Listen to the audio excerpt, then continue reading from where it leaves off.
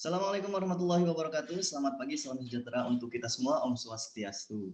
Alhamdulillah, puji serta syukur kita panjatkan kehadirat Allah Subhanahu wa taala, Tuhan semesta alam yang telah memberikan nikmat dan karunia-Nya kepada kita semua sehingga pada hari ini kita semua bisa berpartisipasi dalam webinar keperawatan internasional.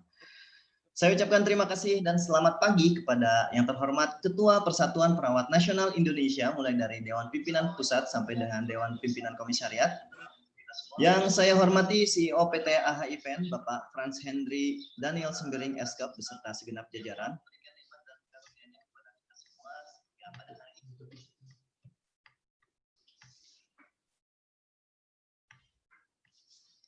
Yang saya hormati Ketua Panitia Pelaksana, tak lupa saya ucapkan selamat pagi kepada narasumber webinar pagi hari ini. Dari Malaysia ada Dr. Muhammad Said bin Nurumal PhD from Kuliah of Nursing International Islamic University Malaysia. Mr. Donald Sario Escano, RN MAM from Philippines, International Nurse Lecturer, Philippines Nurse Association. Dr. Sarina binti Haji Nashim, PhD RN RM from Brunei Darussalam, Institute of Health Science, University Brunei Darussalam. Dan selamat pagi kepada Bapak Nurse Jumanto Eskap sebagai Kepala Urusan Mutu dan Diklat IBS Rumah Sakit RSD Rumah Sakit Daerah Dr. Subandi Jember, Koordinator Wilayah HIPKABI Jawa, Bali, NTB, dan juga NTT.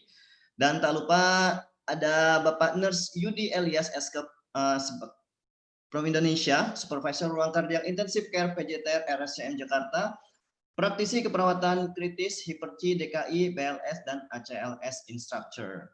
Dan yang saya banggakan pula seluruh praktisi, akademisi, dan mahasiswa keperawatan dan segenap peserta webinar keperawatan internasional pada pagi hari ini. Baik, sudah kita sapa semuanya dan sudah pasti sebelum saya lanjutkan, saya ada satu pantun nih sebelum saya melanjut ke selanjutnya. Jalan-jalan ke Jakarta, singgah sejenak di Bekasi. Apa kabar semuanya? Izinkan saya memperkenalkan diri. Perkenalkan saya Ori yang akan menjadi pemandu webinar keperawatan pada hari ini. Nah, kalau teman-teman mendengar kata perioperatif, kira-kira teman-teman ada gambaran nggak sih apa itu perioperatif? Nah, menurut Brunner and Sudar tahun 2010 bahwa kata perioperatif adalah suatu istilah gabungan yang mencakup 3 fase pengalaman pembedahan, yaitu preoperatif, intraoperatif, dan juga pascaoperatif. Dalam setiap fase tersebut dimulai dan diakhiri dalam waktu tertentu dalam urutan peristiwa yang membentuk pengalaman bedah. Dan masing-masing mencakup rentang perilaku dan aktivitas keperawatan yang luas yang dilakukan oleh perawat dengan menggunakan proses keperawatan dan juga standar keperawatan.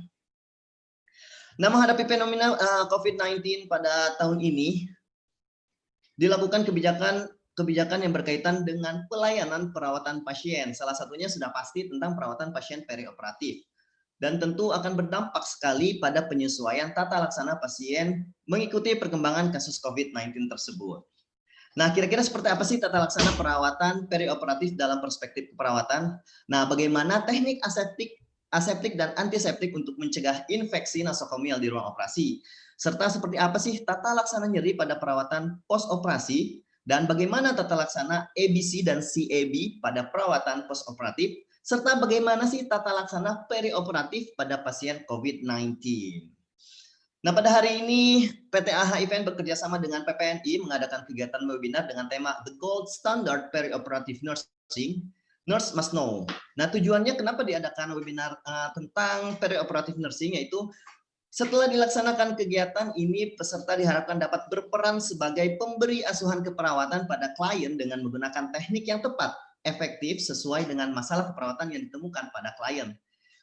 Dan juga diharapkan peserta mampu untuk memahami tata laksana perawatan perioperatif dalam perspektif perawatan, Mematuhi teknik aseptik dan antiseptik untuk mencegah infeksi nosokomial di ruang operasi, memahami tata laksana nyeri pada perawatan postoperatif, memahami tata laksana EBC dan CEP pada perawatan postoperatif, serta memahami tata laksana perioperatif pada pasien COVID-19. Untuk metodenya pada hari ini kita seperti biasa akan melakukan webinar, yaitu akan diadakan pemaparan materi oleh para pemateri kita dan juga akan dilakukan sesi tanya jawab. Sebelum saya lanjut, saya akan membacakan peraturan webinar. Yang pertama, cara bergabung. Yang pertama, webinar dapat diikuti melalui handphone atau smartphone dan laptop. Sebelumnya, mohon pastikan pengeras suara perangkat Anda bekerja dengan baik. Dan juga jangan lupa untuk kuotanya ya. Jangan sampai kita perangkatnya udah bagus tapi kuotanya nggak ada. Jadi kan kita nggak mungkin juga ikutan gitu. Nah, setelah memastikan perangkat bekerja dengan baik dan Anda memiliki koneksi internet yang stabil, unduh aplikasi Zoom untuk mengikuti webinar. Anda juga dapat mengikuti webinar ini menggunakan YouTube live streaming. Jadi kalau misalkan teman-teman tidak punya Zoom, boleh menyaksikan di YouTube live streaming. Nah, setelah berhasil bergabung, Anda sudah secara otomatis mengikuti webinar. Namun host dan juga admin sudah mengatur agar semua partisipan mengaktifkan fitur video dan mematikan audionya. Jadi hanya bisa memantau tapi tidak bisa berbicara ya. Untuk mengajukan pertanyaan sendiri, Anda bisa memanfaatkan fitur chat. Apabila Anda ingin bertanya secara lebih interaktif atau melalui suara, silakan sampaikan kepada host melalui chat room agar host mengaktifkan fitur audio. Sehingga Anda bisa mengajukan pertanyaan dengan cara berbicara langsung dengan panelis.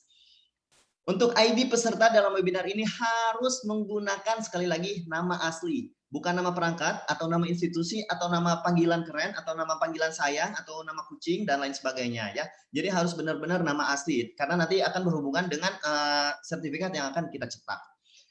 Peserta yang mendapatkan akses ke Zoom harus berpakaian sopan, dan berperilaku sopan saat webinar dilaksanakan. Hati-hati jika ada rekan-rekan misalkan pulang kerja dan akan mengganti pakaian, mohon dikondisikan dulu ya kameranya, jangan sampai nanti lupa mematikan dan terjadilah hal-hal yang tidak diinginkan. Dan jangan lupa untuk selalu berpakaian sopan. Jadi kalau misalkan di webinar ini setidaknya menggunakan pasien yang tertutup, mohon maaf pakaian yang tertutup.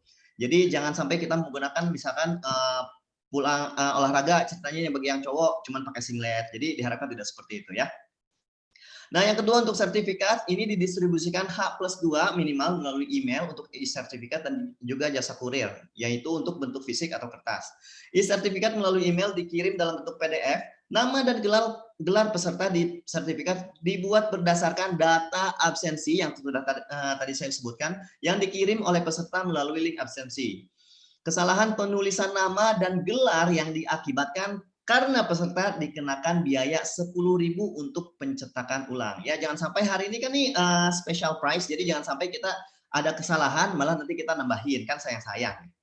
Panitia tidak bertanggung jawab atas kesalahan penulisan alamat rumah karena nanti akan berakibat untuk kesalahan pengiriman dan akhirnya sertifikat yang kita kirimkan tidak sampai. Nah, terakhir akan ada pretest dan post-test kita ya. Baik, sudah saya paparkan tadi sekilas tentang webinar kita pada hari ini dan juga peraturan-peraturannya. Selanjutnya sebelum kita lanjutkan, marilah kita berdoa. Mudah-mudahan hari ini acara berjalan dengan lancar. Berdoa dipersilahkan.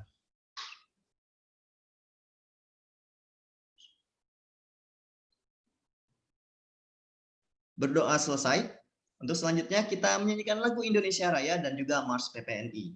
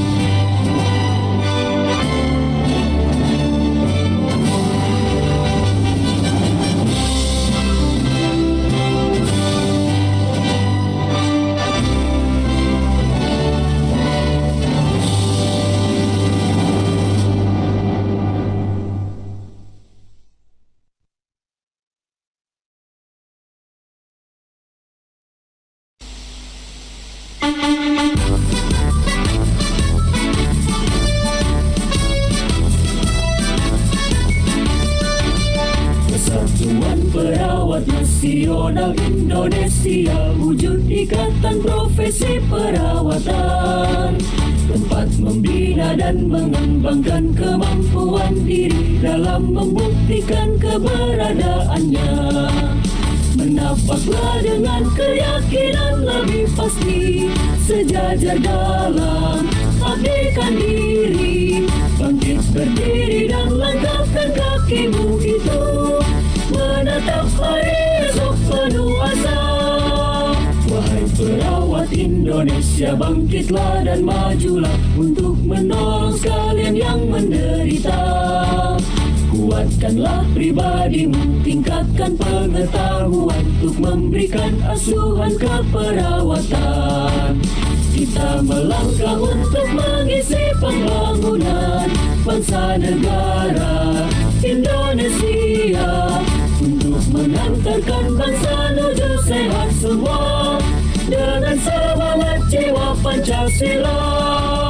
Maju perawat, majulah dalam kancah pembangunan, tunjukkanlah pada sekalian orang. Jadilah perawat model kesehatan bangsa kita, jadilah teladan dalam hidup sehat.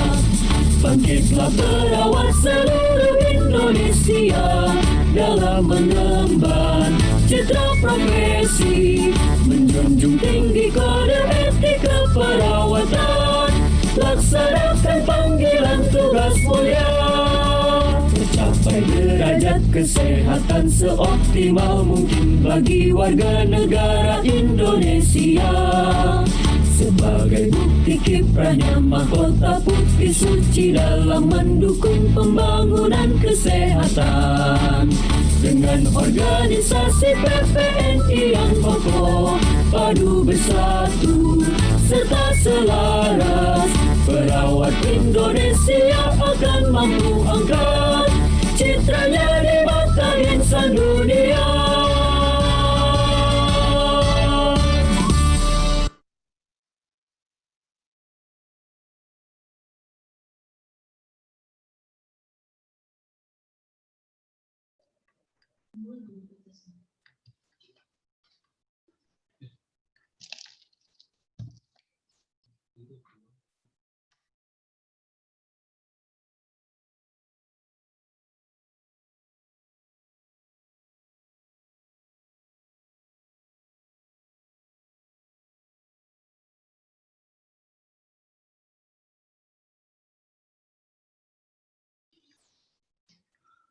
Baiklah, untuk selanjutnya kata sambutan dari Presiden PT AH Event. Baik, kepada Bapak Franz Henry Daniel Sembiring Eskep, saya persilakan.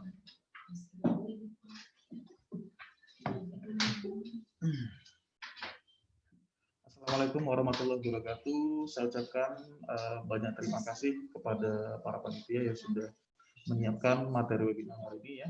Kemudian saya ucapkan selamat datang kepada Muhammad Said from Malaysia. Kemudian ada pembicara Donosar Rizkano, ada Dr. Sarena dari Brunei Darussalam. Kemudian terima kasih kepada Pak Jumanto dari HIPKABI ya. Kemudian ada Pak Yudi LS dari Indonesia.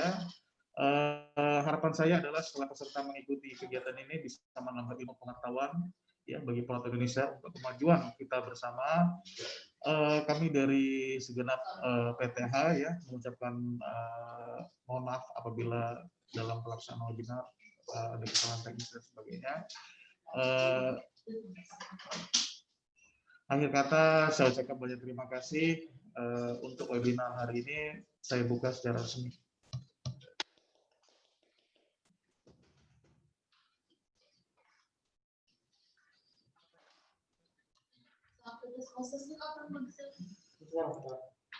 Baik, demikianlah tadi sambutan dari Presiden PT AH Event. Dan untuk selanjutnya, sambil kita mempersiapkan untuk terhubung ke pembicara pertama, untuk Dr. Sarina binti Haji Hashim, PhD RNRM, from Brunei Darussalam. Jadi mohon rekan-rekan semua sambil menyimak bisa juga untuk mengisi pretest yang akan kita berikan linknya ya. Baik. Saya akan coba menghubungi Dr. Sarina.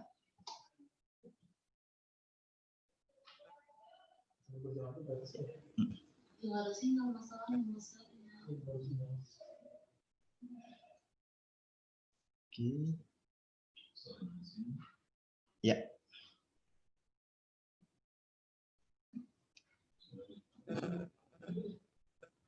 Oke.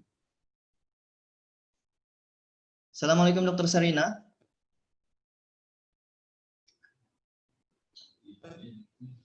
Assalamualaikum Dr. Sarina. Waalaikumsalam warahmatullahi taala wabarakatuh. How are you today? Alhamdulillah, Ori. How is Brunei Darussalam nowadays? Alhamdulillah, Brunei Darussalam is actually, at the moment, free from the pandemic, which is a blessing. Alhamdulillah. Yeah, it has been like almost 4 months now. Yeah. Masya Allah, Alhamdulillah. So everything is going better right now. Yes, yes. Yes, Alhamdulillah. And yeah. Okay. Okay, so Dr. Sarina is already here with us. Before that, I would like to read a few things about Dr. Sarina. She's actually a lecturer in adult nursing and midwifery. Pangeran Anak Putri Rashida Saadatul Bolkiah Institute of Health Science, University Brunei Darussalam. And she passed a Doctor of Philosophy in Nursing and Midwifery from Monash University, Victoria, Australia. The latest research area as interest is about nursing and midwifery practice, women's health, pregnancy and childbirth, healthcare seeking behavior, cultural belief and practices. And she has a lot of research and grants. Actually, the latest was in 2019. That's right? Yes, correct. Yes, about health literacy and adolescent-friendly health services.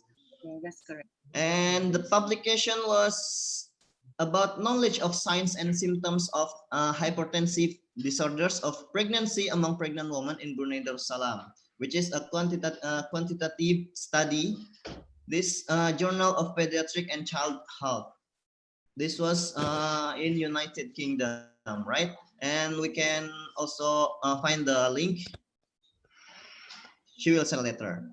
And she has a lot of more to offer, but before that, I would like to give her time to, of course, present everything about today's topic. Okay, Dr. Sarina, please have your time. Okay. Okay, our time is about 30 to 40 minutes, right? Yeah. Okay, please. All right. Assalamualaikum, everyone. And thank you for actually having me today to deliver the first session in this webinar, International Nursing. Okay, my topic for today is on the perioperative care management in nursing perspective. But before I start my session, firstly, I would like to wish all the Muslim participants in Indonesia, Malaysia, and the Philippines selamat menyambut Idul Adha. In Brunei, we're actually celebrating it today, not yesterday. So it's a public holiday actually today. Oh, really? Yeah, for us, it was yesterday, and then today is still long holiday from Friday until Sunday. Actually, still we are working from home. Oh, okay. Yeah. Right. Secondly, I would like to congratulate the organizing committee, all right, for your tremendous efforts in successfully running this webinar, International Nursing, despite the pandemic travel restrictions. Okay, which shows that as nurses in academic, nothing is impossible. So when you are passionate to impart or share valuable knowledge, so to assess in improving the quality of various aspects of nursing care in any areas of your expertise. So congratulations. Right. Now, before that also, Ori, I would like to titip salam from Dr. Dini. So, Dr. Dini? Yeah, Dr. Dinesh. He titip. Yes, yes. All right. Okay, now without further ado, let me just start off with the session. Yeah. Now, maybe we skip the speaker's background. Can you show the slide? Is there a You'd like us to share the slide, or you'd like to share screen by yourself? Oh, I thought the screen. Yeah, can you share it for me, please, so that I can Okay. just. Yeah.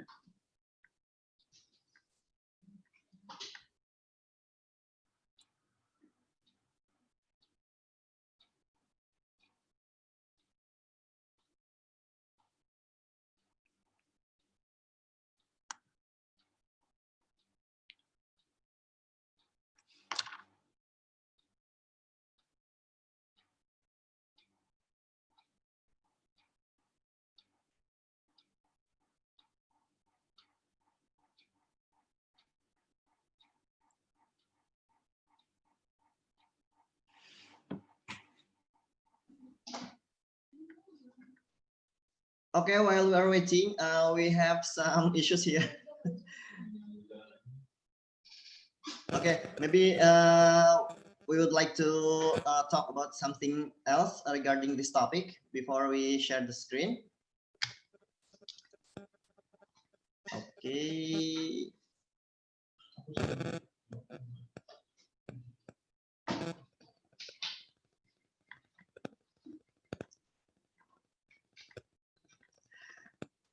So, Dr. Sarina, is there any difference about the perioperative care before and after COVID-19 today? There is actually a difference in terms of the strict what you call this sterility, maintaining. Yeah. And then because in Brunei we actually use Bruhims, or we call it the a computerized system, so it's in terms of like trying to avoid any touching and spreading the viruses. So we use the computerized system instead of using like more paperwork. Okay, yeah. That's I think better. Yeah, that is actually one of the difference. But we have been practicing that as well. But now it's more stricter. But nowadays, because we don't have any new cases, so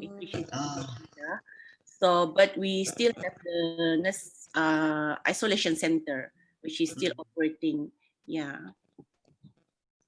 Okay, what about the preoperative diagnostic and everything, the preparation? Is that any additional or something more regarding that perioperative care? During the pandemic, most of the operation, the surgical procedure was actually being hold off. So they stopped surgery or operation procedure. So it was not actually in what you call this stable. So meaning that there's only those that are actually emergency that was being attended of. Otherwise, those like, for example, elective schedule, it needs to be rescheduled. So we need to say that during surgery only will be entertained. Yeah. I see. See, almost the same, but in our country, before we do the operation, because before we do like PSBB, it is like restriction of the gathering together. It means like that. So we do some of additional tests before the patient undergo the surgery, like that. Yeah, definitely. We actually did the same procedures. We did all the screening, for all our patients, and those that have codes like we have this like a color codings, I see. Codes meaning that they actually not fit to be in the surgery. Okay, doctor, it is already here, so please have your time, and we have about 30 to 40 minutes, please.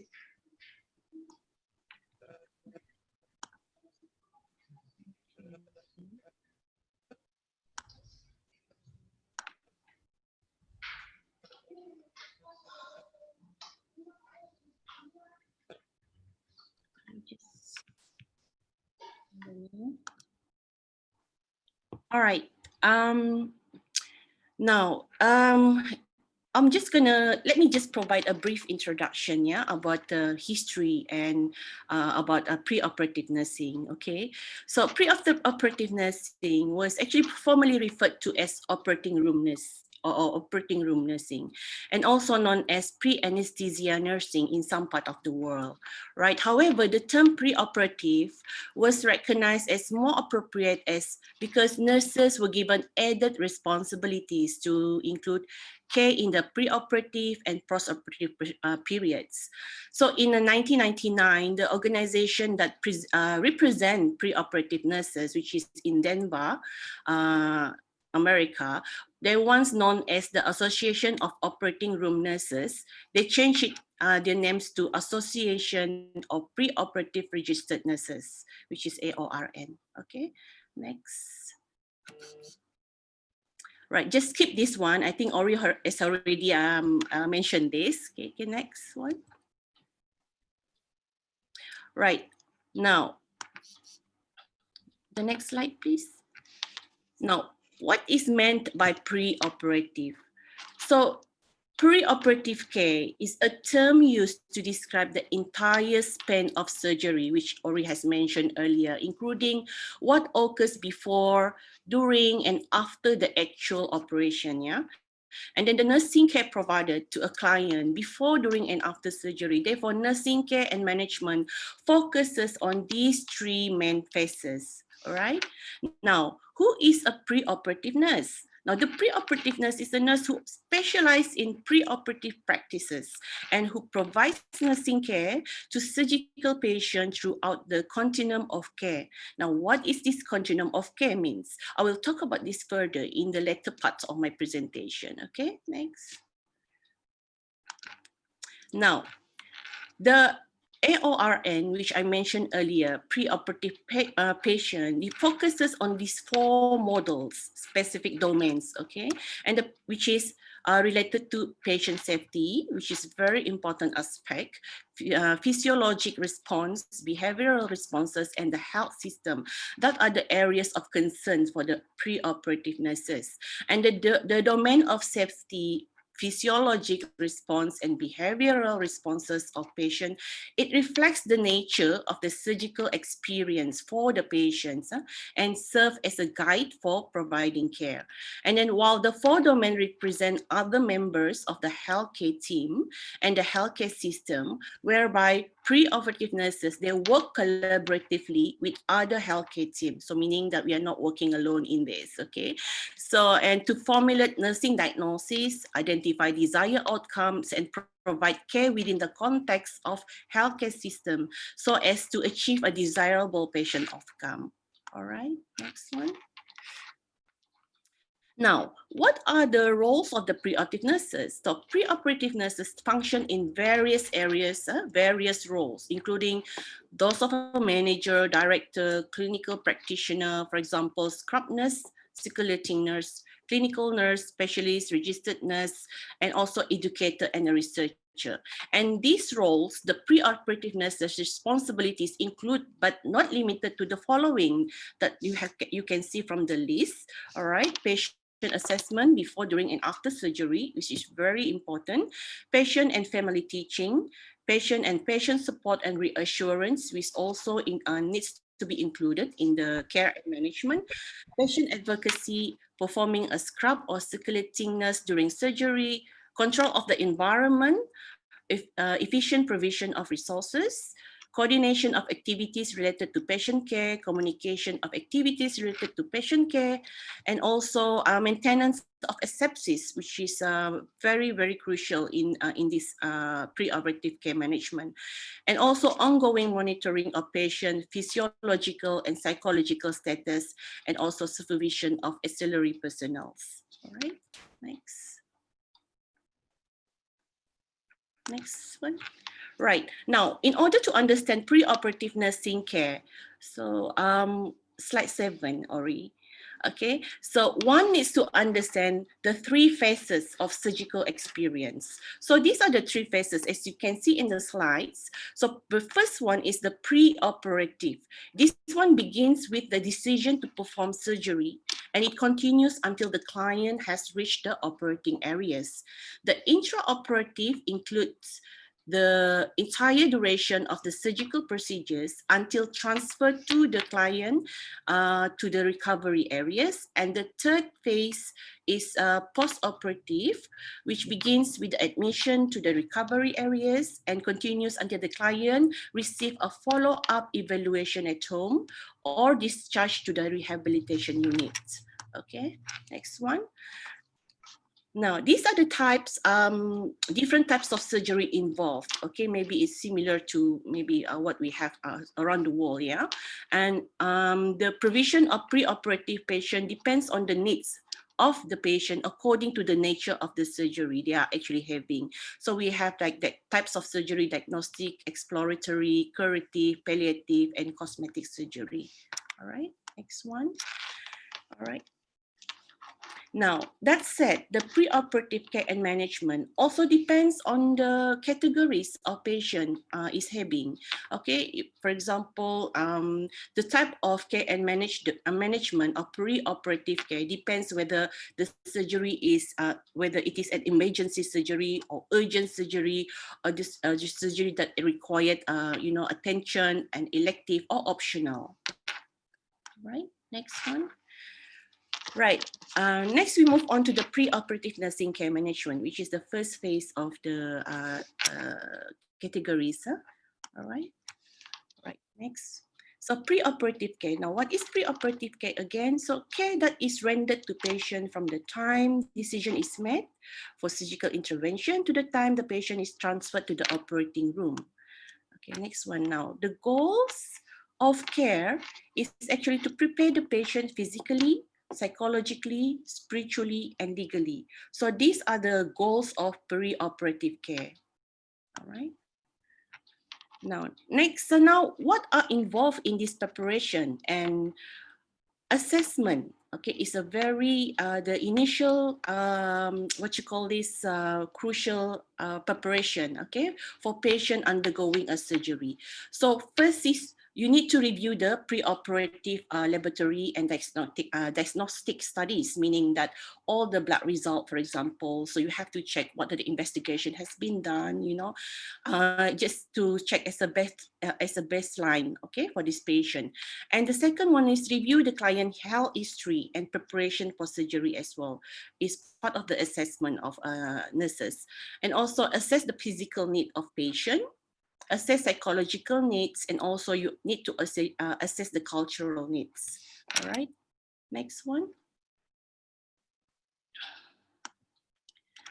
Now, what is the significance in conducting preoperative checklist? Prior to sending the patient to the operating theater, okay, this is a very significant procedure that needs to be done. So preoperative checklist. As you all know, surgical cares are one of the most complex and costly healthcare services, all right? And optimizing them should be prioritized. So medical errors as an adverse event can be considered as a threat, okay, to safety of the patients. So in a study, for example, conducted in Iran, among 202 technologists and operating room nurses, on nurses of preoperative care errors and related factors in the operating room, reveals that most effective factors in the occurrence of care errors in the operating room were environmental and structural factors than in the individual factors and also management factors. So pre-operative checklist is very important. So in that, I think maybe there are similarities in terms of these pre-operative checklists around the world, maybe in Indonesia, Malaysia, in the Philippines as well. So history and physical examination is actually also included in the checklist. Name of the procedure or surgical consent needs to be obtained. Signed surgical consents needs to be available. Laboratory test result. Client, whether they make sure they're actually wearing an identification bracelet.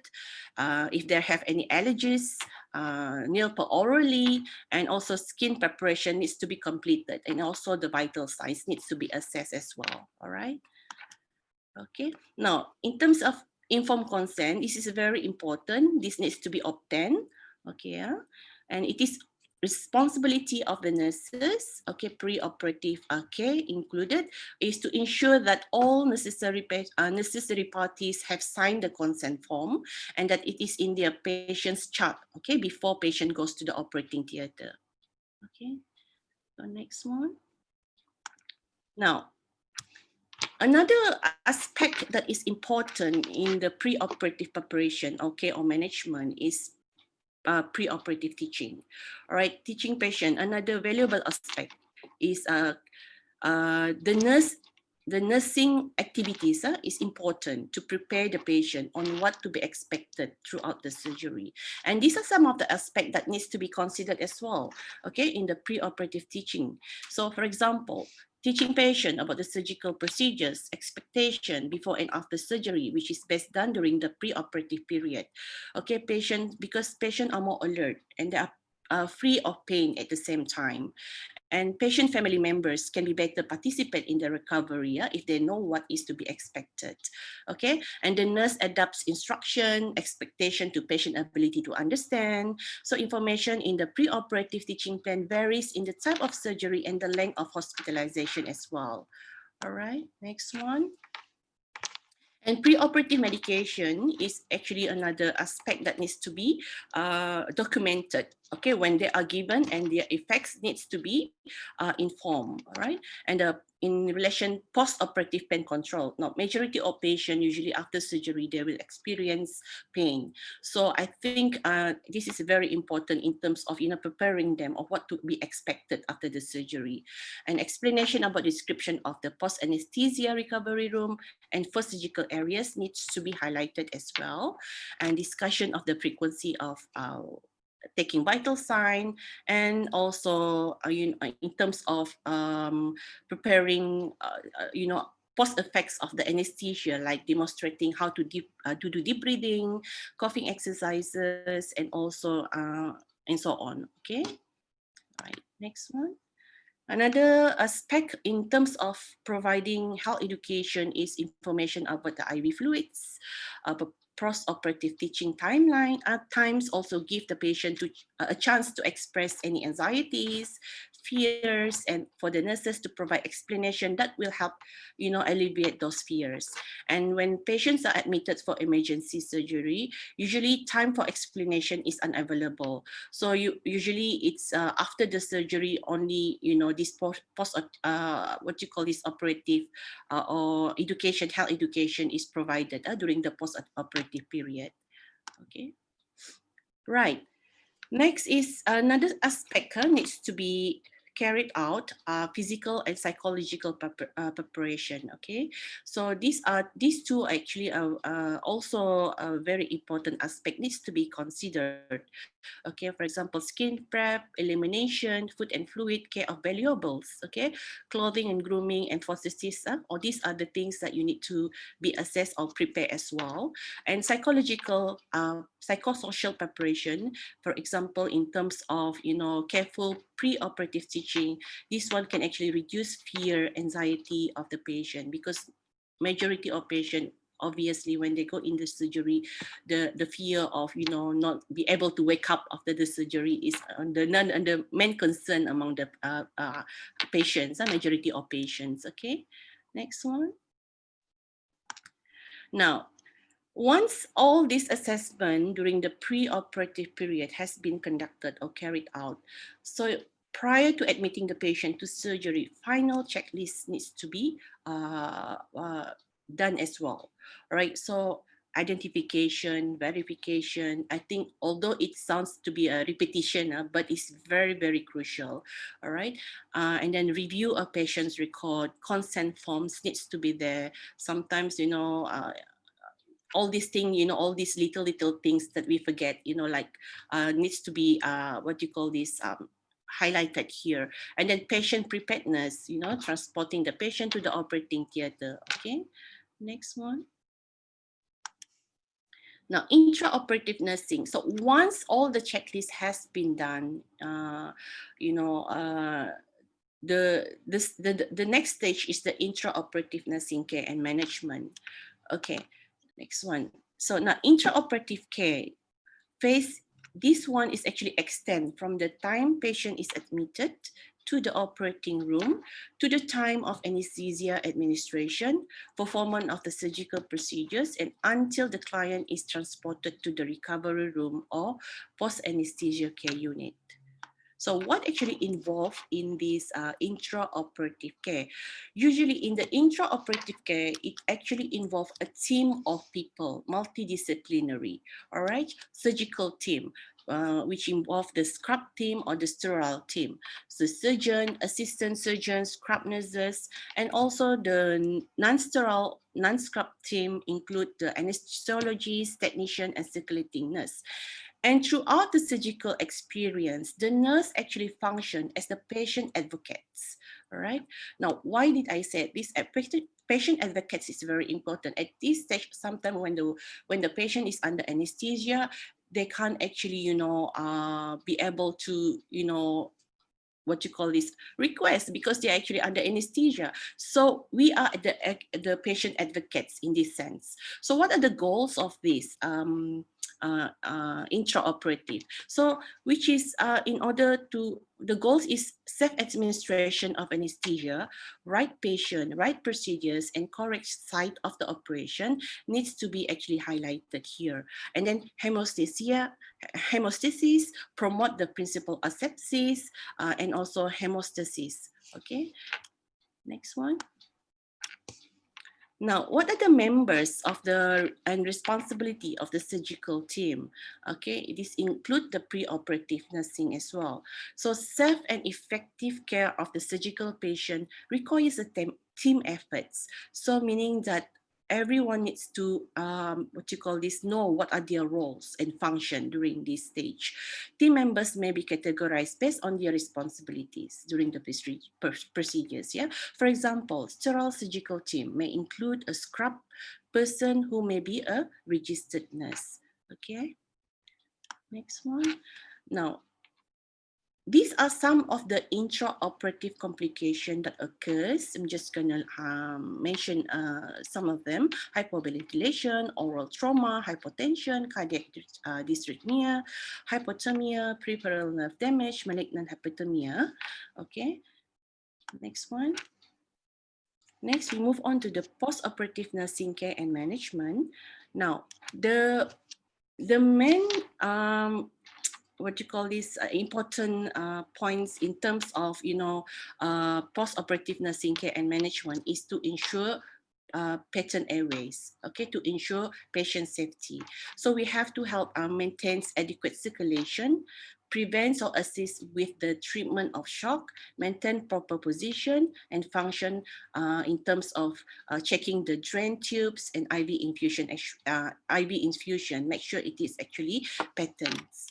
Okay, next one. Right. In relation to post-operative care, okay, there are immediate post-operative periods, which is the initial assessment after the patient completed their surgery. Initial assessment is to ensure that the airway is patent. So make sure that the respiration is effective, and then the presence of artificial airways, if they are actually present, then you need to be able to maintain it. If the patient is on mechanical ventilation, you know, someone needs to be be able to operating this mechanical ventilation properly, and in terms of supply of oxygen needs to be adequate, and check for the circulation and vital sign as well is very important here. And when the patient is undergoing a surgery, I'm sure that you need to go check the wound condition of the patient as well, including the dressing, the drains, and also the fluid balance needs to be checked, including the IV fluids, output of catheters and drains, and ability to void. And the level of consciousness and pain of the patients needs to be assessed thoroughly. Okay. Now, in the later phase of the post-operative period, ongoing assessment needs to be conducted. So again, respiratory function is highlighted here, okay, which is the main important points. And also the general condition of the patient, vital sign, the cardiovascular functions, fluid status of patient, the pain level. At this stage, the patient started to experiencing pain. So you need to be assessed, the pain level, bowel and urinary elimination, dressing, tubes, drains, and IV lines need to be assessed as well. Okay, so next one. Now, these are the post-operative complication that needs the nurses has to be aware of in terms of, like, for example, major surgeries, hemorrhage can occur, shock, hypoxia, and also aspiration can occur. All right. Right. So now, throughout the pre-operative period, the nursing process needs to be applied. These are the 5 nursing process that needs to be applied throughout this period, which is the assessment, okay, nursing diagnosis, planning, intervention, and evaluation. It's not just during the pre-operative or after or post-operative. It needs to be conducted, applied throughout the pre-operative period. Okay, right. Now, what is happening during the assessment process? During the pre-operative care, patient assessment varies. Okay, depending on the urgency of the surgery, time of pre-operative assessment, nursing diagnosis, and evaluation of the nursing management may be limited. Okay, when a client is admitted for ambulatory surgery or admitted shortly before surgery. So you have to recognize the client immediately, post-operative need, which is important. And when the client is admitted, the nurse review of pre-operative instruction, such as diet restrictions, skin prep, to ensure that the client has followed them. And the nurse immediately notifies the surgeon if the client has or not carried out a specific portion of the instruction. Okay, next one. Now, again, assessment of risk factor is very important.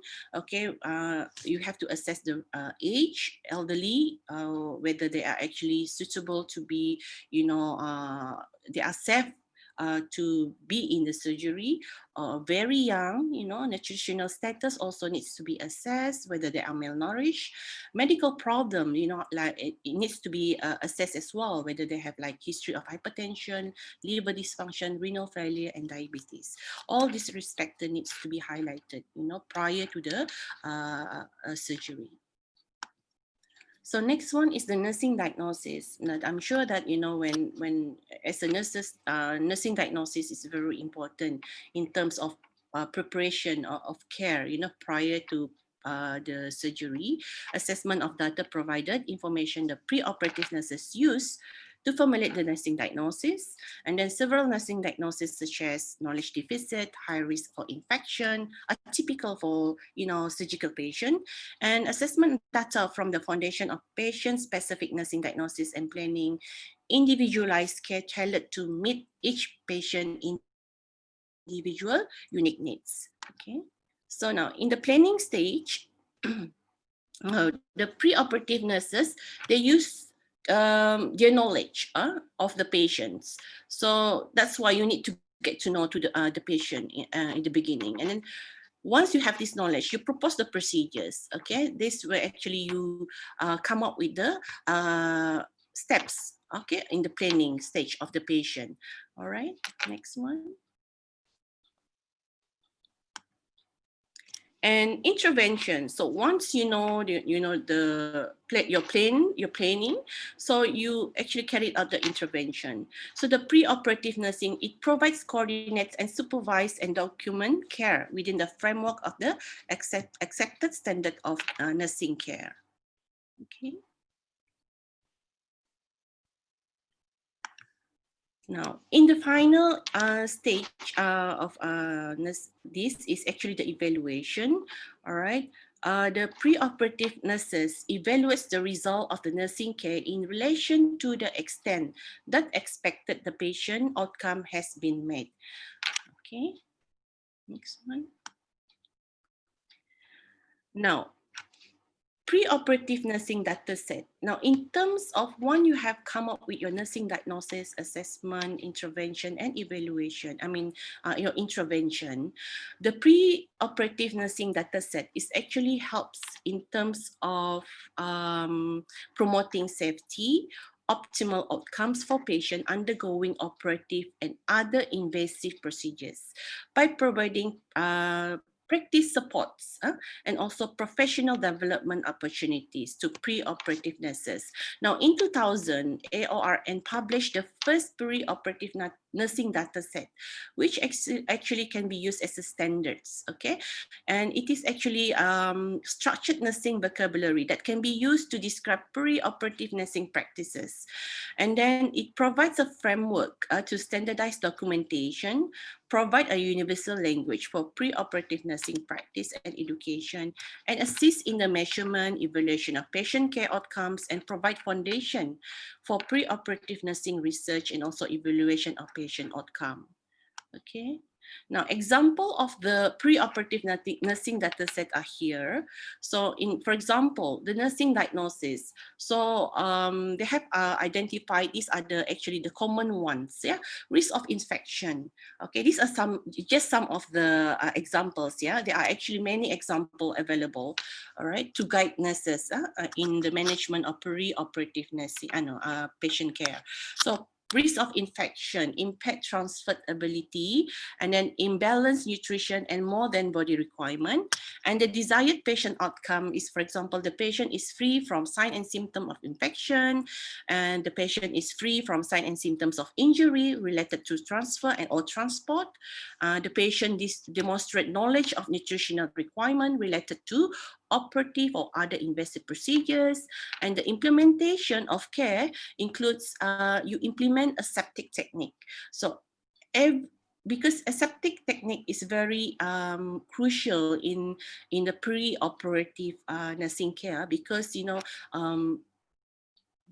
its patient actually prone to get infections, okay, because of the open wounds, yeah, from the surgery. So implement aseptic technique, protect from cross contamination, evaluate for sign and symptom of skin and tissues injury as a result of transfer or transport, and provide instruction regarding dietary needs.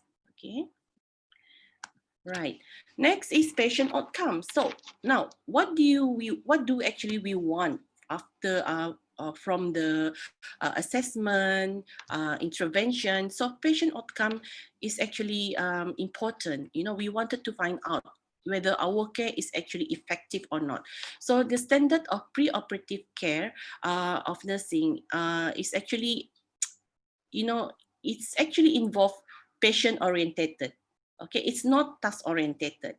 Okay, because when you focus on task orientated, this is where the problems comes in. We don't actually focus on the patients. Yeah, so that's where the safety of the patient is being jeopardized. So patient orientated is very important and not task orientated. And preoperative nurses, they need to focus on preventive practice rather than on the identification of problems. Yeah, and then the use of knowledge is very important. Judgment, skill based on the principle of biology, physiological, behavioral, social, and nursing sciences is crucial in order to achieve desirable patient outcomes. All right. Now, I think before I actually conclude this session, yeah, Now, preoperative surgical nursing is crucial as it helps to maintain patient safety and means as an advocate of patient throughout the 3 phases. And it focuses on bringing together the patient and the care teams to work together during the 3 stages in order to improve the quality outcomes and also helps to reduce costs. All right. Right. I think that is all from me. Okay, these are the reference that I use. Okay. Thank you very much for having me. So now I open the floor for question and answer session.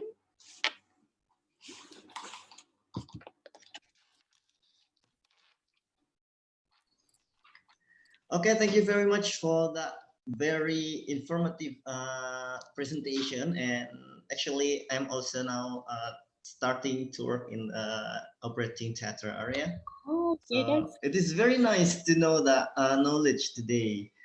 And yes, there are many things that I now, add me some knowledge regarding how to do in the operating room theater. And before that, before I let the the audience to ask you some question, I would like to ask one question.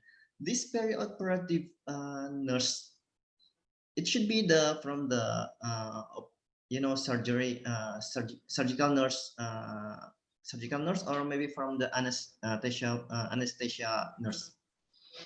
Which one should take that one? It's the surgery. If the preoperative is involved, the 3 phases. Yeah. Mm-hmm. And then your question is you're asking whether it is in the surgical nurse or Surgical nurse or anesthesia nurse? I think it's a combination because they work as a multidisciplinary. So Okay. surgical nurse and anesthesia nurse, they work together in order to actually, what you call this, come up with a safe outcome of patients. Okay, yeah, that's right. What about the pre and post? Pre and post? Yeah.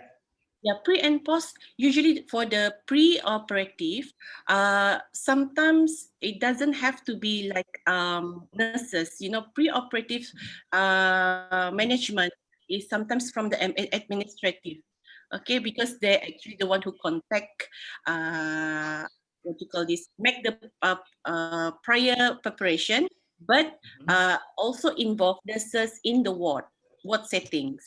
I see. Yeah, yeah, okay. Yeah. Before, when we receive the patient from the ward and then to operating room, we have that preparation room, right?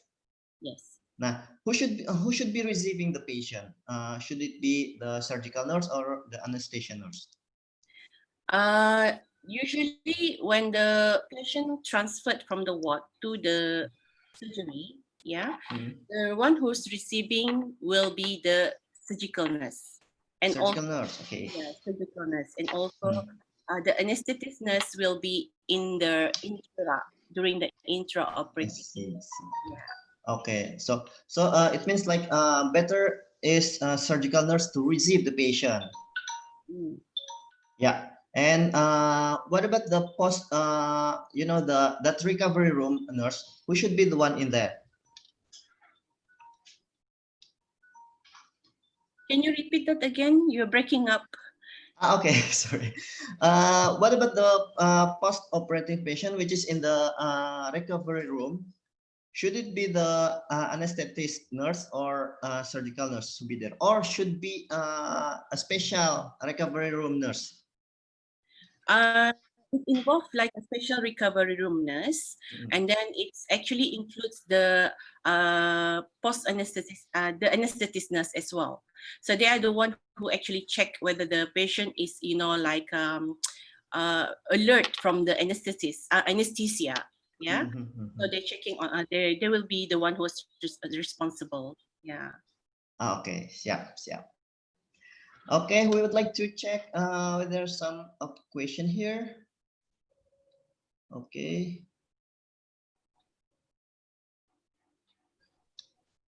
Oke, buat teman-teman yang mau bertanya, dipersilakan untuk mengajukan pertanyaan atau mau langsung berbicara kepada pemateri kita, boleh?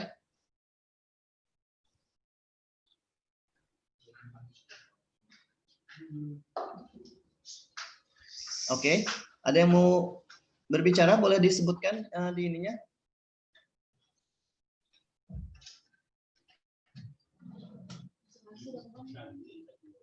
Okay, we're still waiting for the questioning.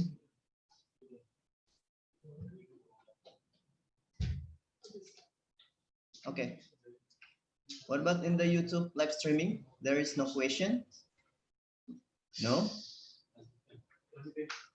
Okay. I think you already explained it clearly, like maybe some of, that's why some of the, attendees here understand what you have telling them. Okay. Yeah, actually, we have a lot of to discuss, but the time is almost over. So I would like to thank you very much for everything you shared with us, and it was a very nice presentation and very nice topic. And I would like to say to resume something for the audience. Jadi untuk materi kita pada hari ini secara garis besar bahwa kita sebagai perawat perioperatif memang memegang peranan yang sangat penting dalam proses perioperatif ini, karena bagaimanapun kita memang sangat salah satu merupakan yang akan menjamin patient safety, dan juga kita merupakan sebagai advokat kepada pasien ketika si pasien tersebut memang membutuhkannya dan tidak mampu untuk melakukan sesuatu yang dibutuhkan oleh dirinya. Dan sudah pasti kita untuk mengurangi kecemasan pada pasien, kita jangan lupa untuk selalu mengingatkan kepada dokter dan juga yang berwenang untuk selalu mengedukasi, menjelaskan setiap step dari operasi tersebut. Karena kenapa? Karena ketika kita mengedukasi atau memberikan penjelasan yang jelas kepada pasien dan juga keluarga, maka mereka akan sangat kooperatif kepada kita. Jadi mereka akan menerima perawatan atau pelayanan yang kita akan berikan itu dengan sepenuh hati. Karena beberapa mungkin akan sedikit menolak beberapa tindakan yang akan kita lakukan karena mereka sendiri belum paham apa sih yang akan kita lakukan. Nah, jadi kita harus benar-benar sekali memahami setiap step-step dari proses perioperatif tersebut, mulai dari pre, intra, serta postnya. Nah, untuk resiko sendiri kita harus menurunkan resiko-resiko tersebut dengan salah satunya mungkin kita memahami kira-kira vital sign pasien seperti apa, tanda-tanda dari shock seperti apa, tanda-tanda dari kegagalan sesuatu itu seperti apa. Jadi kita harus siap-siap untuk bisa menangani supaya tidak terjadi hal tersebut. Nah, yang satu lagi merupakan checklist. Checklist ini sangat penting sekali dalam perioperatif. Karena kenapa? Karena di sana terdapat banyak sekali informasi yang bisa kita jadikan acuan supaya kita lebih aware, lebih tanggap jika terjadi sesuatu. Misalkan ketika pasien misalnya ternyata ada alergi. Ketika kita tidak mengecek ternyata pasien ada alergi, kita akan mengikuti anjuran yang dokter berikan, misalkan antibiotik. Ketika kita tidak mengecek apakah si pasien ada alergi atau tidak, maka hal tersebut akan sangat berbahaya kepada pasien dan juga akan sangat-sangat merugikan pasien sekali. Oke. Nah, untuk proses dari perioperatif nurse sendiri seperti biasa tentu kita harus mengkaji, ada diagnosa dan merencanakan serta tindakan yang akan dilakukan serta evaluasinya sendiri. Baik, mungkin kurang lebih seperti ini. Oke, Doctor, some of the participants here ask your slide. Is it okay to give them? Yeah, sure. Okay, that's great. Yeah, I will do that. Okay, thank you very much for the what you call it, simpulannya. Iya, ya simpulan. Actually, very well. Yeah, thank you. Thank you very much. And before we close, would you like to give us some more information or maybe some conclusion? I think I've actually concluded the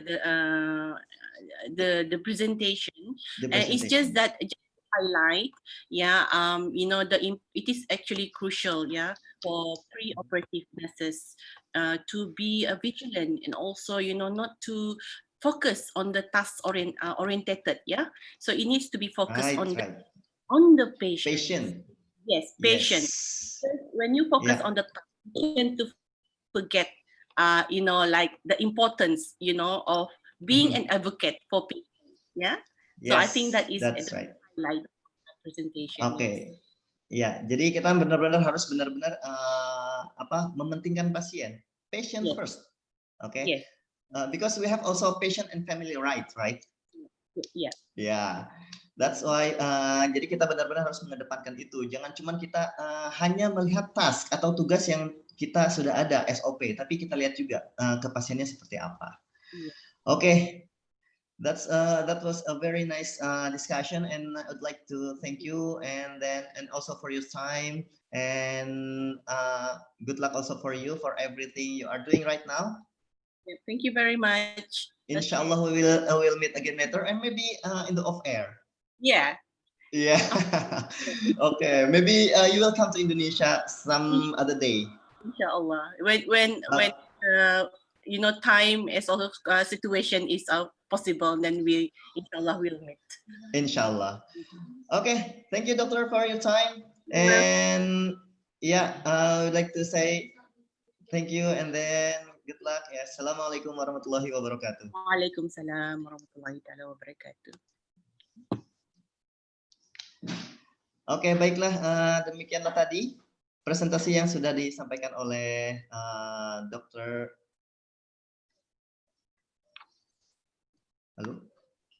Dr. Serina dari Brunei Darussalam, dan itu merupakan presentasi yang luar biasa sekali dan sedikit banyak memberikan gambaran tentang apa sih yang harus kita lakukan dan apakah yang sudah kita lakukan ini memang benar atau perlu diperbaiki lagi. Baik, untuk efisiensi waktu. Untuk selanjutnya akan ada pemateri kita yang kedua, dan sebelumnya saya ingin menanya kepada rekan-rekan semua, apakah Anda sudah minum Yakult hari ini? Ya, jangan lupa untuk minum Yakult sehari minimal 2 ya. Jadi Yakult ini sendiri sangat memberikan probiotik yang baik sekali buat usus kita. Jadi jangan lupa untuk minum Yakult setiap hari minimal 2. Oke, saya hari ini sudah minum 2. Mungkin nanti habis ini minum 3 ya. Baik, nanti akan kita berikan waktu presentasi kepada Yakult representative. Jadi kita akan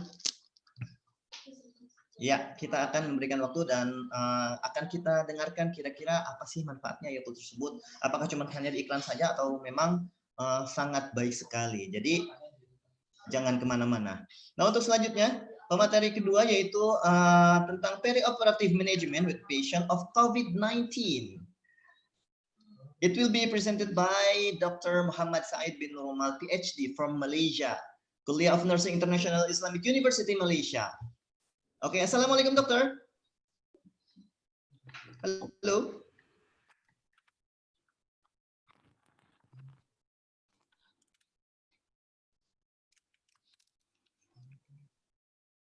Oke, assalamualaikum.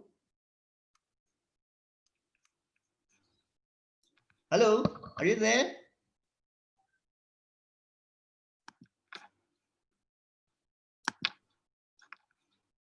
Okay. Can you say something?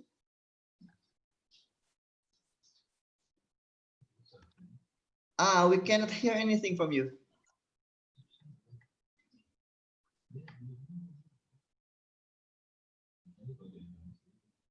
Okay, can you unmute and can you mute and unmute?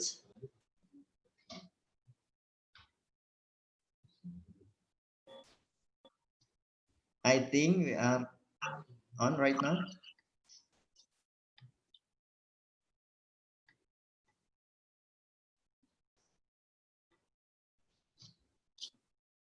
Okay, hello.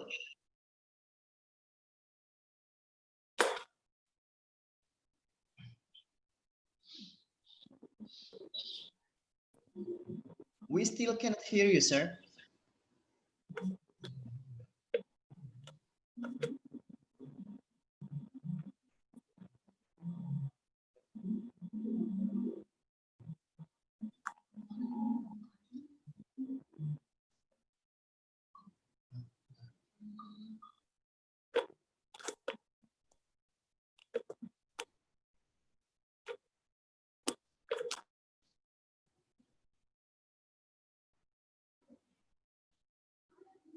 Oke, kita akan coba lagi.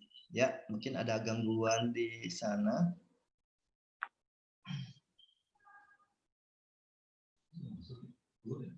Iya.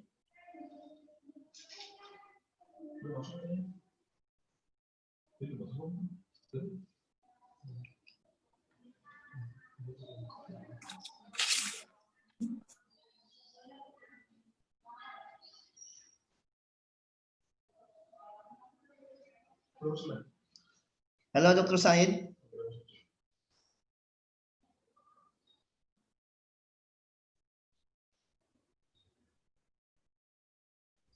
Nori, can you hear me now? Yes, now we can hear you.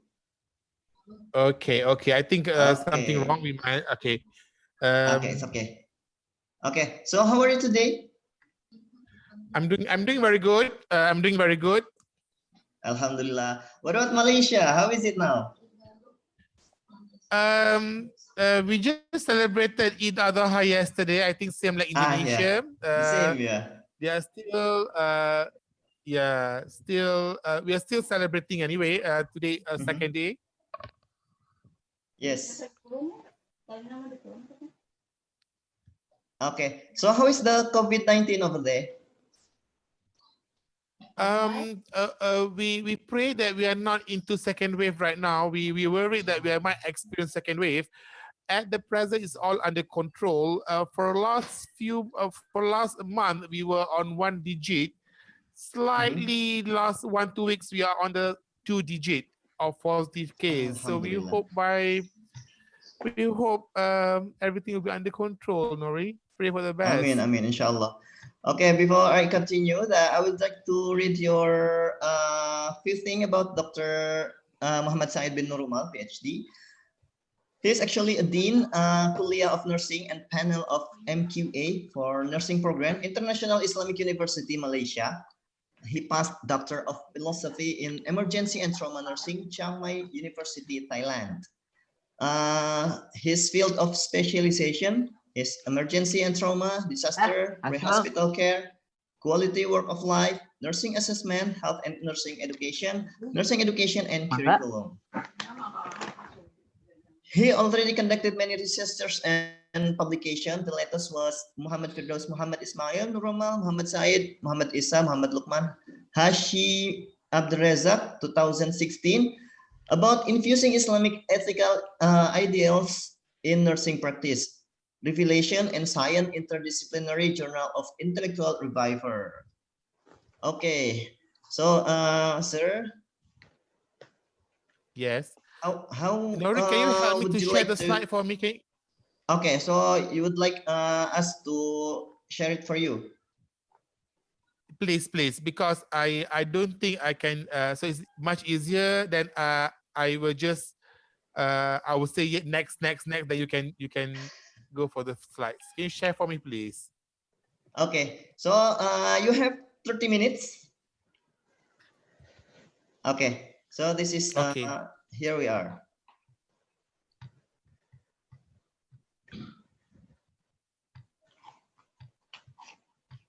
Okay. Bismillahirrahmanirrahim. Assalamualaikum warahmatullahi wabarakatuh. Thank you very much to Aisyah Humaira Agency for inviting me again for sharing knowledge to nurses in Indonesia particularly. And I think it's not too late for me to wish you happy Eid al-Adha Mubarak to all the Muslims who celebrated Eid al-Adha in Indonesia.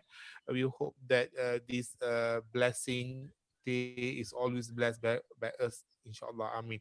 So, ladies and gentlemen, brother and sister, we are not going to waste much time. So, we only got 30 minutes.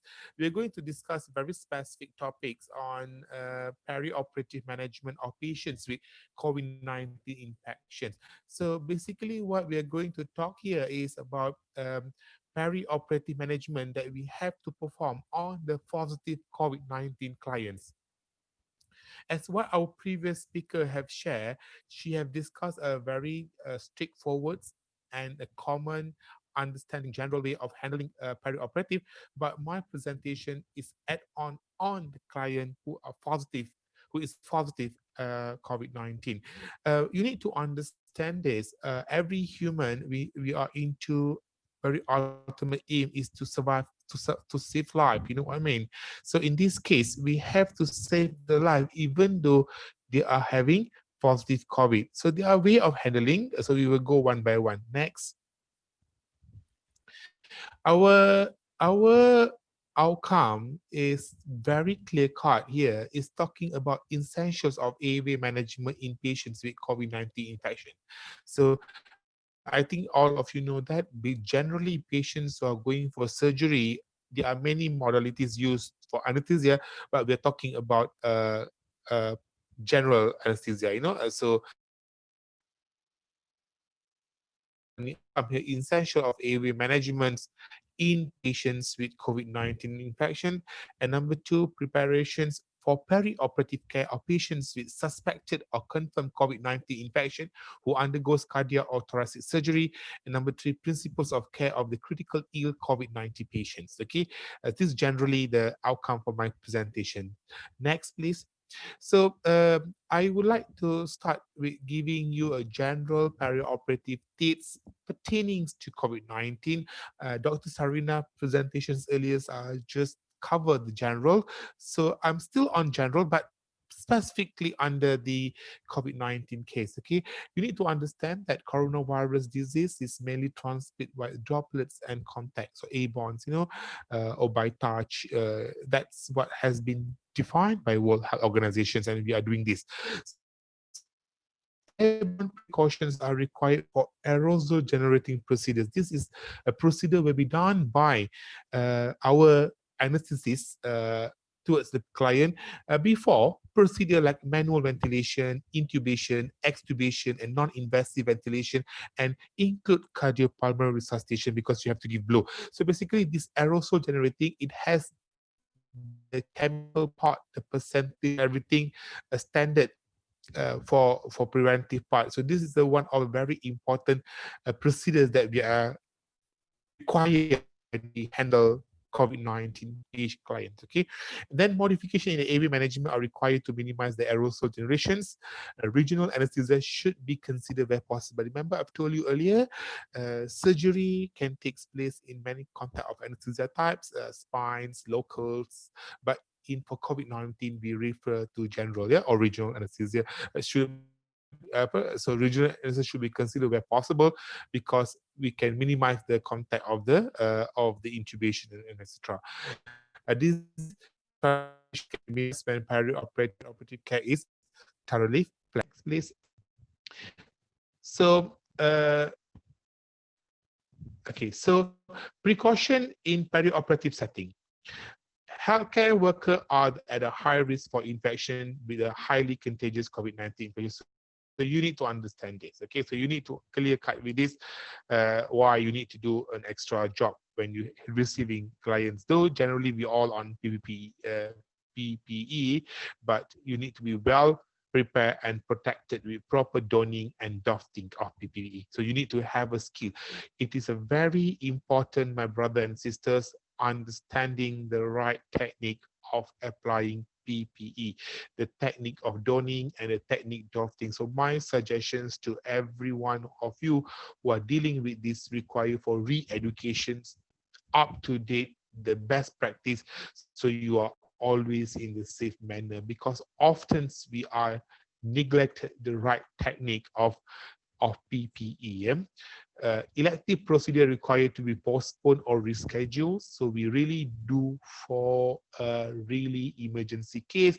If the case is, let's say, COVID-19 positive and it planned for surgery for elective, we can postpone and we let him recover completely.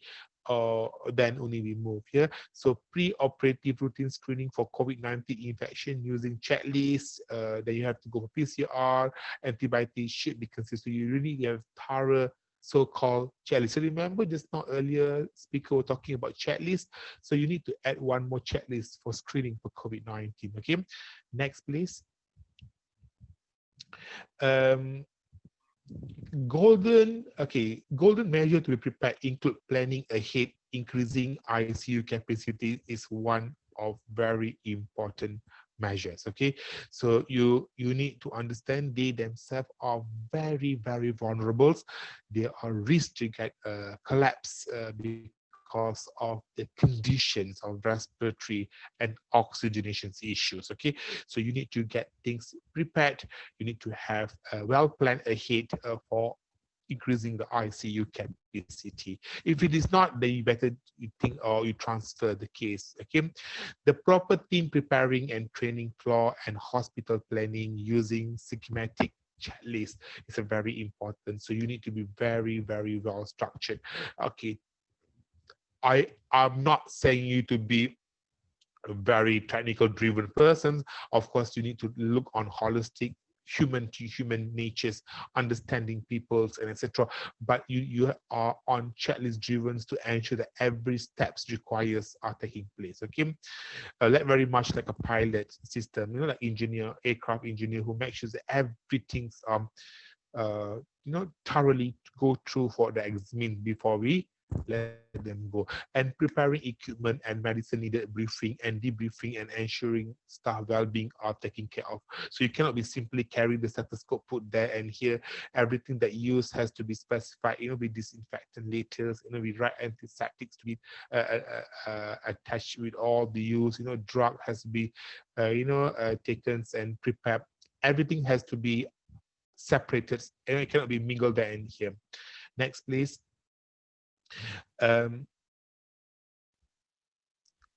Very important, very important.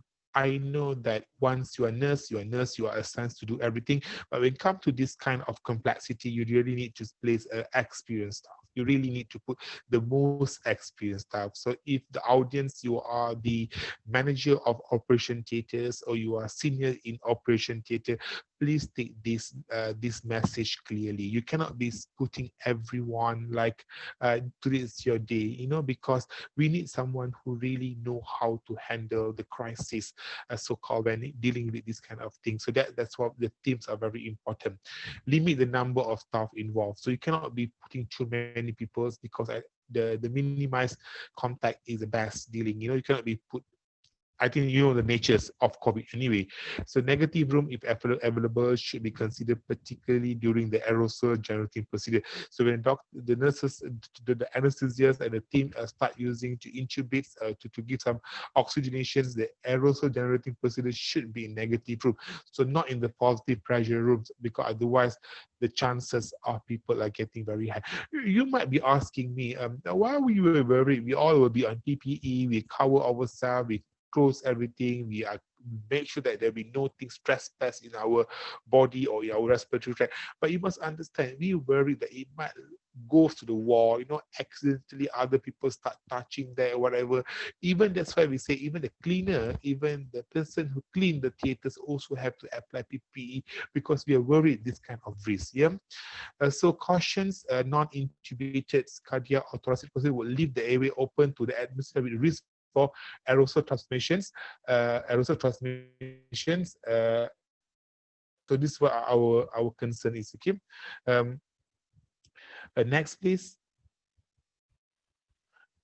Elective intubation should be considered in all COVID-19 patients. Okay, you don't confuse. Yeah, you don't confuse with the elective case earlier. If the person has COVID-19 and he planned for surgery, then you can postpone. But this is a person requiring emergency surgery, require life-threatening where surgery required, and he is COVID-19 positive, so you must go for elective intubation. So you need to plan for the intubation, everything. You have to go for general aerosols procedures, everything is okay, the drug has been separated, all the devices, whatever, then you proceed with the surgery. So innovative and untrusted PPE measures should be validated before use. This is another biggest challenges that we are facing. I know many were helping, donating, many were helping, doing volunteers, like giving all those things, but it could be harmed if it is not scientifically safe. Okay. So you need to make sure it works. Then you need to identify the indication for using the bronchial blockers, double lumen tubes, lung separations, or isolation required. People are in the understands what this all about. One lung ventilation is challenging, particularly in the light of two phenotypes of COVID-19 as well. A focus on any scope examination should be limited to the selected cases, right? Arguably a disposable or single use rather than infectant, because we worried the small particles, not time. If it's unfortunate, it can harm to other clients. Next, please. The decision on extribution should be individualized based on the infectivity status, okay, patient's conditions and available resources. So this is where you need to understand this is not our job. Job, you need to know the systems, then you know that how systems work, how your team is working. Theater is not a single discipline, it's a multidisciplinary integrated roles. But you and I know what are the next phase after their what is the criteria. Okay, caution should be exercised after surgery for patients transferring and decontamination procedures. Maintain healthy, non-clinical environment far away from the caring of the patient during the COVID-19 pandemic. And preferably, you need to isolate them, put them in the and maintain a healthy, non-clinical environment. So don't create another issues. So it's quite challenging, That's why people's always decide better you have COVID hospital or non-COVID hospital. So if it's COVID-19 for all diseases, you apply the technique, SOP, etc. Okay, next please. The next, okay. Okay, next please. Okay, yeah. So this is a very important picture. Okay, this is a very clear summary that I got from internet when I read articles. What are the advice from the from the surgery part? They were clearly say that there are roles to be do before, roles to be during, and roles to do after. And they have said that staff protections and preparation, team dynamic and technical aspects and afters. Okay, let's go one by one and we really focus just for a while, then it actually gives you a lot of ideas. What is the role in handling COVID? What is the role as a nurse or as a team in theaters when dealing with COVID-19 positive clients or surgery? Okay, hand hygiene and full PPE, minimize personal during aerosol generating procedures, and airborne infection room, which is negative. So I've mentioned this earlier. So this is a very basic. Can you imagine? Can you understand this? You are doing this anyway, and this is one of the a must. If a person do not have a way of doing this, that's where re-education is required. You can't be saying that in theater you are always on scrub suits, you are on apron and etc. But those are not in line with the requirement handling COVID-19. So you need to in line with COVID-19 management. Thus, re-education required. So what does the preparation require? Okay, besides of all those things. So early preparation of a drug and equipment, settle, bring all together and put aside in a one box. You're not going there and here to contaminate the resource trolley, whatever, or the drug trolley, whatever. Formulate, plan early what to do, meticulous airway assessment, connect viral bacterial filter to circuits and manual ventilators. Use closed suction systems. You cannot be simply using a suction, and openly, because particles, can be fly, and at walls or theater could be very dangerous and harm, and use video laryngoscope possible if available. This is what I mentioned earlier. Okay, this basically before. During the team dynamic, clear delineations of roles. You and I know what to do. Not talking there and here. You and I know the roles while we going to directions. There and here. Clear communication of area plan again, close loop communication throughout, how we're going to talk, everything, and not to say that even we have PPE, then we go closer and we remove our face shield and talking each other. It defeats the purpose, okay? And cross monitoring by all team members for potential contamination and etc. So what are the aspects? Area management, most experienced practitioners. We want one attempt all done there. We doesn't want to have many attempts. That's the reasons why we say experienced practitioner. Okay, no, it might be not doing by yourself, it's doing by the anesthesia, but you as a head or leading personnel in the theater know how to handle this. Okay? Lowers the gas flows possible. Maintain oxygenation, tight fitting mask with 2 hand grip to minimize the leak, and avoid ventilations when possible. Rate sequence induction, avoid back walk. We don't want walk ventilation when possible. It has been used. I think we have to go with that because we doesn't want to take the risk, or unless you understand clearly and it's confirmed that how many hours the virus can attach to those materials. Yeah? Excuse me. Ensure paralyzed to avoid coughing, because you be careful when they start coughing. There's also risk. Positive pressures only after cough inflicted. So the afters are very clear cut. Is avoid unnecessary circuit disconnection. I don't simply go there and here, and then you need to disconnections. Any disconnections needed. When PP stand by and ventilators for everything, and you strict adhere to proper the gowning steps, and hand hygiene, and also team briefing. What are the things that we have done, and what are the things that we're doing, the very risk, whatever, so you can discuss. So if next case come in, you know how to handle. So this diagram really helps to summarize about today presentations on dealing with positive 19 clients in the theater. Next, please. Okay, I have highlight this about re-education. I have highlight this that you need to know a protocol, etc. So the role of hospital and departments are crucial. Not only the theater now, okay? So the entire management of the hospitals and departments have to really do something. You have to develop a diagnosis, management and precaution protocol, how to handle these things.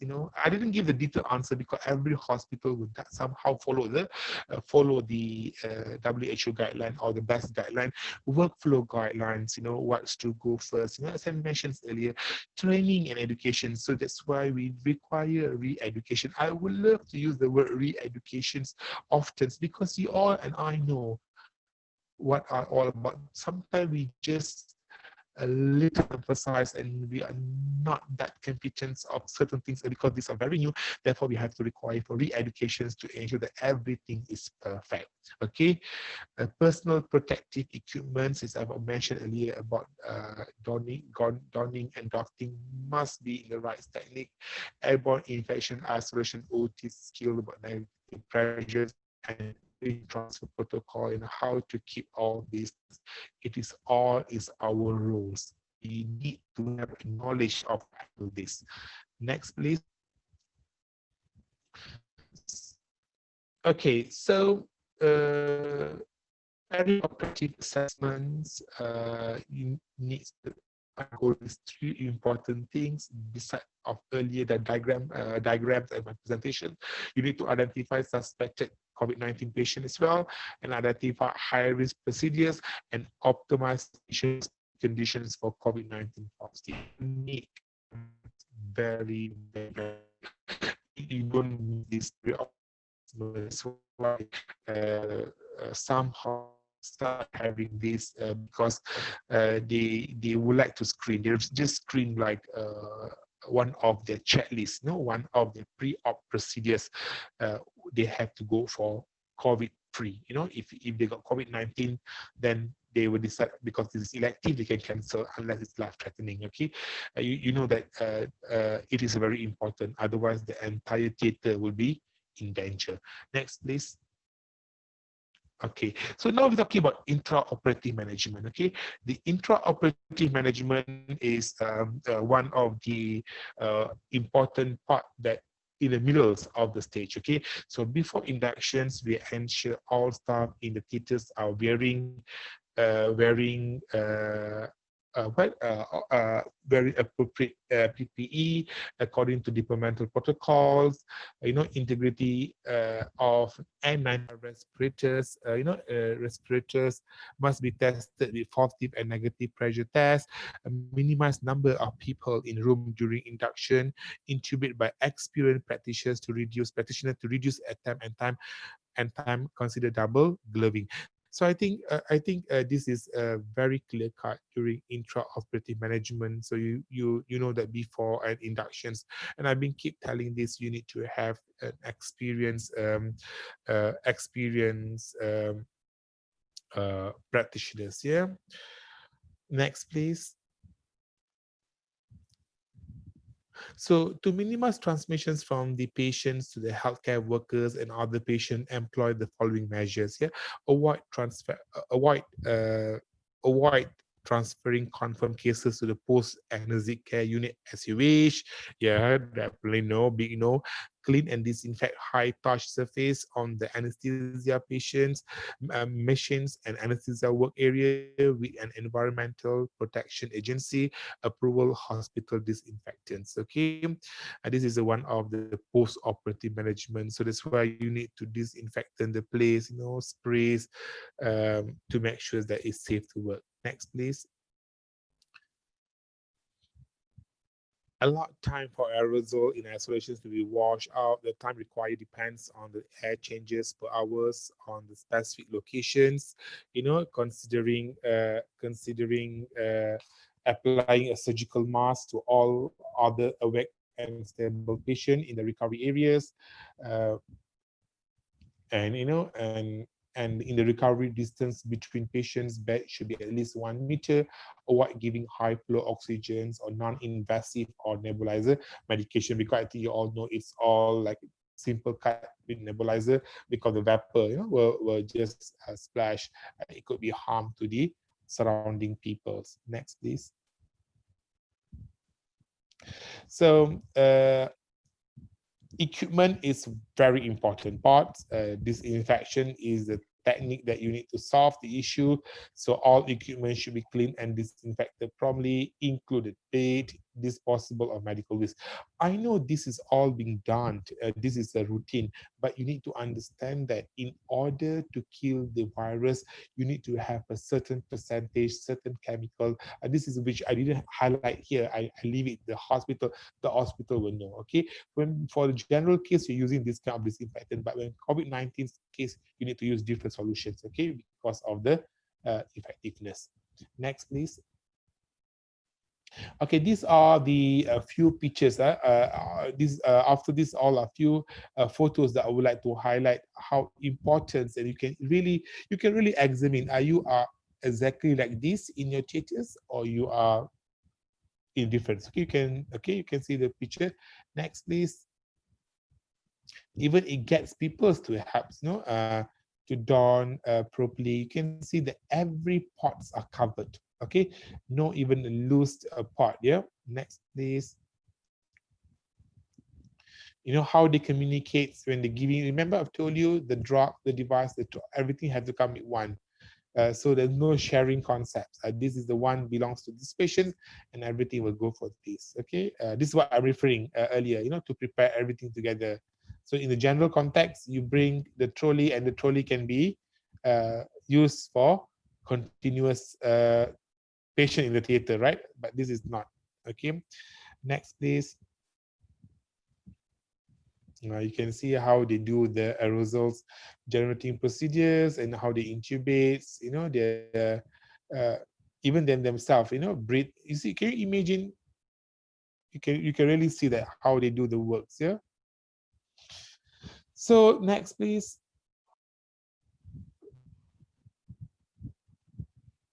All healthcare workers participating in the surgery should remove their personal protective equipment and place of personal protective equipment in a designated waste bag in an empty room.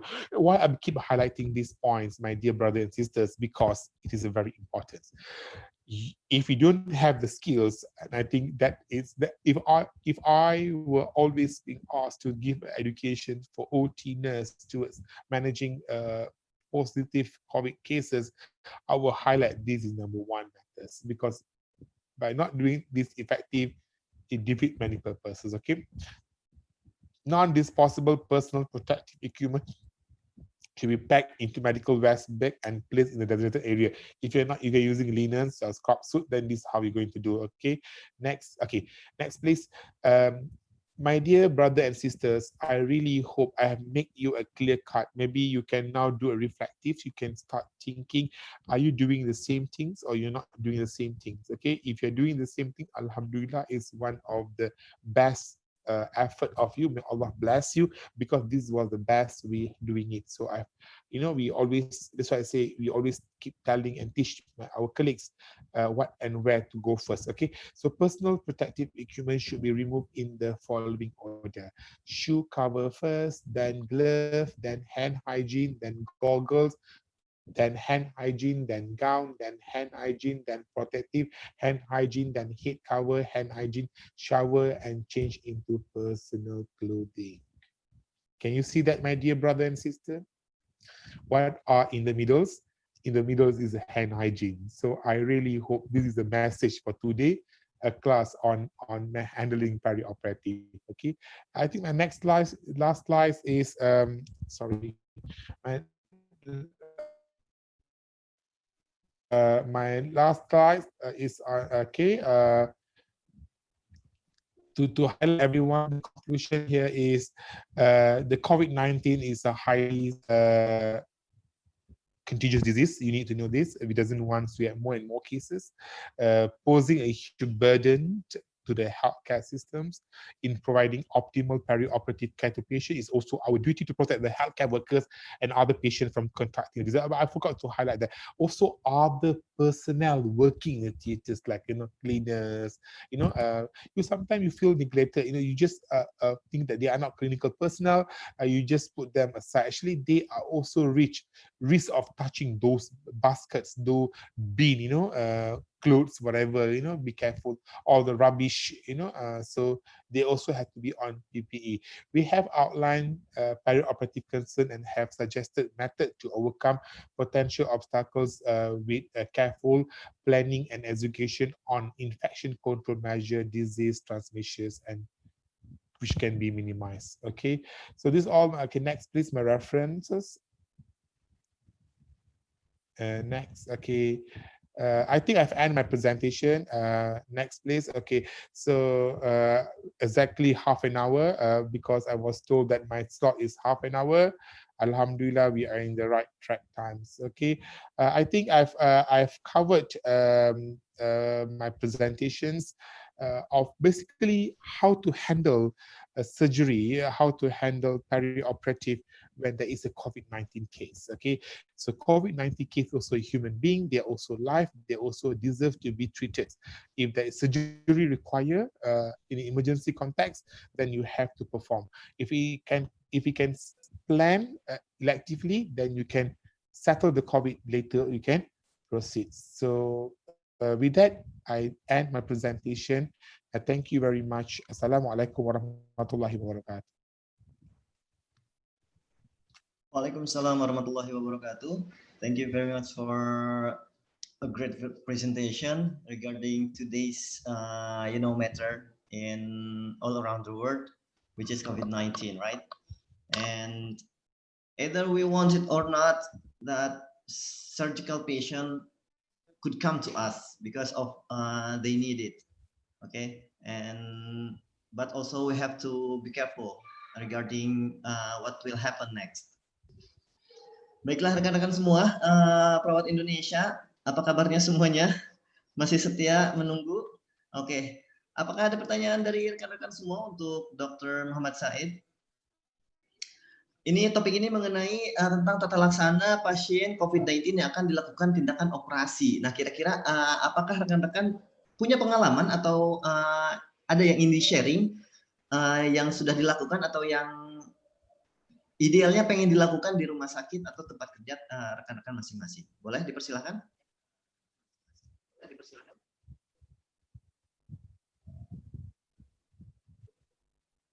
Adakah?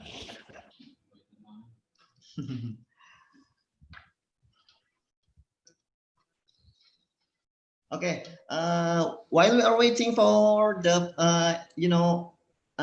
for today's discussion, so I'd like to ask you, maybe not for, maybe for some other student nurse here, which doesn't know what is aerosol thing.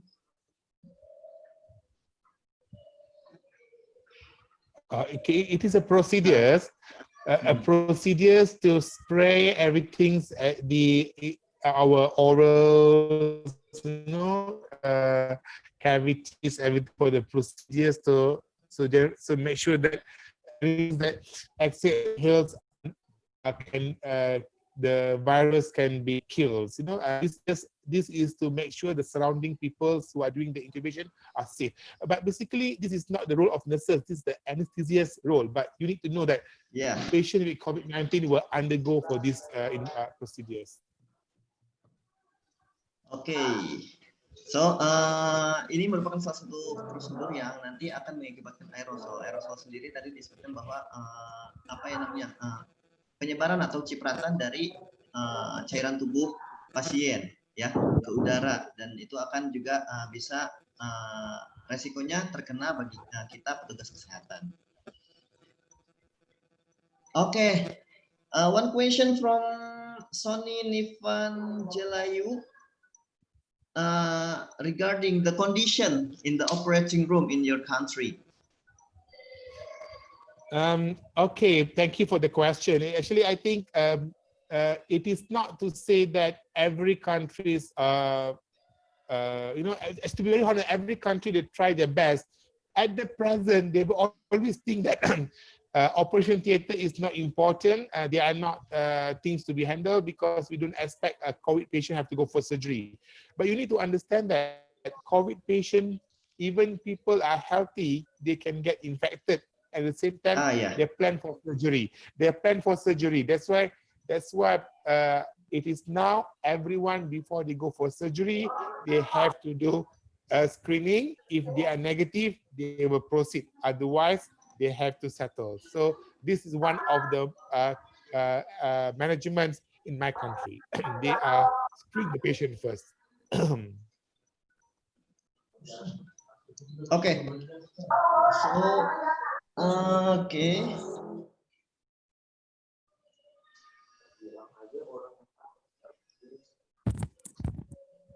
One more question.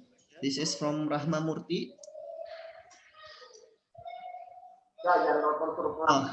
Is every patient who will undergo the surgery should be placed in the negative pressure room, or what in your country? No, not all. Not all, because it depends on the type of surgery. So basically, if it is infected cases, only we will put in the negative rooms.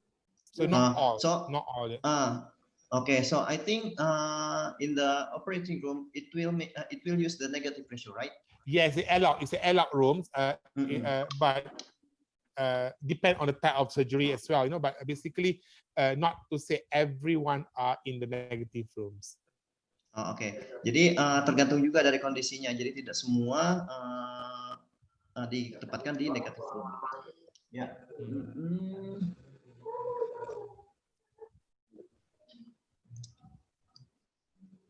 Okay, the room standard for operation room, which is needed for doing the surgery in the COVID-19 patient. What is the standard? You mean what is the standard in my country to do COVID-19 surgery? Yeah, yeah. We will not do a surgery for COVID-19 unless it's a life-threatening. Okay, okay. So that's the difference, right? Yes. That's why in my slide, in my presentation, I said don't confuse. If it is elective surgery, we can cancel, we can postpone until the COVID-19 of the patient settle. But at the same time, the patient is COVID-19, then it has emergency accidents or whatever require surgery, then we have to proceed. Okay, thank you very much. And I think the last from Nariza Nafi Puspita. What about the protection which is given to the perioperative nurses, despite of the PPE and then also the RT-PCR, CT scan? Is there any other protection? We have to put mandatory re-educations. All the specialists, doctors, and nurses have to go for a one-day training course and one-day examination, which they call OSCE, and paper and pen and paper to answer. If they pass, then only they're allowed to do the proceed. They're allowed to take the role. Otherwise, they cannot practice. That's why I say re-education. I see, I see. So it means like really the education is really matters for us. Yes. Yeah, because what they will teach us and that's all what they will share to us regarding everything needed during this COVID-19, which is necessary for our safety, for our patient safety, and also for our co-workers' safety, right? Yeah. Even myself, even myself, I have to go for re-education. I have to go for the class. I have to take the exam, and I have to do the clinical examination. Then only I can practice to hospitals. Yeah, because this COVID-19 is already changing every day, right? Yes, yes. Okay.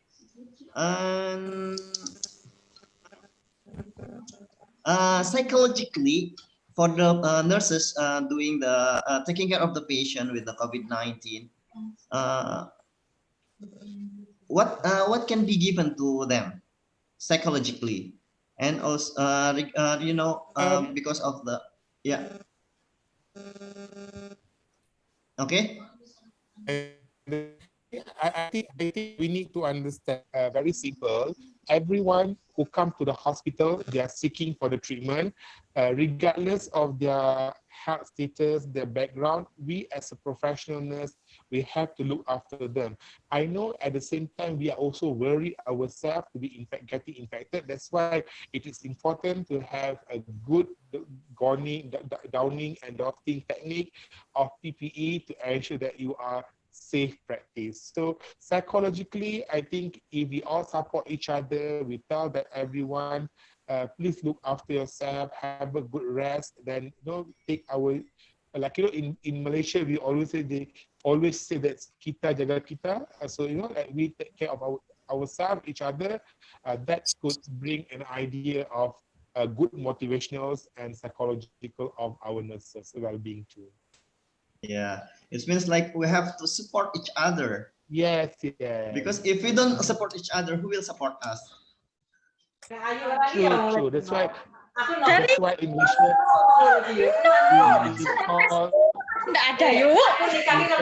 kita jaga kita. Mulai nikah ini. Tinggal tekan tengah, gaji bojo setengah di sana aku terbang, dia terbang untuk nikah ya. Untuk nikah. Oke. Boleh dimatikan dulu yang sedang ini. Di-mute dulu. Boleh di-mute. Okay. Sorry.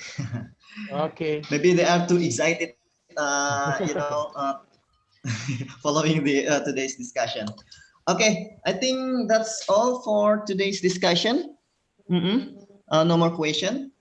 Yeah, before we end the discussion with Dr. Muhammad Said bin Nurul from Malaysia, jadi saya akan sedikit memberikan konklusi atau rangkuman dari semuanya bahwa ternyata preoperatif diagnostik itu sangat penting karena nanti akan berpengaruh terhadap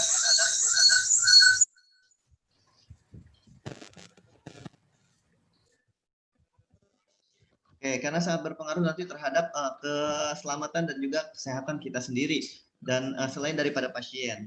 Dan juga perencanaan tata laksana preoperatif dengan COVID-19 ini sangat menentukan keberhasilan dan juga keselamatan dari masing-masing individu, mulai dari pasien, perawat, dan juga tenaga medis lainnya, serta yang membantu dari medis tersebut, mulai dari housekeeping atau cleaner dan lain sebagainya.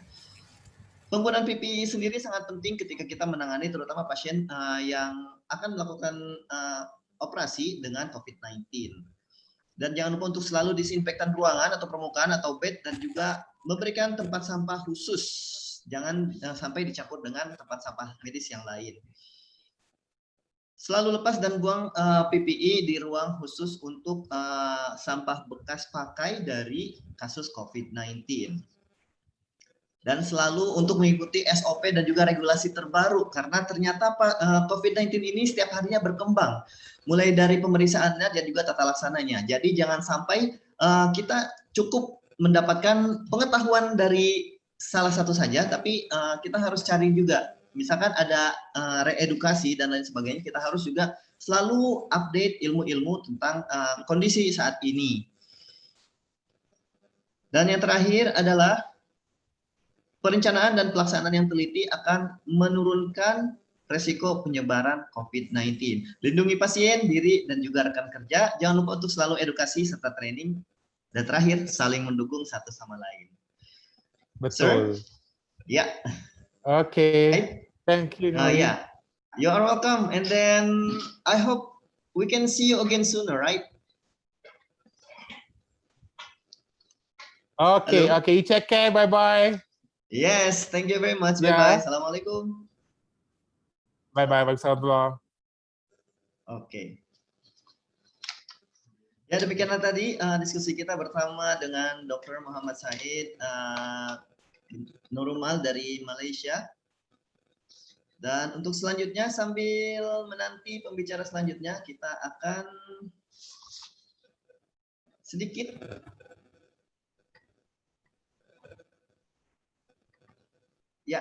ada iklan dari sponsor kita pada hari ini.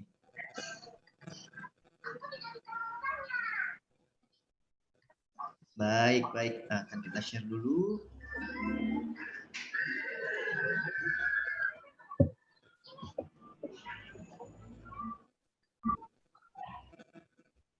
Oke.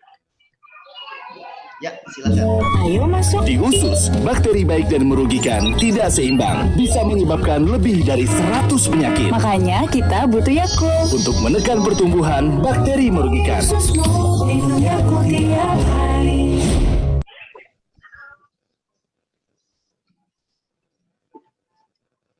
Oke, sudahkah Anda minum Yakult hari ini? Hari ini saya udah mau minum 3. Iklan dulu sambil menunggu pembicara selanjutnya.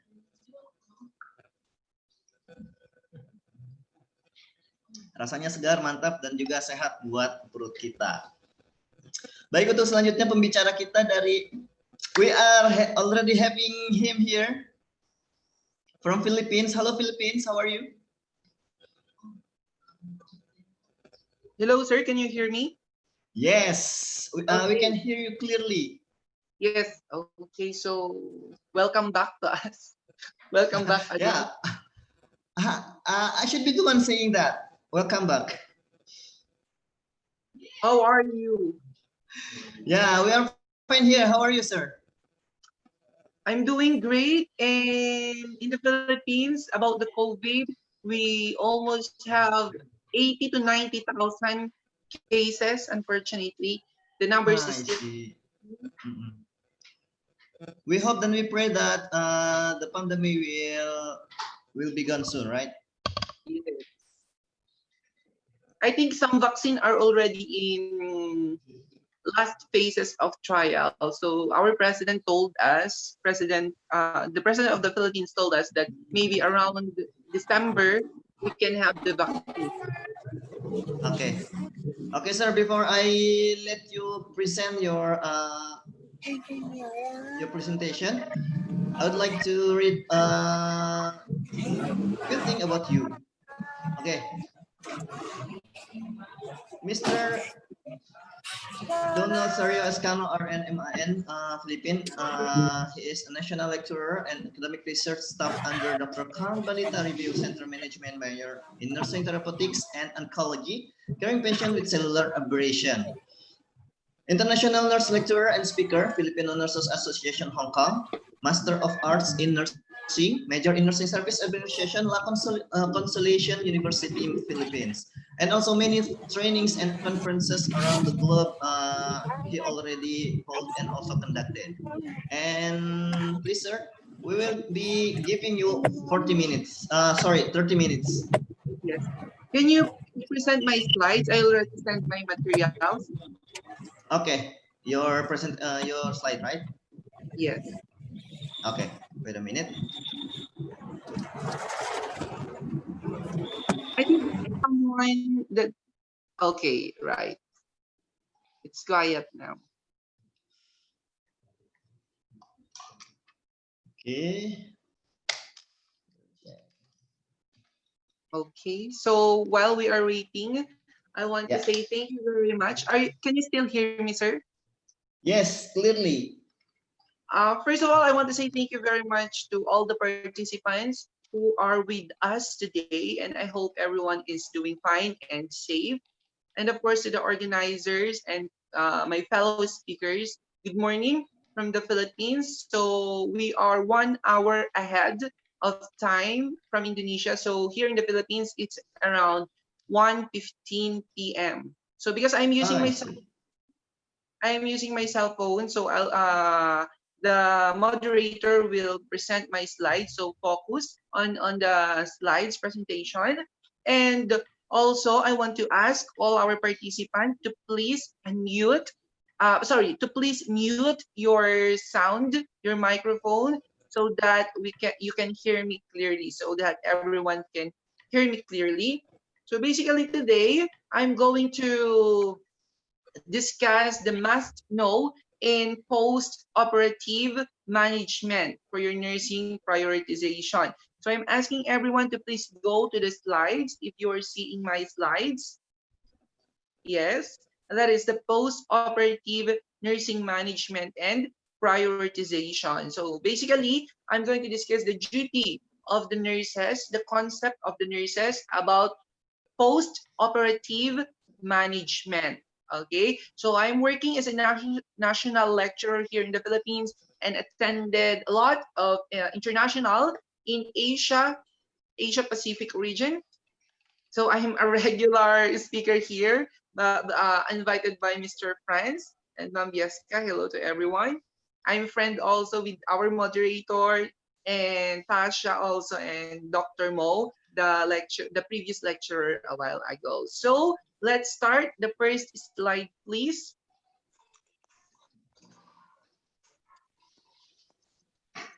Sorry, my there is something blocking on my letters, on the letters. If you can see it on my slides. Yeah, that one. Can you remove that one? Okay, thank you. So basically, the perioperative nursing is divided into 3 phases. So we have the preoperative nursing, the intraoperative, and the postoperative. When we say preoperative nursing, that sums up when the client is decided to do the decision until the client will go to the OR, inside the OR. I repeat, the preoperative nursing starts when the client is decided to do the decision and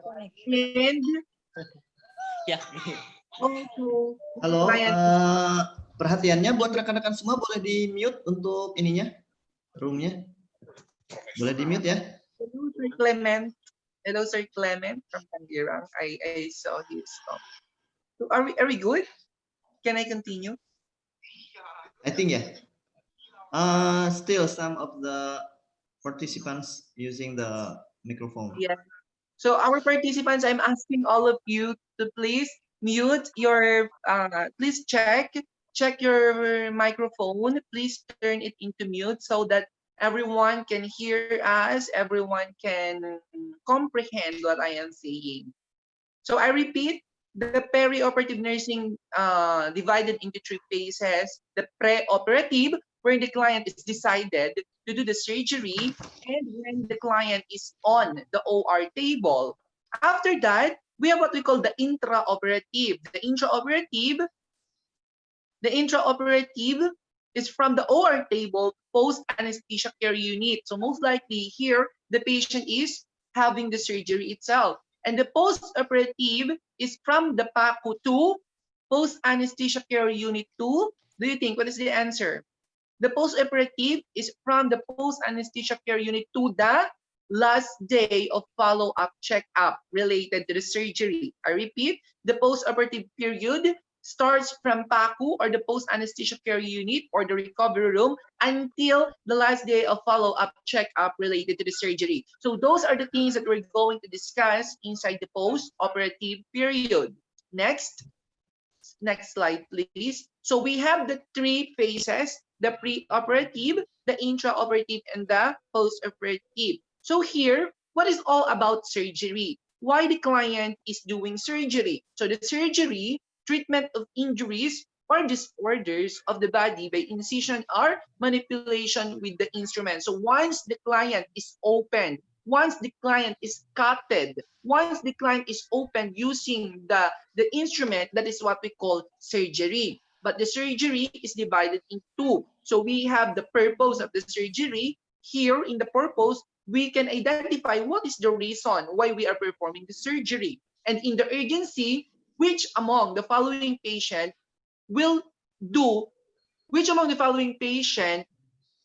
be attended first by our surgeon. So it's all about urgency, so prioritization. So which among the following patient will be prioritized by your surgeon? So that is the surgery by purpose and surgery by your urgency. So let's see what is the surgery by purpose in the next slide.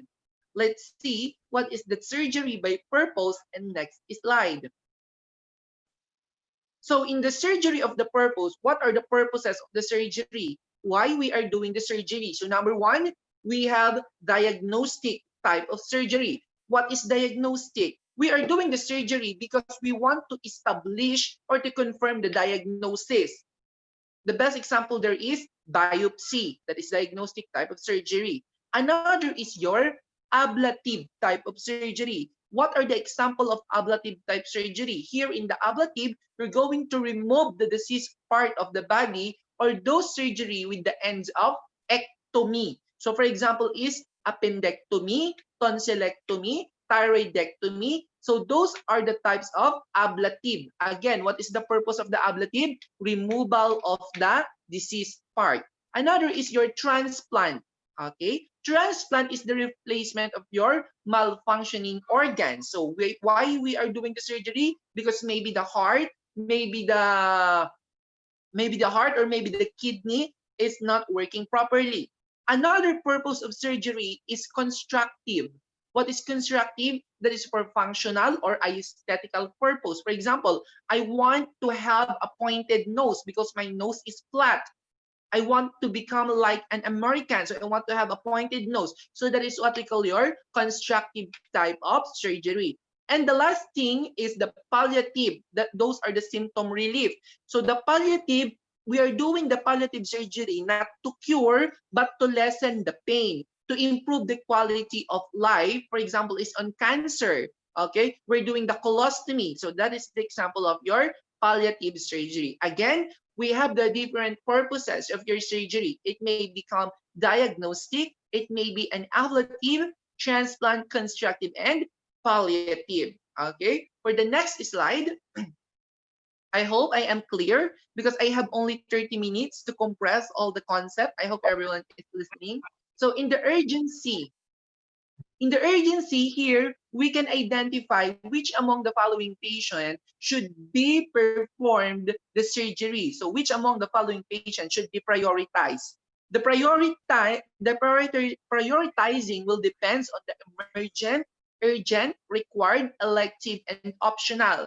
So for your emergent, okay, for your emergent, the example of emergent, this one needs immediate surgery, maybe because it's life-threatening. For example, is your gunshot wounds.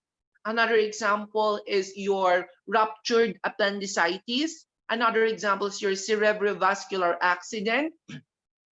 Another example is the imminent cesarean delivery. Okay, so those are the type of emergent. You don't have to delay because this is a life-threatening condition. Another is urgent. When we say urgent, it needs prompt attention within 24 hours. So, for example, is appendicitis, because when the appendicitis cannot be attended, so it may become emergent because the appendicitis can become ruptured. Okay, so that is your urgent. Another is required. It required few weeks or months. For example, is your thyroidectomy. Because the thyroidectomy, you have to stabilize first the T3 and T4 or the hormones before doing the surgery. You cannot do the thyroidectomy immediately if you want. You have to stabilize first your vital signs and hormones. So that is what we call required type of surgery. Another is elective. What is elective? Scheduled. So this is not life-threatening, but it may cause further complication. For example, is cataract removal. So cataract removal is not life-threatening condition, but if will not be treated, it may cause blindness. So that is your elective. Another is optional type of surgery. So that is the least priority, meaning to say, this is not life-threatening condition, but it may be a choice of your patient. For example, is circumcision. For example, is rhinoplasty. You want to have a pointed nose, so you will not be prioritized because you're only under the optional. So who will be the priority? Those clients who have emergent type of surgery. So who are those again? Those clients who have gunshot wounds, those clients who have cerebrovascular accident. Okay, so those are the type of urgency of your surgery. Next slide, please.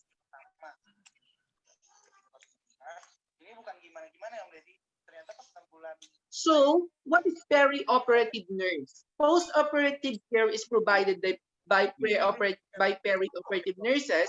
There are often experienced in surgery. I think there is someone who is using the microphone. Can you please turn it off? Can you please mute? Okay, thank you. The perioperative nursing, the work of the perioperative nurse is number one, of course, monitoring and assessment and observation skills are essential. This is very important because we are the one who stayed in our client after the surgery. We are the eyes of our surgeon. We are the eyes of our doctor. Okay, so we have to identify the early signs and symptoms of the complication after the surgery to prevent further complications. So we're going to discuss later about the blood loss, about the infection, about the pain management, those the things that we are monitoring prioritizingly after the surgery. So those are the work of our perioperative nurses. So we should have an extraordinary assessment skill. We should have a good clinical eye. We have to identify early signs and symptoms of complications. Next slide, please. What is the purpose of post-operative care? Why there is a nurse? Why there should be a good clinical eye? What is our goal here? The goal is to what? I am telling you a while ago, the goal is to prevent the complications. That's what I am telling you a while ago. So those are the infection, to promote healing, to return the patient from the state of health before the surgery. So what is the purpose of the post-operative care?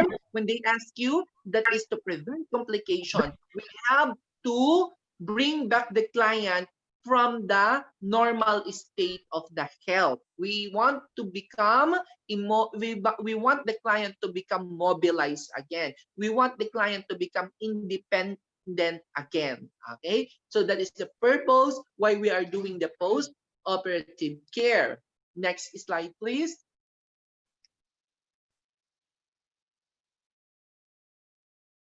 What are the goals of post-operative? So I am doing a mnemonic here, the post-operative. So number one, letter P, as I'm telling you a while ago, letter P, we have to prevent or relieve the complications. So what are the complications? What are the complications that we want to prevent? Infection, bleeding, severe pain, extravasation, evisceration. Later on, we will know what is evisceration and extravasation. Okay, letter O, we have to optimal respiratory function. We want to prevent the pulmonary infection. We have to prevent the pulmonary edema. Okay, letter S, we have to support psychosocial well-being. The goal of the post-operative is support psychosocial well-being. We have to be the partner of the patient. Letter T, tissue perfusion and cardiovascular status maintenance. We have to stabilize the blood pressure of the patient because after the surgery, he or she might lose some significant blood loss. So the goal of post-operative care is to maintain tissue perfusion and cardiovascular status maintenance. Next slide, please.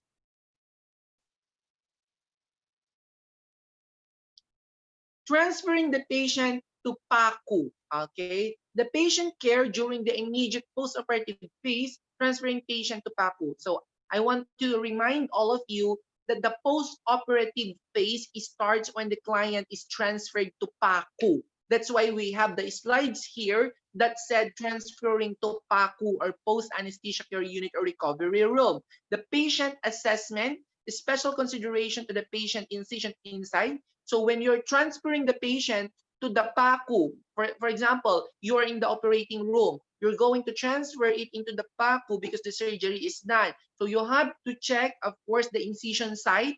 Is there an excessive bleeding? Vascular status and exposure should be implemented by the nurse when transferring the patient. Before removing the client, assess for the location of the suture, prevent pressure and strain, check for the drainage for the possible kink or obstruction. So before you're going to position the client, before you're going to transfer the patient, you have to check the incision first. Maybe to prevent or avoid pressure on the incision area because that is fresh incision. So you don't want to put pressure. You have also to check for the tube. Maybe there's a kink. For example, the client has a peg. The client has a Foley catheter. The client has a colostomy. So you have to check before transferring the client to prevent obstruction or to prevent the kink from it or to prevent removal of those tube. So another slide. When you're transferring the patient to PACU, you have to assess the air exchange status, note the patient color skin, verify the patient identity. Yes, you have to make sure that your client has the real identity.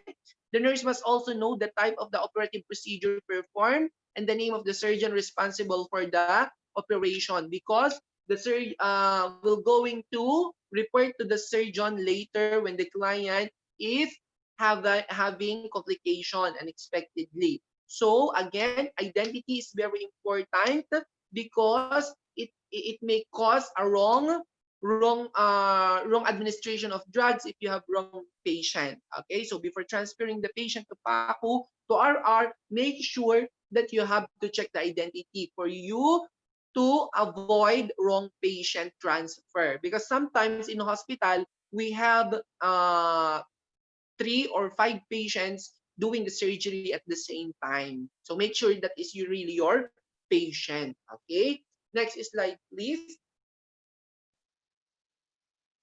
So neurologic status assessment before transferring, you have to check for the level of consciousness of your patient because that will be your baseline. That will be your baseline if if the client is improving or deteriorating. So the level of consciousness. Of course, you have to check for the cardiovascular status. You have to check the vital signs because the vital signs will tell you if the client is having complication. For example, in bleeding, in shock, in excessive bleeding or shock, the earliest thing that you can assess your client, especially if he or she is unconscious, is the vital signs. What are the vital signs? Maybe the client is having hypotension, tachycardia, or tachypneic. Hypotachy-tachy, hypotension, tachycardia, and tachypneic. Those are the triad sign of hypovolemic shock after the surgery. So you have to monitor for that. That's why you should have the baseline for you to have comparison later. Next is the operative site examination. You have to check for the dressing, if the dressing is soaked in the blood, or you're going to monitor also if there's an excessive bleeding and sign of infection or contamination. So next slide, please.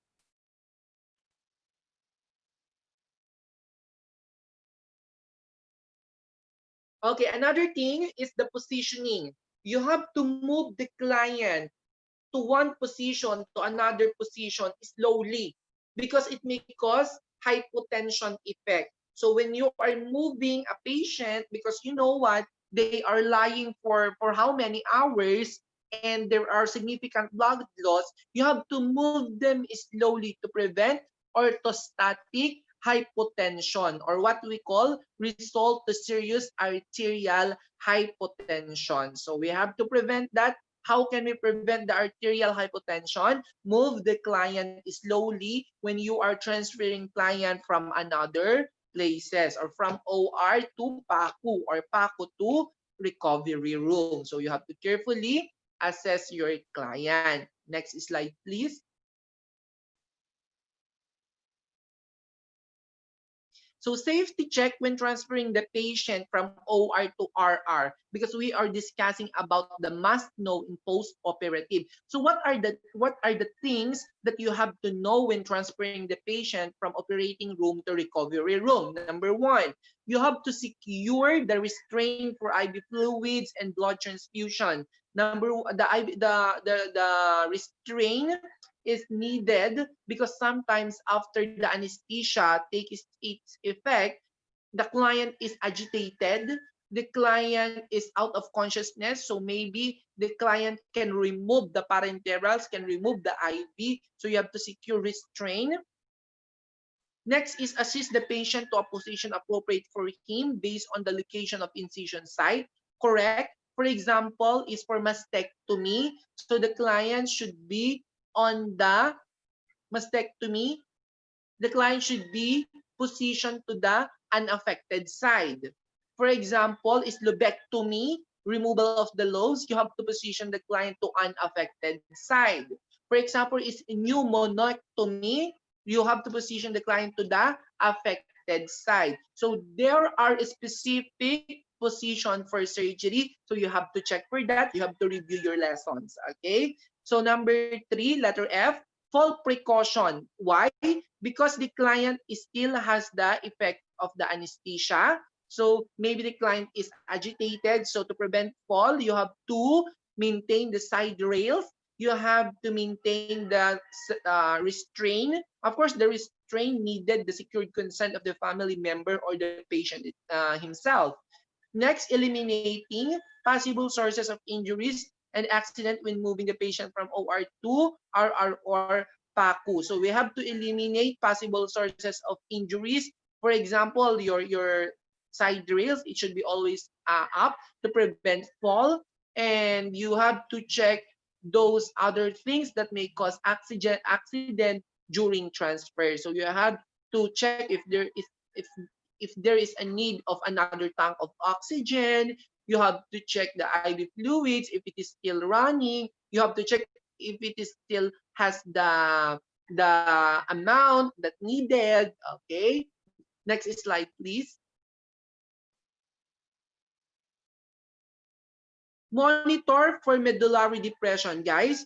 And nurses, when you are transferring the patient from OR to PACU, you have to monitor for medullary depression. What is medullary depression? That is the stage 4 of anesthesia. Basically, we have the 4 stage of anesthesia. We have the onset, we have the surgery itself, we have the recovery, and the last one is medullary. What is medullary depression? The medulla oblongata, which is responsible for respiration, the medulla oblongata and the pons, if you would remember, it has something to do with the control of the respiration. Now, the medulla oblongata is depressed because the anesthesia is too high. So the client has or suffering from anesthesia overdose. So when you're transferring to the patient to the recovery room, or when the client is inside the recovery room or PACU, you have to monitor for medullary depression. So what are the signs and symptoms of medullary depression? So there is shallow respiration, because the anesthesia, what is the effect of the anesthesia? Sedatives. When we say sedatives, the vital signs will drop. Okay, so the shallow respiration, meaning to say you have this lower respiratory rate, weak pulse, because that is sedative, non-reactive dilated pupils, your pupils is not reactive, you have cyanosis, meaning to say you have the poor oxygenation, tissue oxygenation, because your heart is not pumping properly, and that is potential to death. So you have to notify your doctor when you observe the following: the shallow respiration, weak tread pulse, and non-reactive pupils. Okay, next slide, please. Can you still hear me clearly?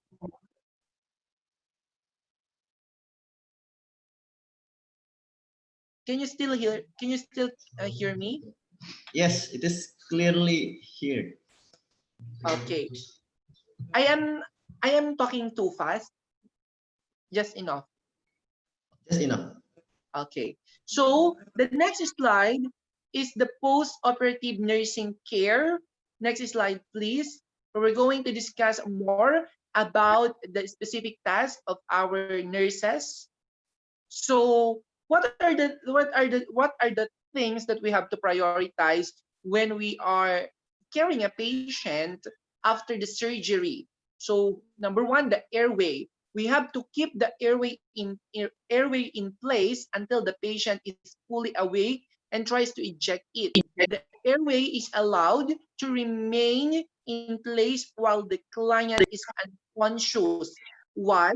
Because when the client is unconscious because of the anesthesia, if you would remember, the anesthesia has sedative effect. So the muscles, including your tongue, will relax because you are sedated, and it may obstruct your airway. That's why you have the ET tube for you to breathe. Okay? So you have Sir? to keep in place until Sir, the 5 minutes more? 5 minutes only.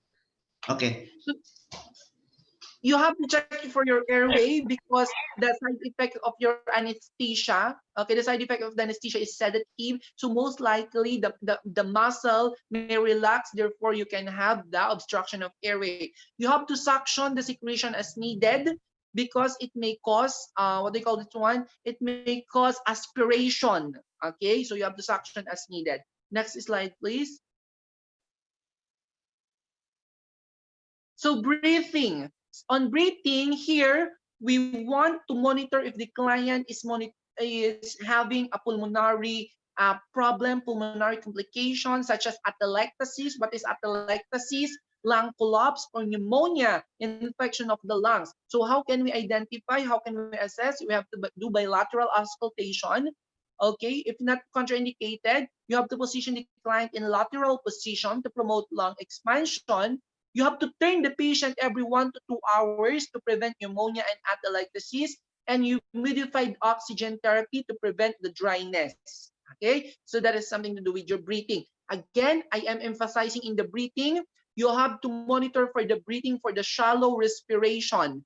Why? Because that is the early side effect of anesthesia overdose, or what we call medullary depression. For the circulation here, the most important thing here in circulation is the bleeding, the shock, if there is an excessive bleeding. Okay, So how can we check if there is a bleeding? I said a while ago that you have the three vital signs, the three set of vital signs that telling you there is a bleeding: the hypotension, the tachycardia, and tachypnea. If those vital signs is present after the surgery from the baseline of the vital signs, the client is developing bleeding or hypovolemic shock. Other things are decrease in urine output, which is less than 30 ml per hour, is low, excuse me, slow capillary refill greater than 30 seconds. Okay, next slide, please. Other signs of bleeding. I want to ask all of you, what are the other signs of bleeding for the client who are having tonsillectomy? Removal of tonsils. What are the signs of bleeding aside from hypotension, tachycardia, and tachypnea? Tonsillectomy is frequent swallowing. Frequent swallowing. Because the operative site is inside your mouth, therefore, if there's a bleeding, the tendency you will going to swallow. Abdominal surgery. What are the signs and symptoms of bleeding after abdominal surgery? The abdomen is hard, rigid, board-like abdomen. The abdomen is hard. When you're going to palpate, it's very hard.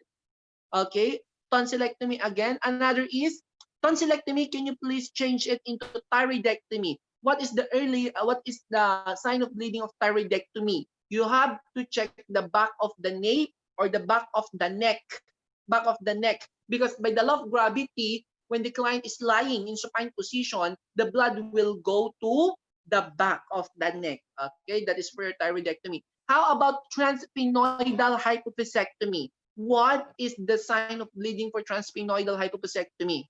What is transsphenoidal hypophyseectomy? That is removal of pituitary gland. So where is the site? Where is the surgical site? Inside your nose, at the back of the nose. The surgery, the incision site, will place into your upper lip, between your upper gums, inside your upper lip.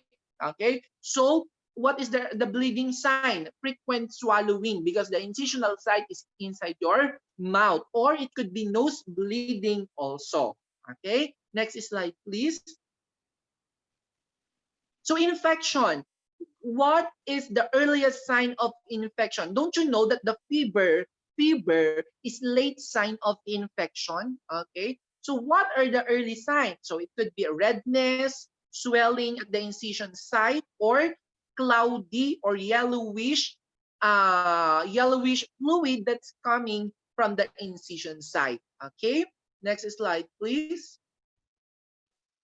How can we prevent infection? You know what? In postoperative, the preoperative, the preparation in the surgery, the preoperative phase is very important. There should be proper skin disinfectant. There should be a proper cleaning of the skin preparation from the preoperative, and there should be sterilizing of the equipment, sterilizing the materials, because it contributes to the development of infection after the surgery. And the CDC, or the Centers for Disease Control and Prevention, provides recommendation, or doctors and the hospital, to prevent the surgery infection, surgical site infection. But again, I want to reiterate that the preoperative phase is very important. You should have a good cleaning method. You should have sterilized all the materials and equipments, because it may cause infection if not. Okay, and after the surgery, to prevent infection, you should have the routinely cleaning of your surgical site, especially if you are using the bandage gauze. Make sure that the bandage gauze that you are using is sterile. Next slide, please. So this is the thing that I'm saying a while ago. The postoperative wound care, you have to check the dressing and the drainage. You should have the hand hygiene and strict asepsis technique every time that you are touching the incision site. Monitor the patient's temperature, okay, and discharge carefully. Review the postoperative instruction. You have to instruct the patient when he or she is going home that you should have always wash your hand before touching the incision site, and you have to change the dressing regularly. If there is a redness, if there is a swelling, you have to go to the doctor, because those are signs of infection. Okay, next slide, please. So sa safety, in safety, after the surgery, because the client is still the effect of anesthesia, the client is agitated, we have to maintain the safety by proper positioning to prevent the padding pressure, the dressing examination, you have to check, should have always raised the side rails to prevent fall, protect the extremity from IV fluids, because sometimes it may have dislodge or obstruction. Make sure that the bed wheels are locked after the surgery. Next slide, please. For the GI function and nutrition, I still have time. Okay, for the GI function and nutrition, if the client is using NGT, nasogastric tube, you should always check for the patency every time you're going to insert or to administer the foods, okay? For the total parenteral nutrition, maintain sterile technique, because the #1 complication of the total parenteral nutrition, or the TPN, according to Saunders, is infection. That's why you have to maintain always. But if the client can able to walk, you should have encouraged the client to walk as early as possible to encourage the motility of your stomach and intestine, to prevent paralytic ill use or to prevent fecal impaction and obstruction. If the client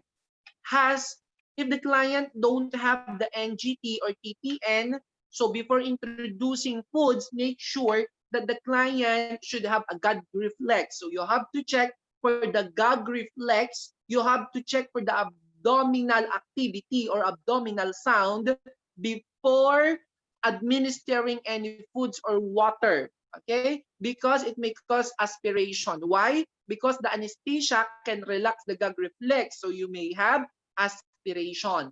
Next slide, please.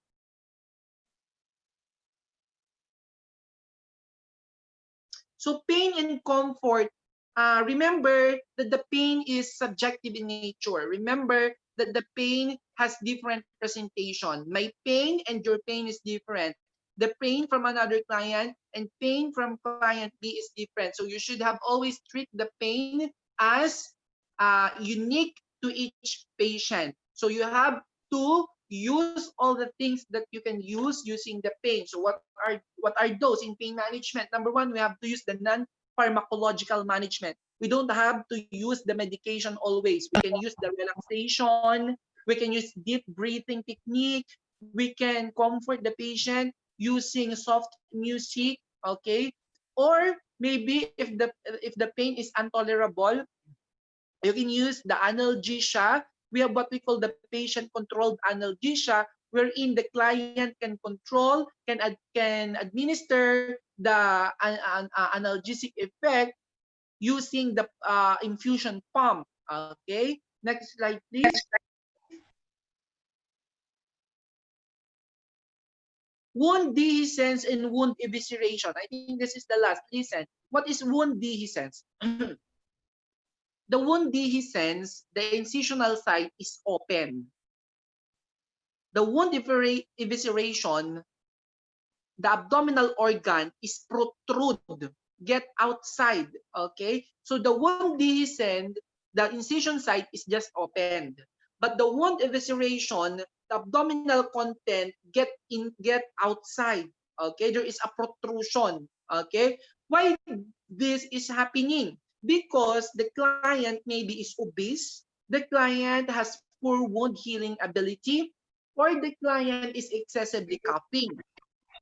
So what we have to do when we're having the wound evisceration, when the abdominal organ, okay, when the abdominal organ protruded outside from the incisional site, you have to get the sterile gauze, soak to the sodium chloride and put or cover into the abdominal organ, okay, and notify the physician, because that is emergency. You're going to provide the surgery again. I repeat, the first thing that you have to do when you're having wound evisceration, you have to cover with the wet gauze using 0.9 sodium chloride. Okay, Next slide, please. So what is your priority nursing action? I discussed this. So you have to cover the wound with the sterile normal saline, notify the physician because the surgery will be due again, prevent wound infection through strict asepsis technique, administer antiemetic to prevent pressure, abdominal splinter, and prepare for surgery again. Okay, next slide, please. So I think we have a very limited time. We have a very limited time. I want to discuss more, but we have only 30 minutes. And I hope I am talking very little fast. I hope everyone get the concept. Yeah, thank you very much, Sir Donald from Philippines. Already conducted such a great presentation, and we already have one Salamat, Sir questioner. Clement. Yeah, Sir Clement, is your friend? No, I'm seeing his comment. Ah, yes. Ako Yes. ay si Clementine nag-BSNRN. Okay. Yes. Okay, the question comes from Laude Asfilaili. She asked about how to manage anesthesia overdose and where to observe. Okay, very good question. Anesthesia overdose, we're not the one who will going to manage the anesthesia overdose, but what is the duty of the nurse? We have to monitor for the anesthesia overdose because the doctor is not always staying inside the room. Who is the one who spends time more with the client? The nurses. Meaning, you should have the eyes, the clinical eye. You should know what are the signs and symptoms of anesthesia overdose so that when you observe your client that he is having shallow respiration, he is having weak thread pulse, you're going to ask the doctor right away. Hello, doctor. Good morning. The client is having weak pulse. The client is having slow respiration. I think the client also has difficulty to awake. Can you please check the client because I am suspecting a medullary depression or overdose of anesthesia. Okay, so while doing that one, you have to make sure there is a patent IV line. Therefore, the antidote they can give. Another thing, you should have a clear airway so that you can deliver oxygen immediately. Yes, that is the answer. I think so. Okay, so where to observe the patient still? What do you mean where to observe? It OR? means like still in the respiratory room or Okay. and the recovery room or in the ICU or in the ward or where? Okay, I get it. Okay, you can, the anesthesia overdose can happen after the surgery. So when the client is transferred to PACU, post anesthesia care unit, or to recovery room, it may or it can be happen. But you will not going to transfer into the ICU. No. You're not going to transfer into the ICU. It's still inside the PACU because the PACU is still an intensive room or into the recovery room. Okay, it's still the one who are caring for that is still the good or the specialized nurses. Okay, so you're not going to transfer to the ICU because remember your PACU still is a specialized area.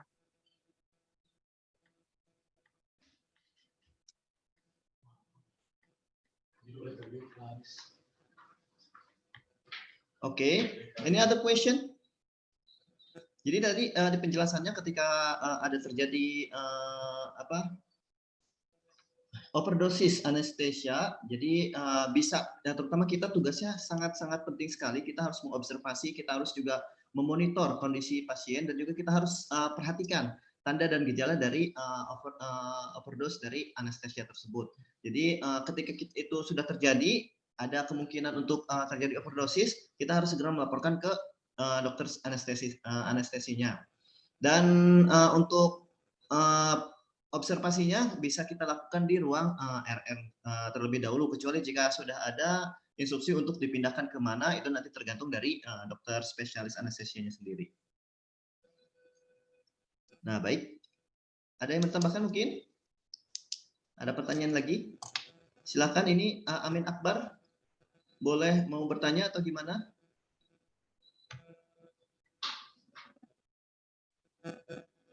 Oke, yang mau bertanya boleh angkat tangan biar nanti langsung kita mute, atau mau langsung berbicara silahkan. Yes. Okay, anyone wants to ask any question?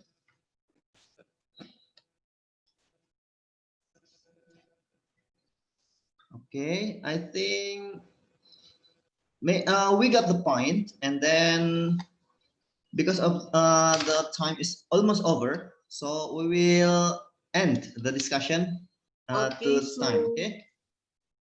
I want to say thank you very much again for the follow-up question. As long as I can answer, you can follow me at my Instagram at Don Okay. Kimson.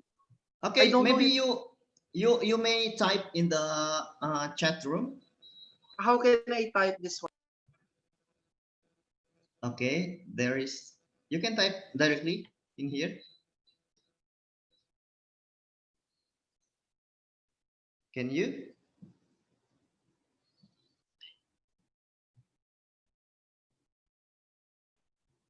There is an option here in the left lower on your phone. It is mentioned there, more. Can you see? You tap the. Okay, it's already there. Don Kim Town. So don't forget to follow the Mr. Don.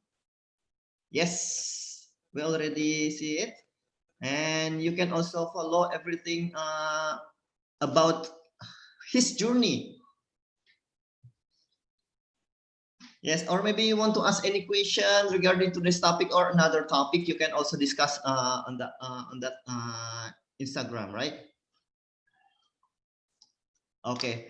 Before we end the discussion, any other thing you want to add and also to share, maybe?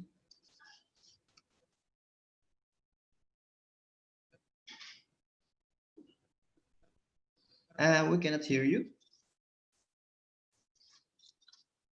Okay, we'll just to check, Mr. Don. Wait.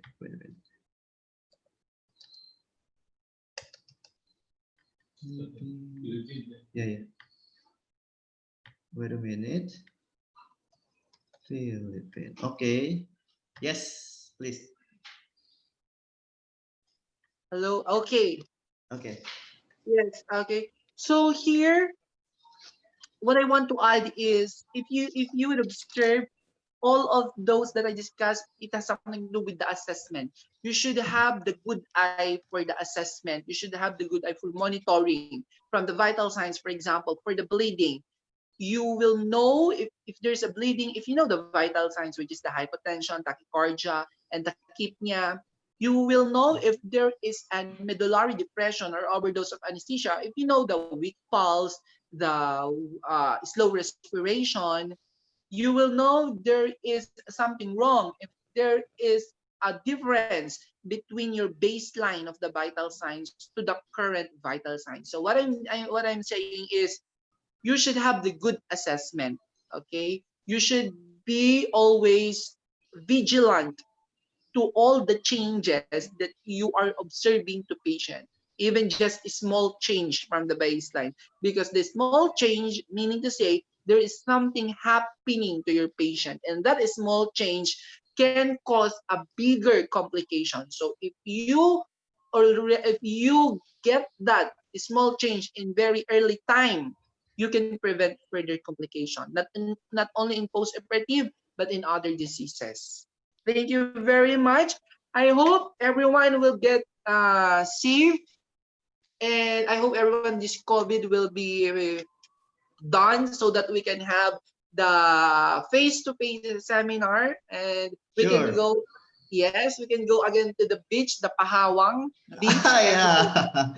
That was a nice trip, by the way.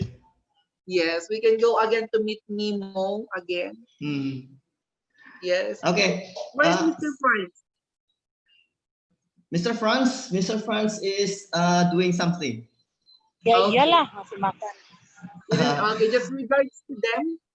Yes, I will send them regards from you and thank you very much. Maraming salamat for your time and Terima kasih. good luck. Yeah, good luck for everything you are doing and also Thank you. keep safe and also be careful over there. Thank you very much. Keep safe also. Thank you. Ya, oke. Bye-bye. Oke, demikianlah tadi pemaparan dari pembicara kita dari Philippines yang sangat luar biasa dan memberikan poin-poin penting untuk perawatan post operasi ya, di mana sudah dijelaskan tadi bahwa pentingnya sangat sekali mulai dari kita harus memahami dokumentasi, checklist, identitas pasien juga kita harus perhatikan dan juga status tanda-tanda vital GCS, LOC, juga status kardiovaskular. Kita juga harus paham jenis operasinya dan kira-kira komplikasinya apa sih untuk jenis operasi yang ini dan yang itu dan yang lain sebagainya. Dan sudah pasti yang post operatif ini harus diperhatikan juga luka post op-nya. Jika memang ada luka, apakah terlihat adekuat atau tidak? Apakah sudah ada perdarahan atau tidak? Untuk posisi ketika mentransfer pasien dari meja operasi ke ruang recovery room itu juga harus hati-hati. Perhatikan juga posisinya, perhatikan alat-alat yang menempel di tubuh pasien atau di tubuh klien karena ketika kita salah untuk mengatur posisi dan juga memindahkan pasien tersebut, itu resiko juga akan terjadi gangguan pada keselamatan pasien. Nah, juga hati-hati juga untuk pasien pasca operasi terutama dengan yang di anestesi karena akan mengakibatkan meningkatnya resiko jatuh pada pasien. Terus perhatikan juga ketika sudah post anesthesia mulai dari yang general anesthesia atau regional anesthesia itu harus penting sekali perhatikan terutama yang terjadi tekanan intramedular ya. Dan udah pasti harus diperhatikan juga airway breathing sama circulation-nya sama perhatikan sterilitas alat yang akan kita gunakan dan juga sudah kita gunakan. Dan poin penting yang disampaikan oleh Mr. Don bahwa pengamatan dan pengkajian kita yang cermat dan juga teliti tentang tanda, gejala, komplikasi penyakit mau itu dari pasca dan mau itu tentang operasi atau surgery ataupun tentang penyakit yang lain itu akan sangat berpengaruh terhadap outcome yang akan dicapai ya. Jadi harus benar-benar kita memahami tanda dan gejala dari komplikasi atau abnormalitas yang akan terjadi. Baik perawat Indonesia, sudah 3 pembicara kita dari luar, luar biasa sekali. Nanti kalau misalnya memang ada yang perlu didiskusikan, boleh langsung nanti hubungin ke admin atau nanti yang sudah tadi memberikan alamat Instagramnya, boleh nanti langsung chat saja di sana ya. Atau nanti kalau misalkan memang ada kesempatan untuk nanti bertemu off air atau bertemu langsung, kita bisa bertemu juga ya. Baik, perawat Indonesia, apa kabarnya semuanya? Masih setia menanti? Oke, selanjutnya akan kita lanjut kepada pembicara kita yang keempat. Kita kembali ke tanah air tercinta Indonesia. Untuk selanjutnya akan ada materi tentang aseptik dan antiseptik teknik to prevent nosocomial infection in operating room. Yang akan disampaikan oleh Nurse Jumanto Eskep. Assalamualaikum Pak Jumanto. Pak Jumanto.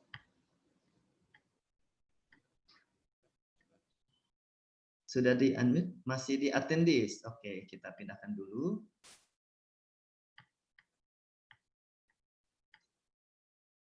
Oke.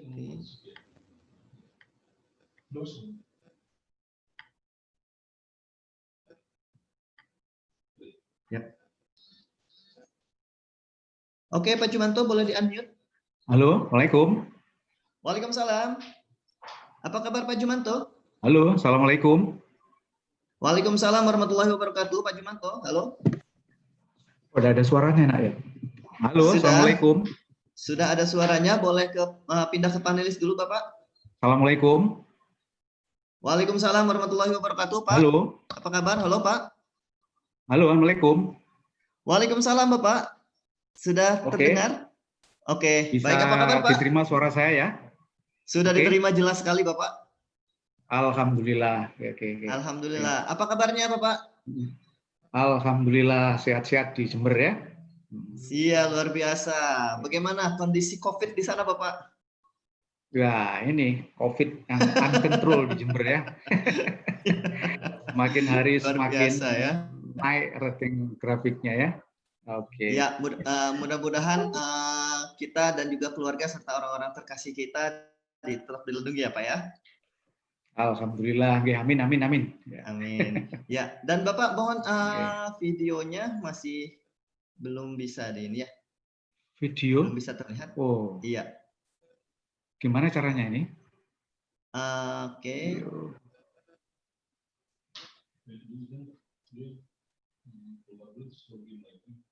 Bapak boleh sebentar kita cek lagi. Promote to panelist. Nggak bisa masuk ya. Bapak izin mohon untuk log out dan login kembali Bapak. Lockout ya? Ya. Left ya? Iya, left nanti kembali lagi. Ya. Baik.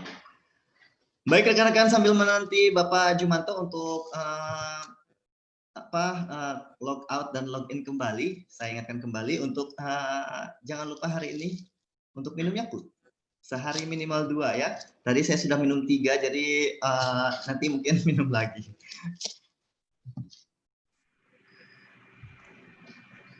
Oke, Baik. sudah?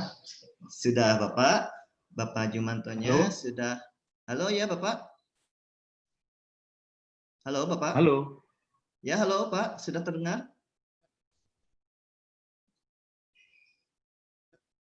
Oke, kita koreksi dulu sebentar. Iya. Itu ask to unmute. Halo, Assalamualaikum. Waalaikumsalam Bapak. Halo. Halo, Assalamualaikum Pak Jumanto. Halo, sudah mendengar? Halo. Ya, halo Bapak Saya Jumanto. sudah mendengar, oke? Ya, halo. Sudah, oke, siap. Oke. Baik. Ya. Kita lihat cek dulu. Oh ya, sudah ada nih Bapak nih. Oke, Ya. baik. Pin video. Baik Bapak, sebelum saya persilahkan waktunya, saya akan sedikit membacakan tentang CV-nya beliau ya. Beliau saat ini menjabat sebagai Kepala Urusan Mutu dan Diklat dan anggota IPCLN IBS RSD Dr. Subandi Jember, betul Pak? Betul ya. Betul. Beliau di pengurus pusat merupakan koordinator wilayah HIPKABI Jawa, Bali, NTB dan NTT. Serta untuk kepengurusan wilayah beliau Ketua Bidang Diklat HIPKABI Jawa Timur. HIPKABI ya. Ya, dan juga sebagai anggota bidang diklat PD HIPKABI Pentagon. Ya, beliau lulusan S1 keperawatan nurse di Jember dan banyak sekali pelatihan di bidang bedah dan juga keperawatan bedah ya. Dan terakhir, dan beliau juga memiliki beberapa karya ilmiah, 2 diantaranya. Yang pertama sebagai juara 1 tingkat nasional membawa poster award ilmiah pada PIT HIPKABI di Balikpapan, Kalimantan Utara tahun 2016 tentang dimetil amonium klorida 2,5% sebagai dekontaminasi permukaan kamar bedah. Itu jadi juara 1. Dan untuk yang satu lagi, kajian perilaku perawat kamar operasi terhadap routine surgical items melalui pendekatan checklist items pembedahan dalam upaya meningkatkan keselamatan pasien. Ini masuk 10 nominasi karya tulis ilmiah tingkat nasional pada Poster Award PIT HIPKABI di Yogyakarta tahun 2018. Luar biasa sekali ya. Dan mudah-mudahan kita bisa mengikuti perjalanan beliau juga. Nah, untuk teman-teman yang ingin menghubungi, boleh nanti ada emailnya. Bisa nanti langsung menanya saja ke bapaknya. Di sini sudah ada jmanto1753@gmail.com. Baik, Bapak. Iya, luar biasa sekali. Untuk selanjutnya saya persilahkan Bapak, waktunya 30 menit kurang lebih. Baik, silakan Bapak. Sama-sama Bapak.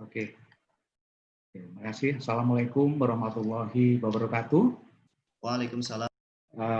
Kepada teman-teman, saya akan menggunakan bahasa Indonesia karena 3 pembicara yang sudah disampaikan tadi adalah menggunakan bahasa Inggris ya. Saya pakai bahasa Jawa begitu ya. Topik saya pada siang hari ini saya akan menyampaikan aseptic technique to prevent surgical site infection into the operating room. Ya. Aseptic technique itu bisa mencegah infeksi di dalam kamar operasi. Next. Saya kok nggak bisa melihat itu ya materi saya ya. Halo. Halo Bapak. Bapak mau share screen dari Halo, Mas. Bapak sendiri? Halo ya Bapak.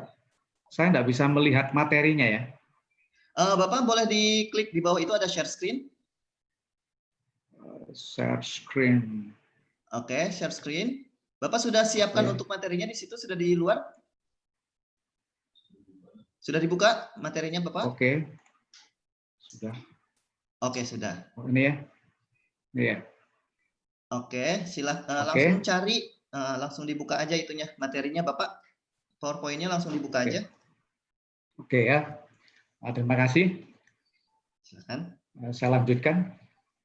Segala sesuatu yang kita ketahui sungguhnya adalah bentuk dari sebab akibat yang saling berhubungan di mana keduanya terikat oleh Bapak hukum. izin, Ya. Bapak mohon maaf, boleh Ya. di slideshow dulu untuk itunya, materinya.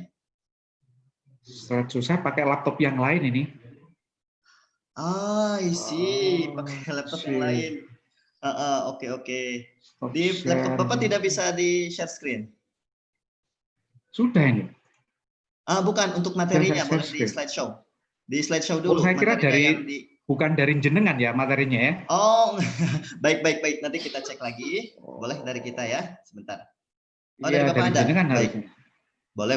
Ya. Nanti kita ini kan baik. Boleh di cancel dulu share screen-nya Bapak? Kalau mau dari kita boleh kita di ya, baik. Ya, dari jenengan aja. Siap. Oke. Ya.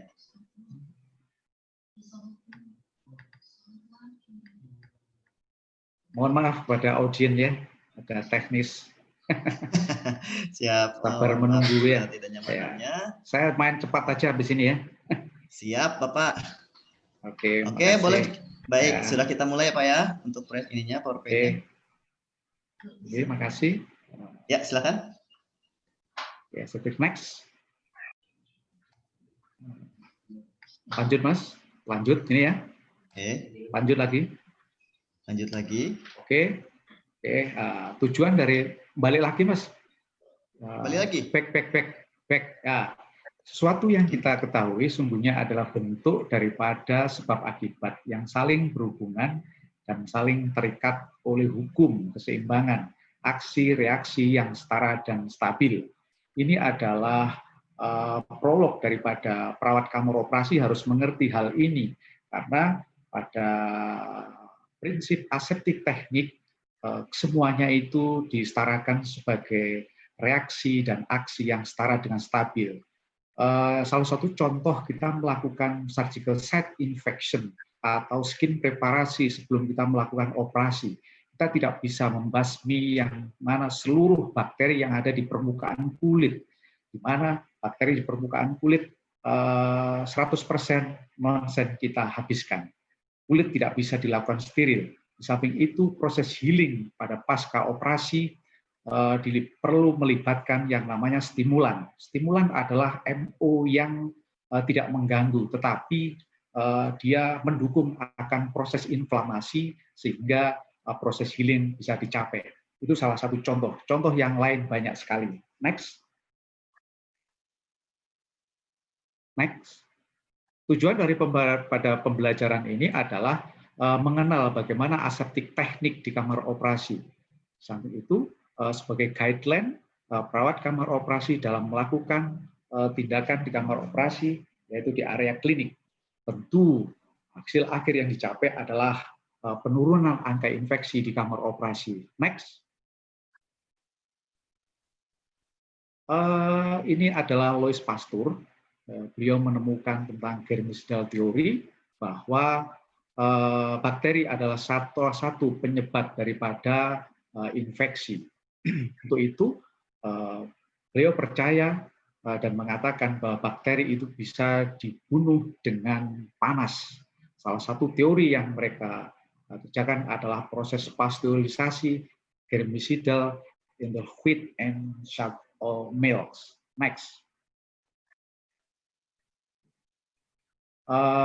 Ignaz Semmelweis, beliau bapak kebidanan, di mana sebelum dan sesudah kita melakukan tindakan, disarankan untuk melakukan cuci tangan. Cuci tangan pada waktu itu dapat menekan angka mortalitas dari 18 menjadi 3%. Sayangnya waktu itu cuci tangannya adalah menggunakan klorin, padahal klorin itu adalah desinfektan. Untuk cuci tangan yang ideal adalah antiseptik. Next. Joseph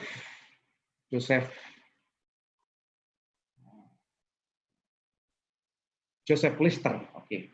Ini adalah bapak antiseptik di mana sebelum kita melakukan tindakan operasi, beliau menyarankan harus dilakukan antisepsis, yaitu menggunakan bahan atau agent antiseptik. Mutlak dilakukan. Pada waktu itu, Joseph Lister memandang hal yang sangat emergensi terhadap penggunaan antiseptik dan bisa menekan angka infeksi. Next. Next, please. Mengapa aseptik teknik itu menjadi penting? Karena ini dengan aseptik teknik kita bisa menekan angka infeksi baik petugas maupun pasien. Dari sini selama kita melakukan intervensi, aseptik teknik adalah sebagai guideline-nya. Ini saya ngambil data dari Australia tahun 2019 bahwa di sana ada 200.000 infeksi dalam setiap tahun dan itu bisa dilakukan pencegahan. Infeksi adalah menjadi tanggung jawab daripada perawat kamar bedah atau petugas kesehatan yang ada di dalam kamar operasi, dan itu menjadi tugas pokok karena intervensi setiap hari perawat-perawat melakukan intervensi yang selalu berhubungan dengan angka infeksi. Angka infeksi adalah suatu kejadian yang tidak bisa diprediksi, dan itu jika terjadi merupakan hal yang tidak baik. Next, please.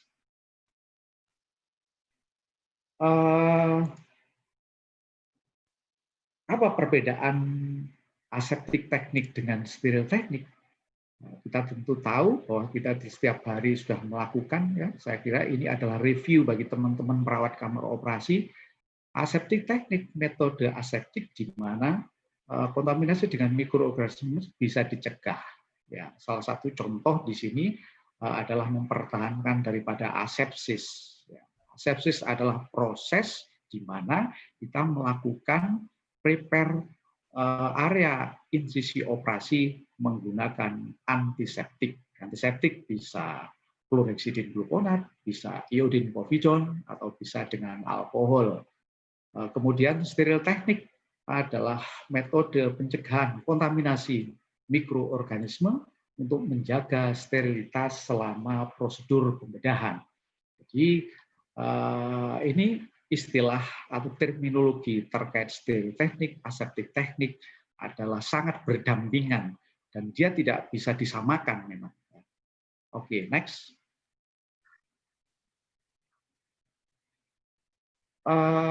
Aseptik teknik ini juga terkait aseptik teknik, kita tidak bisa mengeksklus atau menghabiskan semua mikroorganisme yang ada di lingkungan atau di udara atau di benda hidup atau di benda mati di semua objek pada waktu tertentu.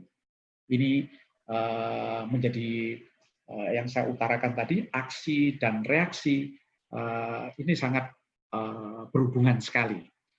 Kemudian prinsip aseptik di kamar operasi harus kita jalankan guna mengontrol daripada lingkungan dan steril teknik itu sendiri. Di dalam kamar operasi, pada area restricted area adalah area yang paling high aseptic.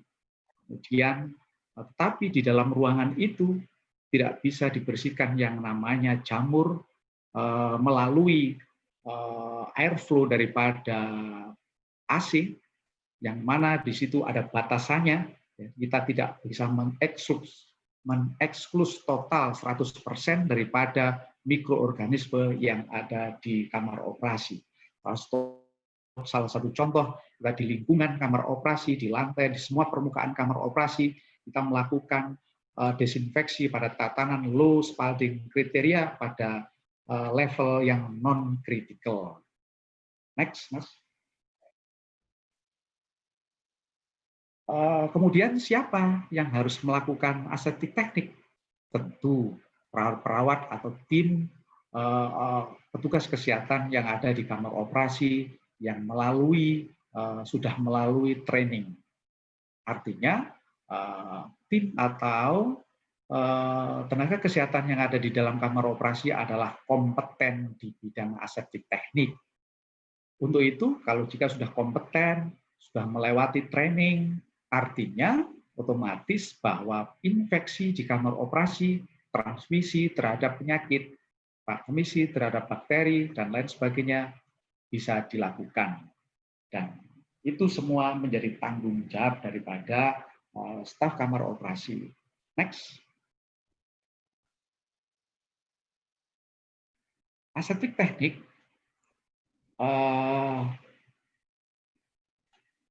aseptik teknik ya. Prinsip aseptik teknik, teknik steril menggabungkan banyak proses ya. Pada intinya di sini adalah kita ada panduan terhadap aseptik, teknik aseptik guna mengurangi angka infeksi. Di mana teknik aseptik itu adalah suatu prosedur yang digunakan untuk menghindari masuknya MO patogen pada lokasi tubuh atau pada peralatan kamar operasi. Prinsip dan tujuan daripada aseptik teknik adalah untuk memprotek kontaminasi organisme patogen selama tindakan pembedahan dan atau tindakan keperawatan yang ada di kamar operasi. Next, Mas. Nah, ini prinsip steril teknik. Beda lagi kan tadi ada prinsip aseptik teknik. Prinsip steril teknik, teknik steril ini menggabungkan banyak proses terkait dengan asepsis, tetapi banyak melibatkan tingkat yang lebih tinggi dan terkontrol. Dalam teknik steril, semua mikroorganisme harus dijaga agar tetap pada makna yang minimum, yang tidak dapat dikurangi, sehingga aseptik teknik atau area yang dilakukan asepsis tadi itu benar-benar pada jumlah atau minimal daripada MO. Next. Nah, ini adalah contoh-contoh gambar prinsip steril teknik ya. Di situ bisa kita lihat ini adalah bagaimana kita melakukan pertukaran posisi, ya, movement. Bagaimana? Jadi tekniknya adalah punggung ketemu punggung. Jadi di situ area punggung adalah area unsteril ya. Itu yang bisa digunakan untuk merubah posisi kita di intraoperatif. Next. Ini contoh lain terkait prinsip steril teknik. Kita melakukan draping dengan meja kamar operasi, meja mayo, atau dengan pasien. Ada batasan terkait jarak sebelum kita melepas daripada linen. Batasan tersebut 30 cm minimal sebelum kita melakukan peletakan daripada linen. Kemudian contoh yang lain pada gambar di bawah, bagaimana cara menuangkan daripada antiseptik, dan contoh gambar di atas, bagaimana posisi steril pada operasi duduk, artinya tangan selalu di atas daripada umbilikus dan sias. Next. Ini salah satu contoh lain pada gambar 16.2. Di situ rambut daripada tim adalah terbuka. Idealnya adalah seperti gambar yang di sebelah pada figur B, yaitu semua rambut harus dilakukan penutupan. Next.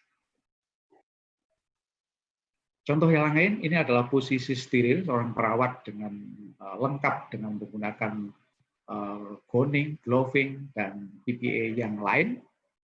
Ini adalah posisi steril. Ya. Next.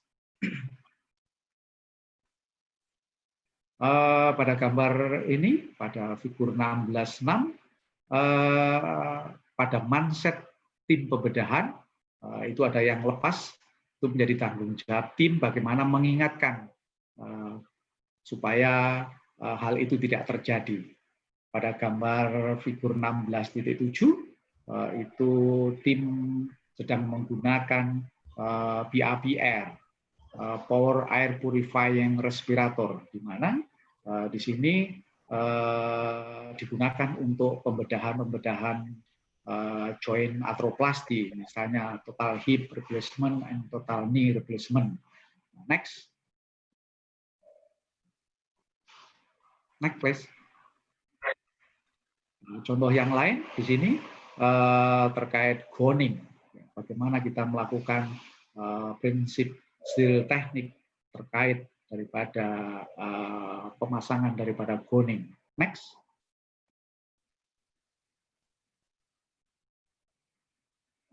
Contoh yang lain ini adalah pemasangan daripada handspun.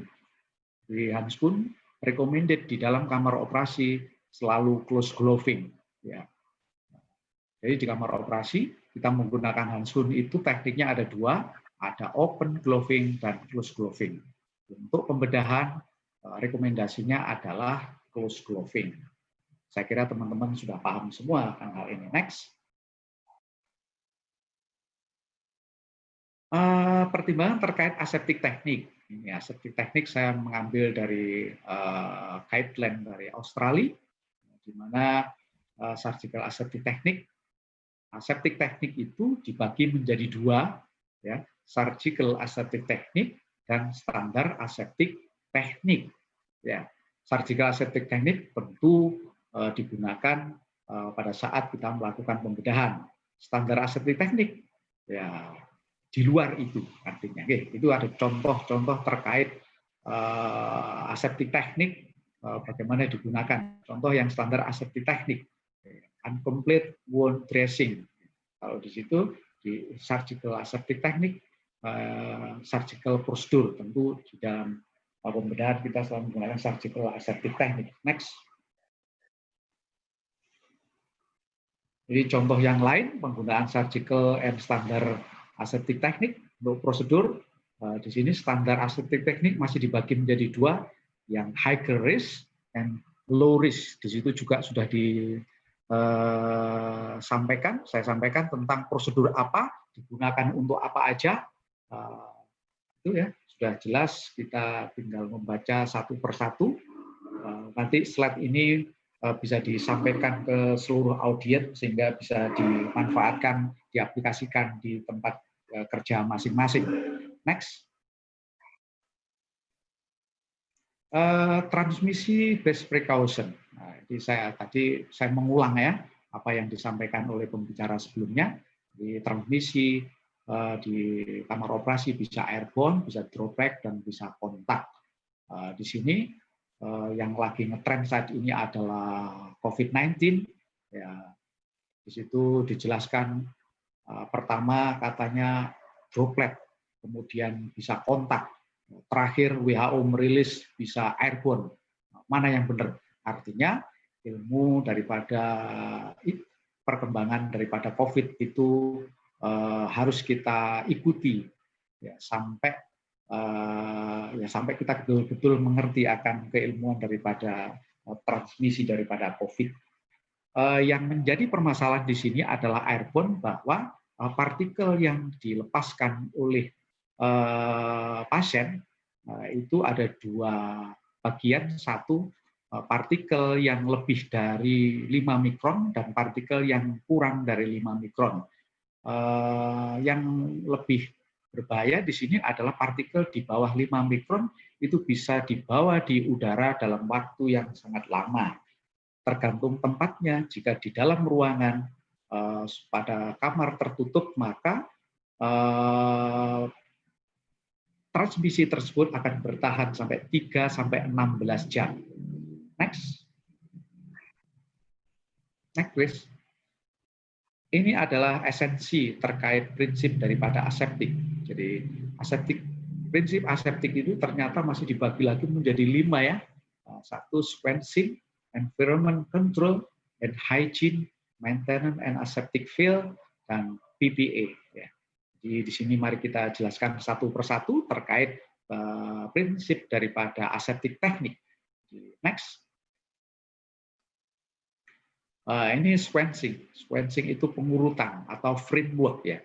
Jadi sebelum kita melakukan tindakan operasi, kita bisa menilai bagaimana pasien ke depan selama pembedahan dan sesudah pembedahan, kita bisa menilai tingkat risiko yang akan terjadi pada pasien.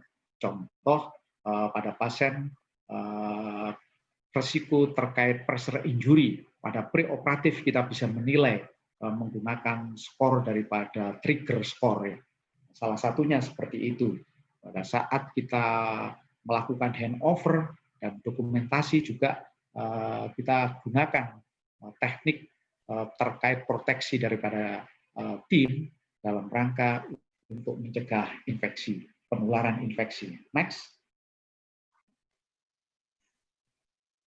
Ini salah satu contoh penilaian terkait preoperatif, bahwa ada jurnal, ada evidence dari meta-analisis ini, bahwa pada total knee arthroplasty, penggantian sendi daripada lutut, pasien ada perbedaan antara pasien yang mandi dengan yang tidak mandi. Di sini anjuran mandi adalah menggunakan chlorhexidine gluconat. Artinya kita harus di Indonesia, data di tempat saya juga ini masih dalam pembenahan, artinya membiasakan pada preoperatif mandi minimal sekali. Nah, rekomendasinya itu adalah 2 kali kita mandi menggunakan chlorhexidine gluconat. Hal ini sangat signifikan sekali terkait hasil outcome daripada penggantian sendi di lutut. Di situ dijelaskan bahwa sangat berkorelasi antara pasien mandi dengan yang tidak mandi. Next. Next, please. Yang lain juga terkait nasal dekolonisasi, bahwa ini bagaimana pasien-pasien arthroplasty atau cardiac surgery sebelum melakukan tindakan operasi, kita prepare, kita siapkan pada hidung, kita lakukan swab. Jika ada indikasi atau terdapat daripada staphylococcus, maka harus ditreatment sebelum dilakukan tindakan pembedahan. Evidence ini sangat baik sekali dan berbukti pada meta-analisis juga. Di sini disebutkan ada korelasi pasien-pasien yang pada hidungnya terdapat staphylococcus itu berefek atau post surgicalnya adalah infeksi. Next. Lingkungan, kontrol lingkungan. Nah, di sini sangat erat sekali aseptik teknik berhubungan dengan kontrol lingkungan. Jadi pastikan bahwa prosedur daripada pembedahan di kamar operasi kita harus bisa menilai dan memastikan bahwa minimal yang ada di kamar operasi faktor-faktor pencetus terjadinya risiko infeksi, termasuk jumlah daripada permukaan horizontal di kamar operasi, MO-nya tidak lebih dari berapa? 1 meter persegi tidak boleh lebih dari 10. Ya. Colloning foaming unit-nya tidak boleh lebih dari 10. Oke, next. Oke, kita harus bisa menilai bagaimana kamar bedah atau lingkungan kamar bedah itu bisa terkontaminasi. Artinya ini diperlukan suatu mungkin swab ya, swab udara, swab lingkungan atau permukaan, airnya bagaimana dan lain sebagainya. Sehingga di situ didapatkan mutu udara atau mutu permukaan kamar operasi atau mutu air bisa dipertanggungjawabkan atas sesuai dengan anjuran daripada kalau di Indonesia adalah Departemen Kesehatan, mana coloning fluid unitnya tadi sudah saya sampaikan tidak boleh lebih dalam 1 meter, tidak boleh lebih dari 10. Next. Hand hygiene, tentu kita sebelum melakukan operasi kita selalu melakukan cuci tangan. Cuci tangan di Indonesia pada umumnya sudah melakukan atau sudah menggunakan dengan chlorhexidine gluconat 4%, kemudian kita guyur dengan air. Tapi ada rekomendasi lain yang lebih bisa digunakan, alternatif lain yang bisa digunakan, terutama pada saat pandemi COVID-19, alcohol based hand rub. Nah, di situ adalah chlorhexidine gluconat berbasis alkohol. Next. Oke, di sini ada evidence terkait cuci tangan atau hand hygiene. Nah, di situ dijelaskan bahwa persiapan cuci tangan itu di sini pada jurnal tersebut disampaikan bahwa alkohol base adalah lebih superior begitu ya, bilangnya seperti itu. Karena ABHR tadi itu alkohol spin rub, alkohol dicampur dengan chlorhexidine gluconat, evidence-nya baik untuk skin preparasi maupun cuci tangan adalah lebih superior dibanding dengan iodine povidone. Tapi pada kenyataannya di Indonesia pada umumnya kita melakukan skin preparasi masih menggunakan iodine povidone 10%. Next. Next, please. Oke, terkait hand hygiene. Nah, ini karena hand hygiene itu adalah cuci tangan adalah penting, maka kita harus melakukan supervisi. Nah, tingkat kepatuhan bagaimana cuci tangan teman-teman perawat di kamar operasi. Di sini ada 50 responden. Ternyata hanya 18% yang mengikuti protokol daripada hand hygiene di kamar operasi. Jadi jangan asal cuci tangan, cik, habis itu selesai. Tingkat waktu di mana cuci tangan, urut-urutan daripada cuci tangan harus sesuai dengan protokol ya. Jelas. Oke, di situ dari 50 responden hanya 18% yang mengikuti protokol. Nah, di Indonesia insya Allah tidak ya, 100% mengikuti protokol yang ada. Oke. Next. Maintenance aseptic fill. Ya, tadi di sini contohnya ya, ada cleaning, kemudian desinfeksi, peralatan, kemudian pre-prosedur, ya, kita melakukan antisepsis di pasien, kemudian kita juga setelah melakukan antisepsis membangun daripada daerah aseptik, kemudian menggunakan barang-barang steril, memelihara daerah aseptik, include dengan memprotek kaiset and kaipatnya. Jadi kaiset itu adalah lebih mengarah pada areanya, kaipat itu adalah lebih mengarah kepada daerahnya. Seperti itu. Di contoh area insisi itu yang mana yang lebih diutamakan? Pada dasarnya semua adalah diutamakan, tetapi ada yang lebih khusus lagi, ada kaisetnya. Contoh kalau lebih jelasnya itu kita memegang daripada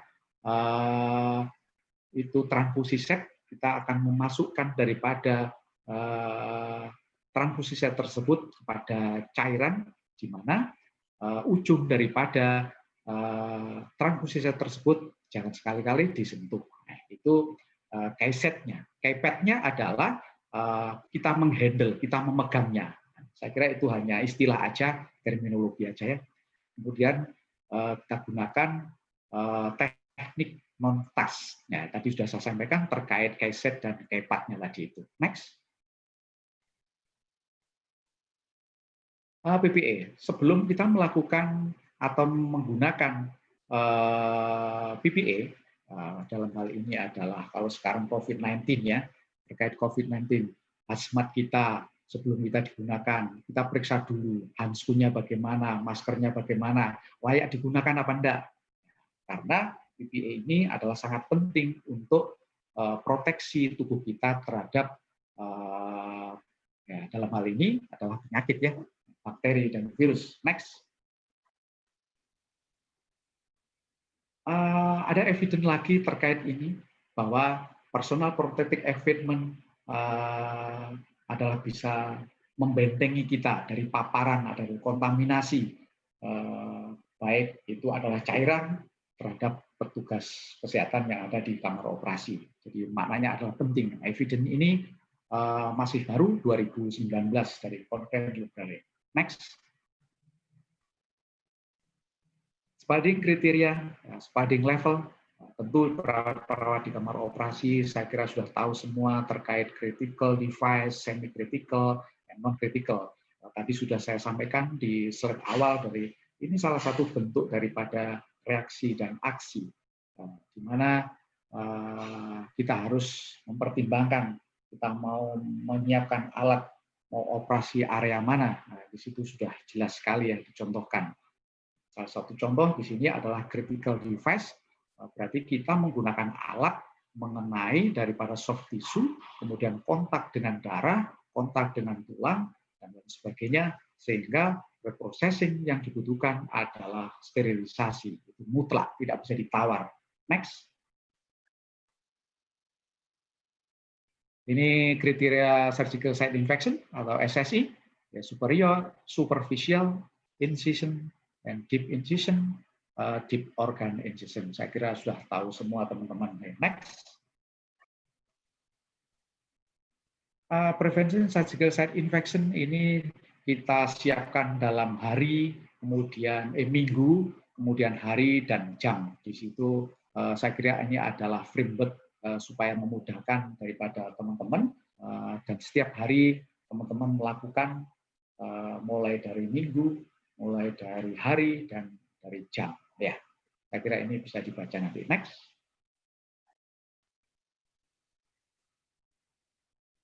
Surgical site infection, surgical site preparation. Kita menyiapkan area operasi, melakukan skin antisepsis, menggunakan agent antiseptik yang recommended dari WHO 2018 adalah menggunakan chlorhexidine gluconate dengan alkohol bis. Itu adalah strong recommended ya. Jadi datanya banyak, artinya perlakuan ini, intervensi ini sudah dilakukan lebih dari 54 juta. Jadi di sini sangat mendukung untuk kita berubah di Indonesia. Tapi bagaimana tantangan untuk merubah ini adalah tanggung jawab dari perawat-perawat kamar bedah yang mengikuti acara ini, bisa di-share atau bisa didiseminasikan di teman-temannya nanti bahwa skin antisepsis preoperasi atau surgical site preparation, bagaimana kalau kita menggunakan chlorhexidine gluconate. Karena selama ini saya yakin di tempat saya sudah mulai ada perubahan sedikit demi sedikit, terutama kita harus menjalin komunikasi dengan para surgeon. Ini adalah teknik baru, kasihkan evidence-nya yang ada, rekomendasi-rekomendasi yang ada, sehingga beliau bisa menerima hal ini. Next. Izin Pak, 5 menit lagi. Next, please. Oke. Oke, ini adalah evidence lagi. Jadi WHO sudah melakukan evidence ya. Ini ada evidence yang lain bahwa perpaduan antara chlorhexidine gluconate dan isopropil atau alkohol kemudian dibandingkan dengan iodin povidon 67%, dicampur juga dengan isopropil, ternyata hasilnya apa? Lebih superior daripada chlorhexidine. Next. Next, Mas. Next. Oke, drip and gown ya, kita operasi pada dasarnya kita menggunakan gown operasi itu berbahan yang reusable dan disposable ya. Artinya di situ kalau kita pandang enaknya ya, enaknya, nyamannya, gampangnya gitu bahasa Jawanya ya. Jadi ya kita lebih memilih daripada disposable karena lebih nyaman, lebih enteng, dan lain sebagainya. Tetapi hal ini kita harus pertimbangkan bagaimana dampak daripada penggunaan disposable produk tersebut. Ya. Jadi setiap rumah sakit mengambil kebijakan, kalau rumah sakitnya itu kaya, oh no problem. Tapi kalau rumah sakitnya belum siap, ya kita lebih bagus kembali ke reusable. Ya. Jadi tidak ada perbedaan yang signifikan terkait penggunaan disposable gown and reusable gown. Next. Oh, deh. Enggak, aku tadi ke UGD. Next.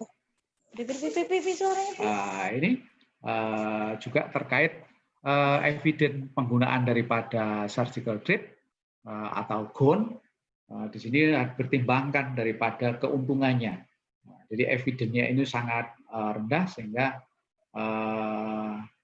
lebih bagus kita kembali kepada yang reusable. Ya. Oke, next. Ini terkait penggunaan dari plastik adhesif pada drip transparan setelah kita melakukan skin preparasi, kemudian kita lakukan penghapusan daripada alkohol, kemudian biarkan kering, kemudian kita tempel, kita pasang drip adhesif sehingga draping itu terlihat cantik, manis, dan nanti setelah kita melakukan pembedahan, operasi selesai, kemudian dijahit, kita tinggal melepas daripada plastik tersebut. Tetapi hal ini tidak berkorelasi antara pasien yang dilakukan pemasangan adhesif plastik dengan yang tidak dipasang adhesif plastik. Tidak ada perbedaan yang signifikan terkait surgical site infection-nya. Jadi sia-sia adalah pemborosan. Ya. Tetapi dari segi artistik, ya ada seni menguntungkan daripada perawat. Karena setelah kita operasi, kita tidak perlu membersihkan daripada area insisi, cukup kita hapus dengan kasa kering, sudah bersih. Ya. Oke, next.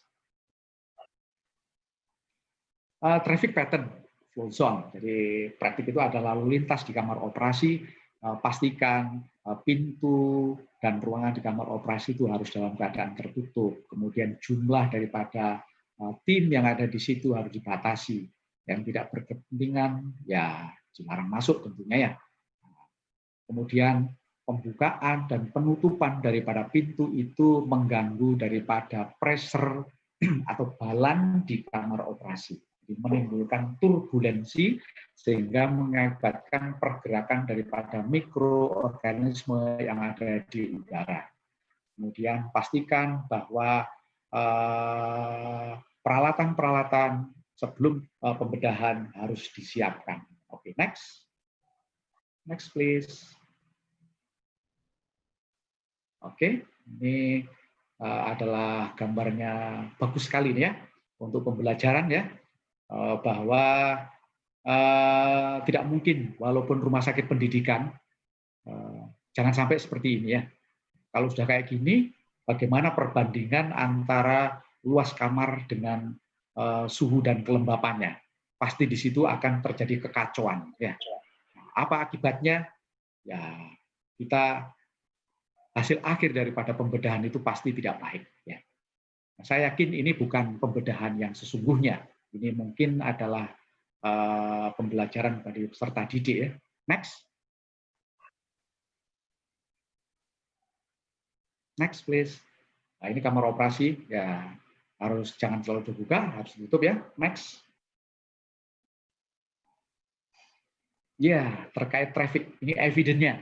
Jadi terkait traffic ternyata ada korelasinya, walaupun kecil, ada korelasinya terhadap angka infeksi. Jadi di situ ya jangan main-main ya. Kalau kita walaupun ini evidence-nya kecil, ini adalah peluang bagi teman-teman perawat kamar operasi untuk melakukan evidence lebih lanjut, karena ini bukti terkait infeksi pada traffic sangat kecil. Jadi adalah lahan untuk melakukan penelitian lebih lanjut. Next. Next, please. Ya, penggunaan surgical glove, jadi handskun. Handskun di kamar operasi, WHO tidak menyarankan terkait penggunaan double gloving. Ya. WHO tidak menyarankan double gloving. Nah, cukup satu daripada single aja ya. Next, coba. Ada evidence. Next. Next. Ya, ini dari evidence dari AWRN 2013 bahwa penggunaan double gloving bisa menekan angka risiko paparan terhadap bloodborne atau infeksi tentunya. Di sini kalau saya masih setuju terhadap double gloving, karena double gloving itu menguntungkan daripada teman-teman atau tim yang ada di kamar operasi saat kita melakukan re-draping daripada gowning kita. Jadi lebih bersih dan sangat tertata. Di samping itu dari segi harga ada beberapa handskun saya kira tidak berkorelasi antara yang double gloving dan single. Bahkan di sini juga ada yang single tetapi lebih tebal, atau yang double jika disatukan angkanya sama dengan yang single tadi itu. Oke, next. Next please. Tinggal sedikit lagi. Lanjut Mas. Lah, laminar airflow ventilation system. Nah, di sini ini adalah kamar operasi canggih ya. Tapi di Indonesia ya bagaimana? Di Indonesia mungkin ada beberapa rumah sakit, ini bisa dihitung dengan jari kita, rumah sakit yang menggunakan laminar airflow ventilation system. Ya, jadi di tempat saya aja, ya rumah sakit pendidikan tipe B, rumah sakit pendidikan ini masih berproses, Mas ya. Nggak tahu itu jadi dibeli apa tidak. Tetapi hal ini laminar airflow itu bukan satu-satunya untuk menekan angka infeksi di kamar operasi. Pakai AC pun biasa, ya masih bisa. Apa buktinya? Next. Next. Nah, ini buktinya. Ada satu rumah sakit. Nah, jadi di situ ada rumah sakit. Awalnya itu adalah tidak bersatu, kemudian ada kombinasi terjadi penyatuan dua rumah sakit tersebut. Yang satu rumah sakitnya adalah canggih menggunakan laminar airflow, yang satu menggunakan AC biasa. Nah, di situ dibikin suatu penelitian terkait total knee replacement atau total hip replacement. Ternyata pada dua-duanya tidak ada korelasi dalam hal untuk menekan angka infeksi. Jadi, laminar airflow bukan satu-satunya cara untuk menekan angka infeksi di kamar operasi. Intinya seperti itu, ya. Oke, next. Next, alhamdulillah ya sudah summary ya, bahwa standar aseptik teknik itu adalah untuk sebagai pembantu kita, sebagai guideline kita dalam menekan angka infeksi, dan tentu hasilnya akan menjadi lebih baik kalau kita menjalankan daripada aseptik teknik dengan benar. Ada beberapa terminologi atau istilah yang digunakan di situ dalam rangka untuk supaya menyempurnakan atau memudahkan daripada praktek. Kemudian pastikan bahwa kita sebagai praktisi di kamar operasi selalu menggunakan aseptik teknik prosedur atau prosedur aseptik teknik yang terbaru dan benar. Next.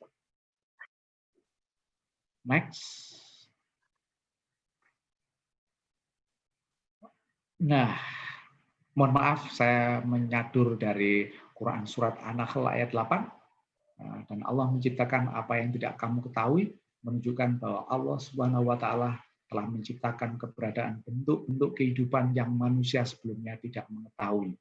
Ini bahwa kita adalah sangat kecil. Manusia itu tidak apa-apanya. Di dunia ini tidak ada yang pasti. Ya. Apa tahu kalau 2020 atau 2019 kemarin ada COVID pandemi, kita tidak tahu. Ya. Yang pasti di dunia ini atau di dunia tidak ada yang pasti. Apa yang pasti? Yang pasti adalah kematian kita. Oke? Next.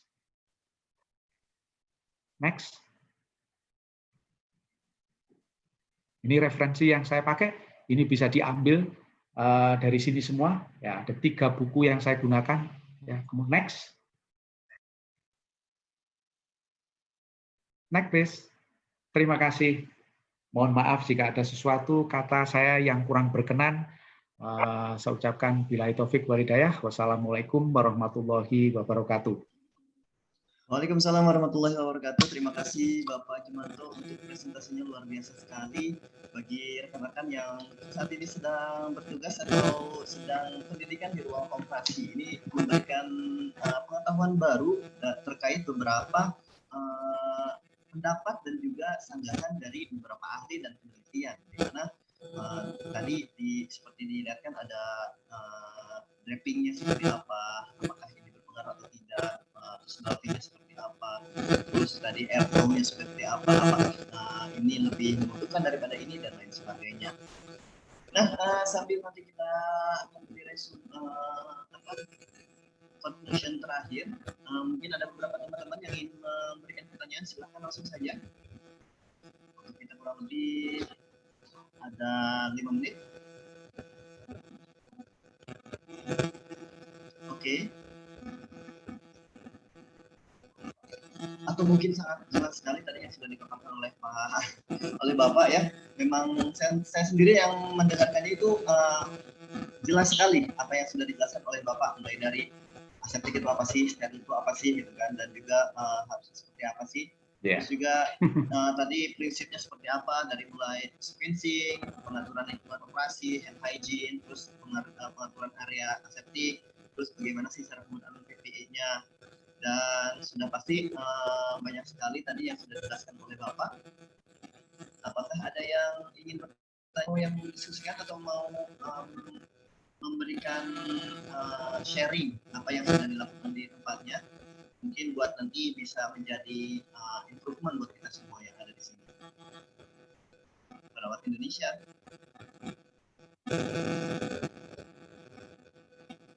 Oke.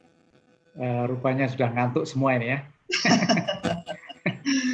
Baik Bapak. Oke, tidak apa-apa. Ini memang banyak sekali yang perlu didiskusikan ya. Yang tadi saya menarik dari laminary airflow ventilation Bapak nih. Dari data Bapak sendiri yang dari HIPKB, apakah masih ada rumah sakit yang masih menggunakan AC ruangan biasa? Seperti itu yang mungkin dimaksudkan. Oke. Jadi ada beberapa. Saya pernah jalan-jalan ke beberapa rumah sakit ya, di wilayah saya. Di situ juga ada dokter ortopedinya. Di situ ya kita di wilayah ya, di daerah beda dengan kalau kita di center-center terutama di kota-kota besar, bahwa kamar operasi di wilayah itu di daerah ya masih belum standar. Salah satu contohnya itu di Jember itu ada sekitar 19 atau 18 rumah sakit. Dari sekian rumah sakit itu yang menggunakan HEPA filter hanya 1 rumah sakit. Itu pun baru berdiri 2019. Dan pasiennya masih bisa dihitung dengan jari. Oke, jadi laminar airflow tersebut saya kira bukan satu-satunya. APSIC juga bicara, WHO juga bicara, AORN juga bicara. Tetapi kalau hal itu bisa dipenuhi, ya alhamdulillah. Tetapi kalau tidak, ya apa boleh buat. Ya, seperti itu. Tetapi kita harus menunjukkan evidence bahwa tadi sudah saya sampaikan bahwa ada data atau evidence terkait penggunaan kamar operasi yang menggunakan laminar airflow dengan yang tidak menggunakan laminar airflow tidak signifikan dalam menekan angka infeksi pada pasien total knee arthroplasty atau total hip arthroplasty. Seperti itu, Mas.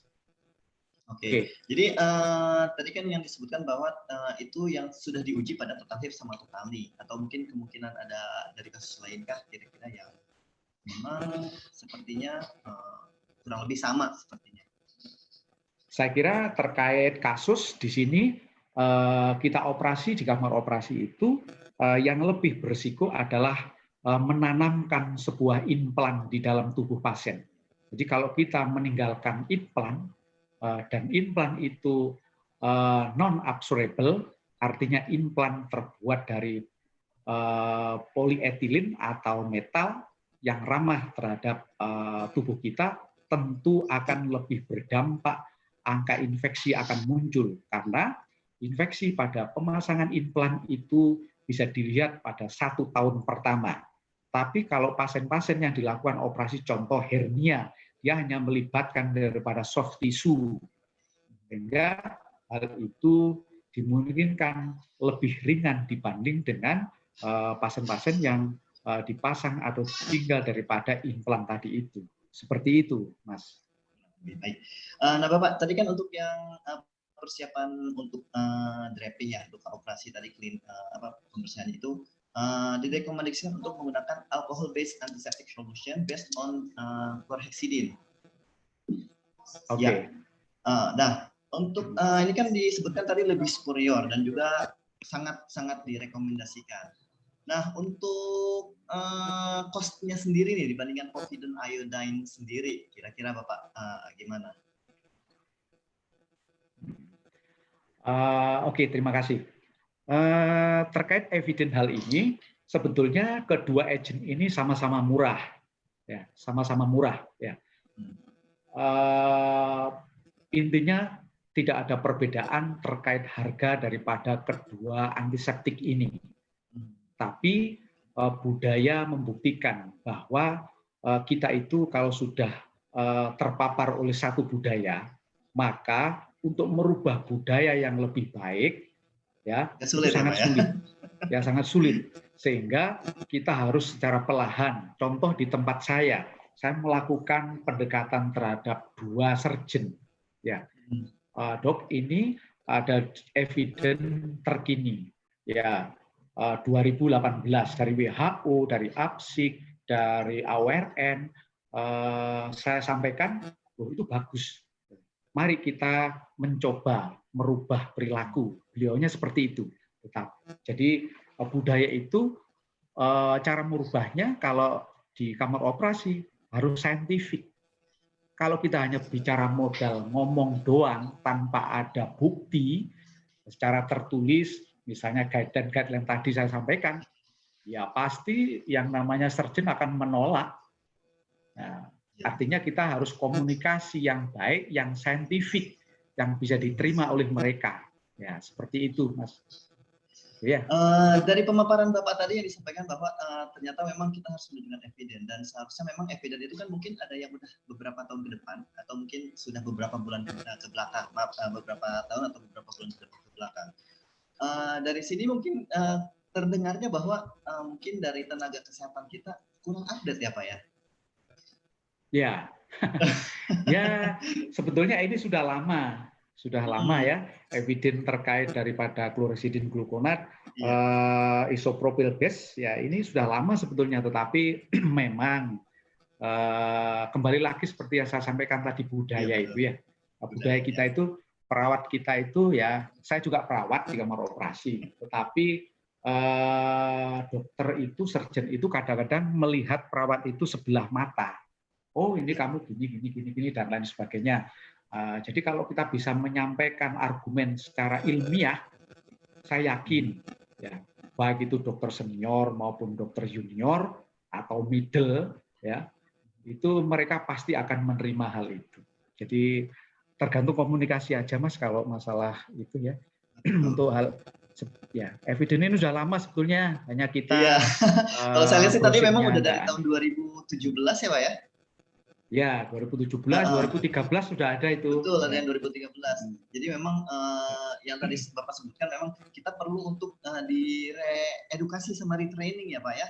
Jadi biar kita tuh mendapatkan ilmu-ilmu baru, karena sebenarnya pribadi yang maju itu pribadi yang mau mendapatkan masukan terhadap ilmu-ilmu yang baru ya Pak ya. Ya, betul. Oke, ya. Ya, yang sudah pasti itu sudah sesuai dengan apa yang sudah diteliti oleh masing-masing ahlinya. Ya. Baik, baik Bapak, ini sepertinya rekan-rekan semua Indonesia ini sudah pada paham apa yang sudah dijelaskan oleh Bapak, dan alhamdulillah berarti kalau gitu ya Pak ya. Oke, terima kasih. Ya, Bapak mungkin sebelum kita tutup ada yang mau disampaikan lagi terkait dengan perawatan yang dioperasi? Oke, jadi saya pesan terhadap teman-teman di kamar operasi ya, kita jangan jangan meremehkan terhadap praktek-praktek aseptik teknik. Jadi gunakan rekomendasi-rekomendasi yang terkini dan yang bisa dipertanggungjawabkan. Ya, jadi hal ini secara kontinu harus kita buka. Ya, jangan itu kan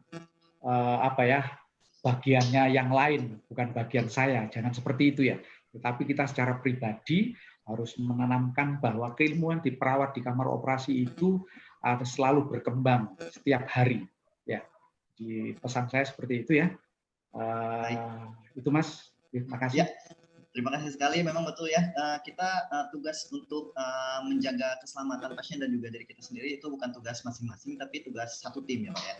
Tidak hanya tugas perawat saja, tidak hanya tugas dokter saja, tapi memang sampai ke tugas cleanernya atau housekeepingnya sendiri itu bertugas untuk supaya bisa melindungi pasien dari terjadinya salah satunya terjadi infeksi di luka operasinya sendiri.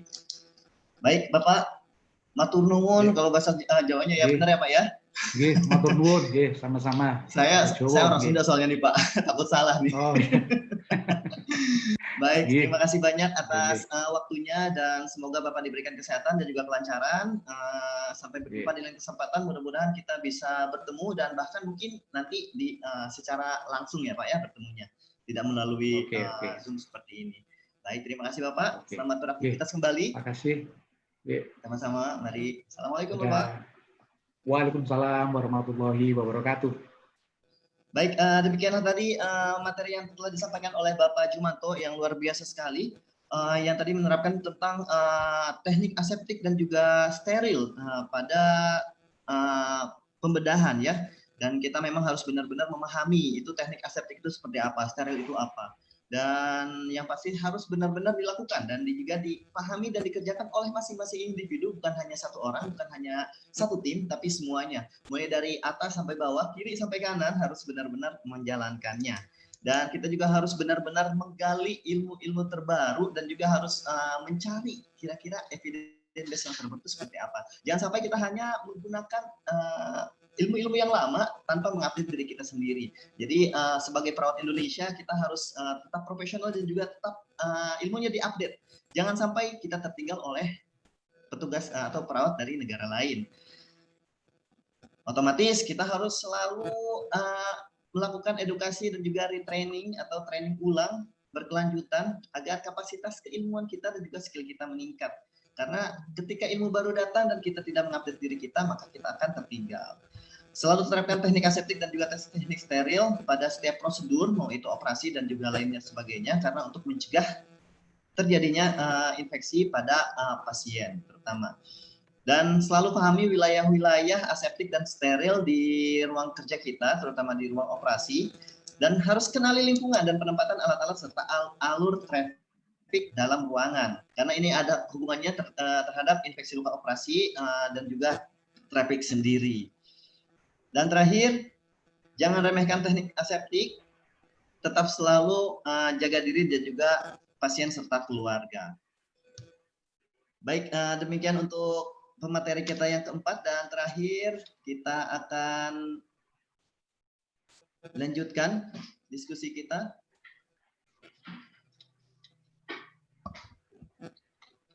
Ya, untuk selanjutnya akan kita lihat bersama ya. Yang terakhir ini dengan Bapak Yudi Elias. Assalamualaikum Bapak. Bapak Yudi, apakah sudah bersama kami? Bapak Yudi.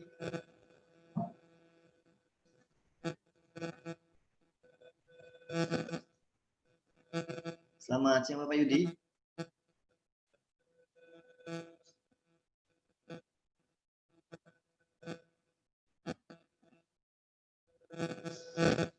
Baik, halo ya, halo. semua.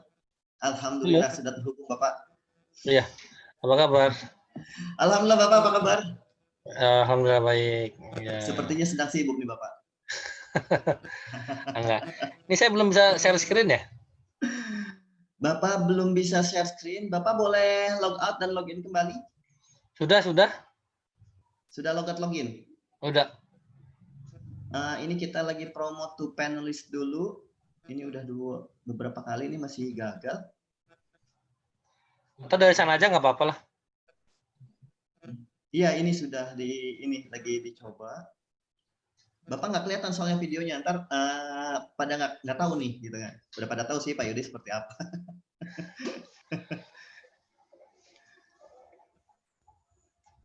Oke, Bapak boleh minta tolong untuk log out sekali lagi dan login kembali? Oke. Baik, terima kasih Bapak.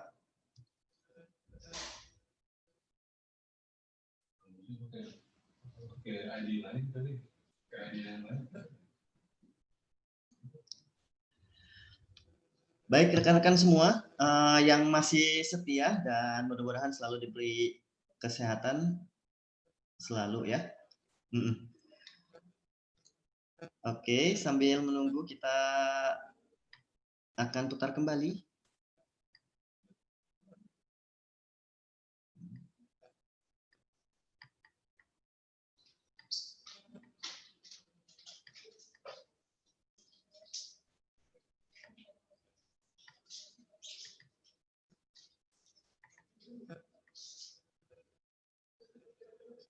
Ayo masuk. Di usus, bakteri baik dan merugikan tidak seimbang, bisa menyebabkan lebih dari 100 penyakit. Makanya kita butuh Yakult. Untuk menekan pertumbuhan bakteri merugikan. Ususmu minum Yakult tiap hari.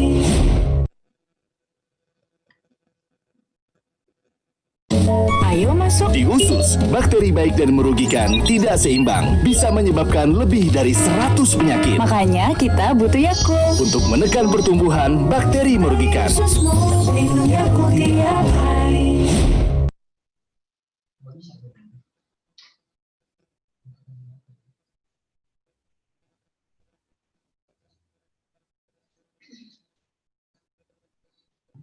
Gimana? Udah bisa? Oke. Belum Bapak bisa share screen nggak ya? Ini Bapaknya masih belum masuk ke panelis nih Pak? Iya, belum. Dari mana ya? Atau nggak apa-apa, mungkin langsung aja.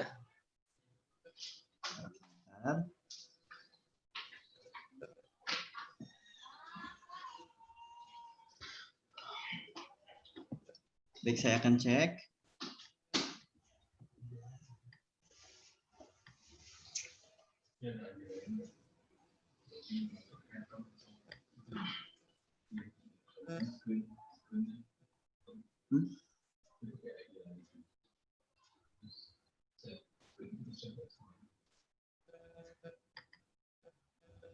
Bapak bisa pakai ID yang lainnya, Bapak? ID yang mana ya? ID apa aja? Atau mungkin bikin yang baru? Lama lagi ya? ID saya? Iya, Bapak ada berapa ID atau cuma satu aja? Satu. Oh, satu, baik. ID saya nggak bisa ya? Ini lagi nggak bisa nih. Bentar ya.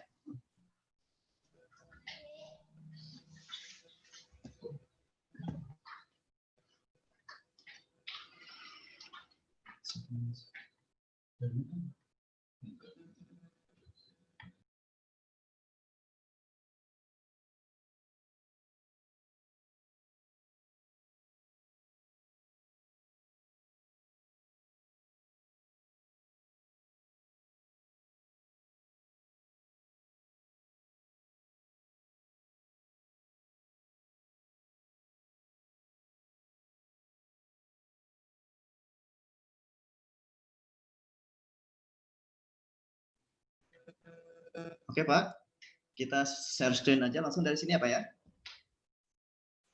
Halo Pak Yudi. Halo Pak Yudi. Ya, ya. Halo. Ya, kita mulai share screen aja Pak. Ya, dari sana ya. Ya, siap. Baik. Oke.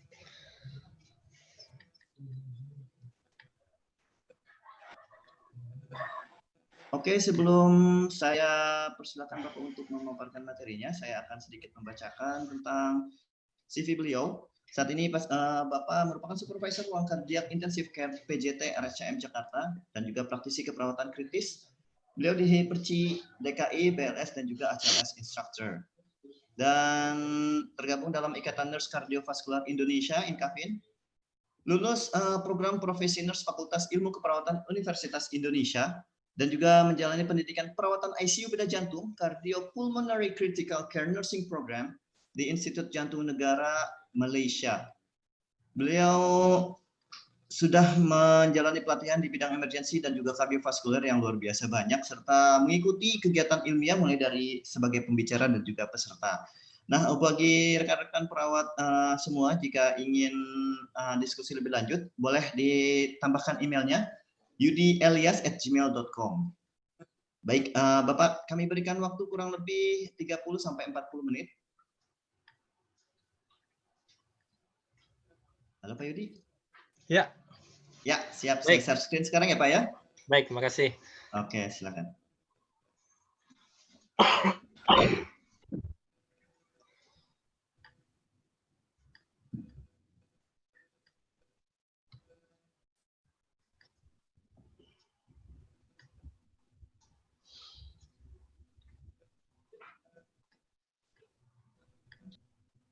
Sudah materinya? Sudah Pak, silakan. Materi saya bukan yang ini. Oke. Sorry. Yang ABC dan CAB.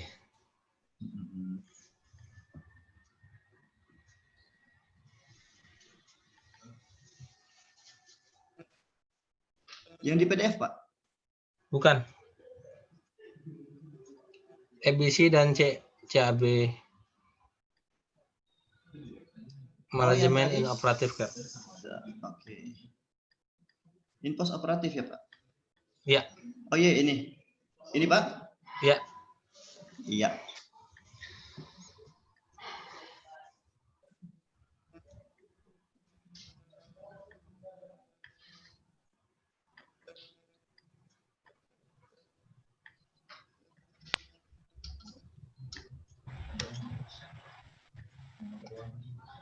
Silakan Pak.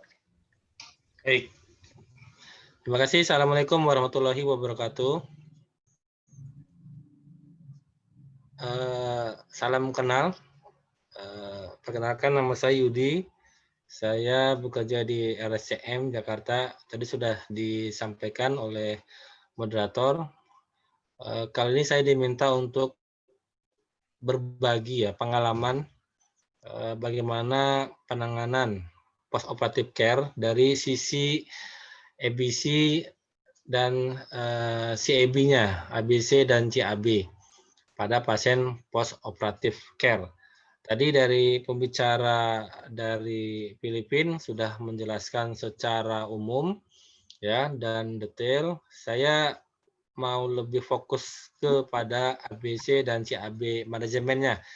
Jadi lebih aplikatif lagi. Jadi saya di sini lebih ke aplikatif, ya, sharing pengalaman, diskusi, ya, tidak begitu banyak materi yang atau konsep yang saya jelaskan.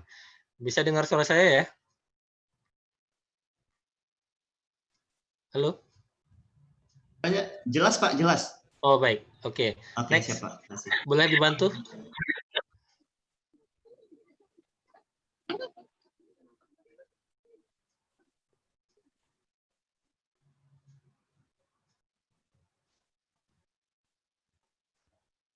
Silakan, slide berikutnya. Ya ini yang karena videonya saya tidak bisa tampak di layar, ini video saya kurang lebih 3 tahun yang lalu ya, mohon maaf. Ini CV saya. Dan ini saya ingin mengawali, boleh next slide berikutnya? Next, ya. Saya ingin mengawali dari pertanyaan yang paling simpel dan mungkin masih membingungkan ya.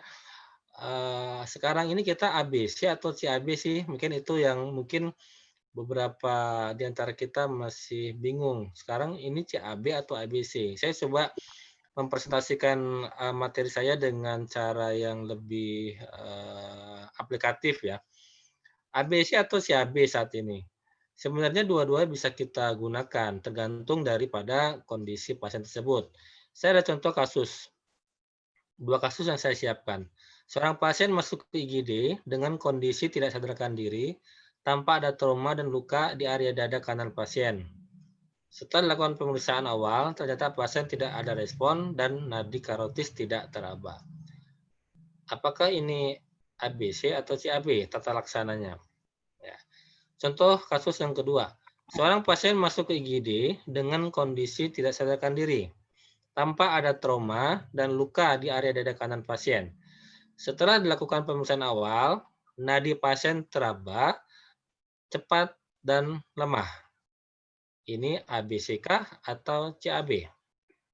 Nah, ini pertanyaan simpel yang mungkin bisa menjawab pertanyaan kita semua.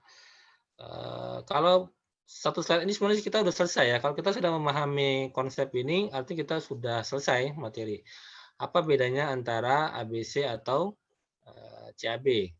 Ya, nanti akan kita diskusikan beberapa slide ke belakang. Intinya ABC dan CAB ini masih digunakan ya dimanapun kita berada, tergantung kepada kondisi pasien tersebut. Apabila pasien mengalami yang namanya henti jantung yang ditandai dengan pasien tidak sadar, tidak bernapas, lalu tidak ada nadi, teraba, nadi karotis pada orang dewasa, kita lakukan tindakan dengan sekuensnya CAB, Circulation, Airway, and Breathing. Namun, apabila pasien sudah atau terlihat masih ada nafas, masih ada nadi, kita lakukan sequence A, B, dan C. Jadi kesimpulannya adalah dua-duanya masih kita gunakan. Bagaimana Pak kalau ada pasien trauma, lalu karena tabrakan, ada trauma dada? Apakah itu CAB atau ABC? Trauma dada lalu mengalami henti jantung. Boleh tidak dilakukan CPR? Itu yang sering ditanyakan.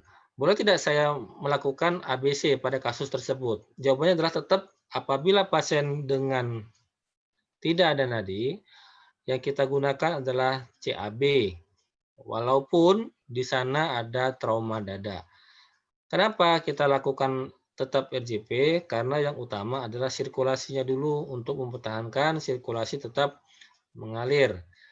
Ya, mengenai tulangnya patah itu nanti diselesaikan kalau pasien sudah ROSC, Return of Spontaneous Circulation. Ya, jadi abaikan dulu ya, lakukan tindakan yang bisa kita lakukan tapi tidak menghalangi proses resusitasi. Jadi itulah bedanya antara ABC dan CAB, dua-duanya masih kita gunakan dan perbedaannya adalah pasien yang satu sudah tidak teraba nadi, kita lakukan CAB. Kalau pasien masih teraba nadi, kita lakukan ABC. Saya kira itu penjelasan di awal, apa bedanya ABC atau CAB, atau mana yang kita gunakan sekarang ini, apakah ABC atau CAB. Gitu ya. Ini sebagai trigger saja ya, sebagai trigger pengawal ya dari slide saya. Slide berikutnya. Slide. Nah, ini contoh pasien yang dirawat di ICU. Kita lihat begitu banyak alat ya. Di sini di ICU bedah jantung di tempat saya. Dulu ya di PJT, RSCM. Begitu alat pasien datang dengan kondisi kritis, ini pasien dengan pos CABG waktu itu, alatnya begitu banyak di sini. Ada mesin CRRT, ada mesin balloon pump, steering pump begitu banyak di belakang sana. Nah, kira-kira apa yang kita lakukan dari sisi manajemen ABC dan CAB-nya? Ya, dalam kondisi ini otomatis pasien masih ada nadi, jadi kita berpikir berproses dalam sequence RW-nya bagaimana dulu, breathing-nya dan sirkulasinya bagaimana. Lanjut, next.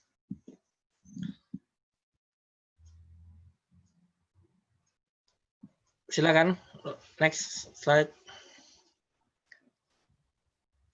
Nah, terkait dengan ABC yaitu RW, jadi jalan nafas. Jalan nafas itu berfungsi untuk kita memberi kesempatan oksigen itu masuk ke dalam tubuh kita ya sampai ke tingkat sel. Apabila ada masalah dengan jalan nafas, ya apabila ada masalah dengan jalan nafas, apakah itu ada sumbatan jalan nafas parsial ataupun total, ya atau ada gangguan lain, itu menyebabkan oksigen itu tidak bisa masuk ke dalam tubuh pasien sehingga akan terjadi yang namanya shock. Ya, pada kondisi hipoksia, kekurangan oksigen, jaringan yang paling cepat akan terkena adalah otak. Ya, dalam waktu kurang 3 menit akan terjadi mati batang otak. Ada yang mengatakan sampai 5 menit ya. 3 sampai 5 menit oksigen tidak sampai ke otak akan menyebabkan mati batang otak. Di jalan napas itu sangat penting ya supaya oksigen itu bisa masuk ke tubuh pasien, ke dalam sel ya sehingga tidak terjadi shock. Lanjut. Next.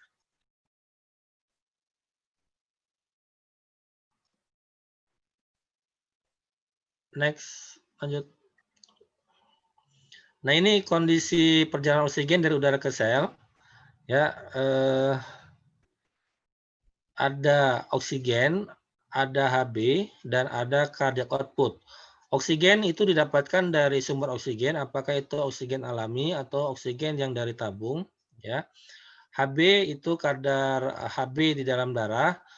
Cardiac output ini ke fungsi jantung. Jadi tiga-tiganya ini harus bagus supaya oksigen yang berada di luar sana bisa masuk ke dalam sel.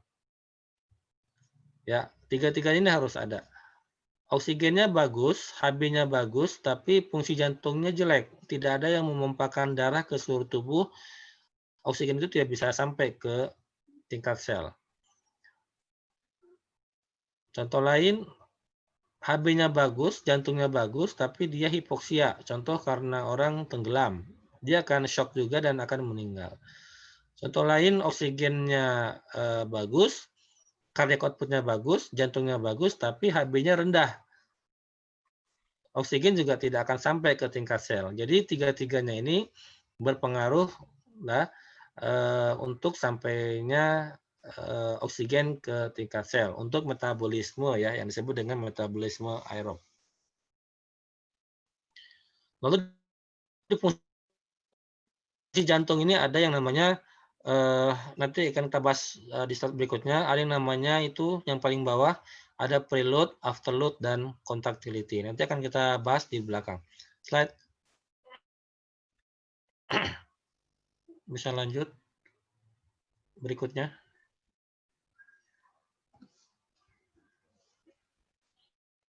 Ya, berikutnya lagi. Baik, saya akan fokus ya kepada masalah jalan nafas airway pasca operasi. Slide sebelumnya. Slide sebelumnya. Oke, gangguan jalan nafas pada pasca operasi bisa terjadi mulai dari pasien itu selesai dari kamar operasi, yaitu mulai proses transfer.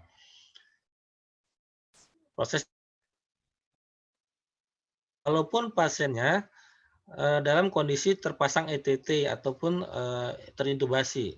Pasien terpasang ETT atau intubasi tidak menjamin jalan napasnya clear. Jadi ini yang harus kita perhatikan apabila ada rencana proses transfer dari kamar operasi ke ICU atau ke HCU, sebaiknya kita cek terlebih dahulu apakah jalan napasnya paten. Sekali lagi, ETT terpasang tidak menjamin airway-nya clear karena saya mendapatkan ya beberapa kali kejadian temuan pada saat proses transfer pasien mengalami desaturasi ya sampai lebih ke sampai kondisi yang lebih berat. Pasien mengalami brady dan asistol sebelum terpasang dengan monitor. Nah, kemungkinan yang bisa terjadi adalah adanya plak. Jadi plak itu adalah sekret yang mengental di ETT. Selama dioperasi, selama di kamar operasi tidak pernah disaksen. Jadi sangat kering sehingga terjadi plak sumbatan di ETT. Atau kemungkinan lain karena ETT terlalu dalam, ya, atau posisi terlalu atas sehingga bisa tercabut. Kalau ETT terlalu dalam, paru-paru kanan itu lebih pendek sehingga kalau ETT terlalu dalam, ETT akan masuk ke paru kanan. ETT tertekuk, ini paling sering ya terjadi saat proses transfer. ETT tertarik atau terlepas. Nah, ini sedasi kurang sehingga pasiennya bergerak saat transfer sehingga ETT-nya lepas. Ini masalah-masalah yang terjadi pada jalan nafas post operatif. Jadi masalah ini tidak hanya saja di ICU, tapi terjadi saat pasien ini akan didorong ke ICU. Jadi bagi teman-teman yang bertugas di kamar operasi ataupun di ICU, mohon saling mengingatkan, jangan sampai terlupakan. ETT tidak menjamin, adanya ETT tidak menjamin terbebas dari masalah jalan nafas. Hipersekresi ini harus dilakukan suction, apabila tidak dilakukan suction akan menjadi masalah di jalan nafas. Udem laring ini juga jadi satu masalah dan terjadinya bronkospasme. Selanjutnya, next. Nah, bagaimana tata laksananya? Tata laksananya adalah suction sebelum transfer. Nah, jadi baik kita mau ke ICU ke kamar operasi, dari kamar operasi ke ICU, nah, sebaiknya kita pastikan dulu jalan nafasnya clear, walaupun pasien terpasang ETT. Yakinkan aman dulu. Pantau TTV sebelum transfer, jadi wajib. Auskultasi lapang paru, pastikan ETT fiksasinya bagus. Kalau basah diganti, kalau kurang yakin sebaiknya diganti.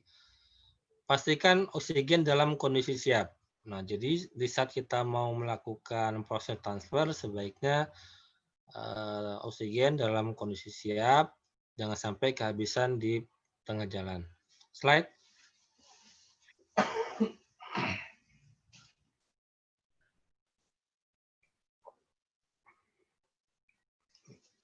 Nah, selama di ICU bagaimana atau di HCU atau di recovery room? Lakukan suctioning sesuai indikasi, pantau tanda-tanda vital, ya khususnya untuk pernapasan kita melihat nilai saturasi, lalu kita lihat EKG dan tekanan darah. Lakukan auskultasi lapang paru, pastikan ETT fiksasinya bagus, pastikan ETT tersambung dengan baik dengan ventilator. lalu pantau kadar oksigen pasien dengan monitor dan analisa gas darah, lalu identifikasi dan atasi penyebab penurunan kadar oksigen di dalam darah. Nah, saat pasien berada di ICU atau di HCU, sebaiknya kita lakukan semua ini dalam rangka untuk melihat apakah ada masalah, ya, apakah itu masalah teknis di ETT ataupun dengan setting yang ada di ventilator. Slide berikutnya.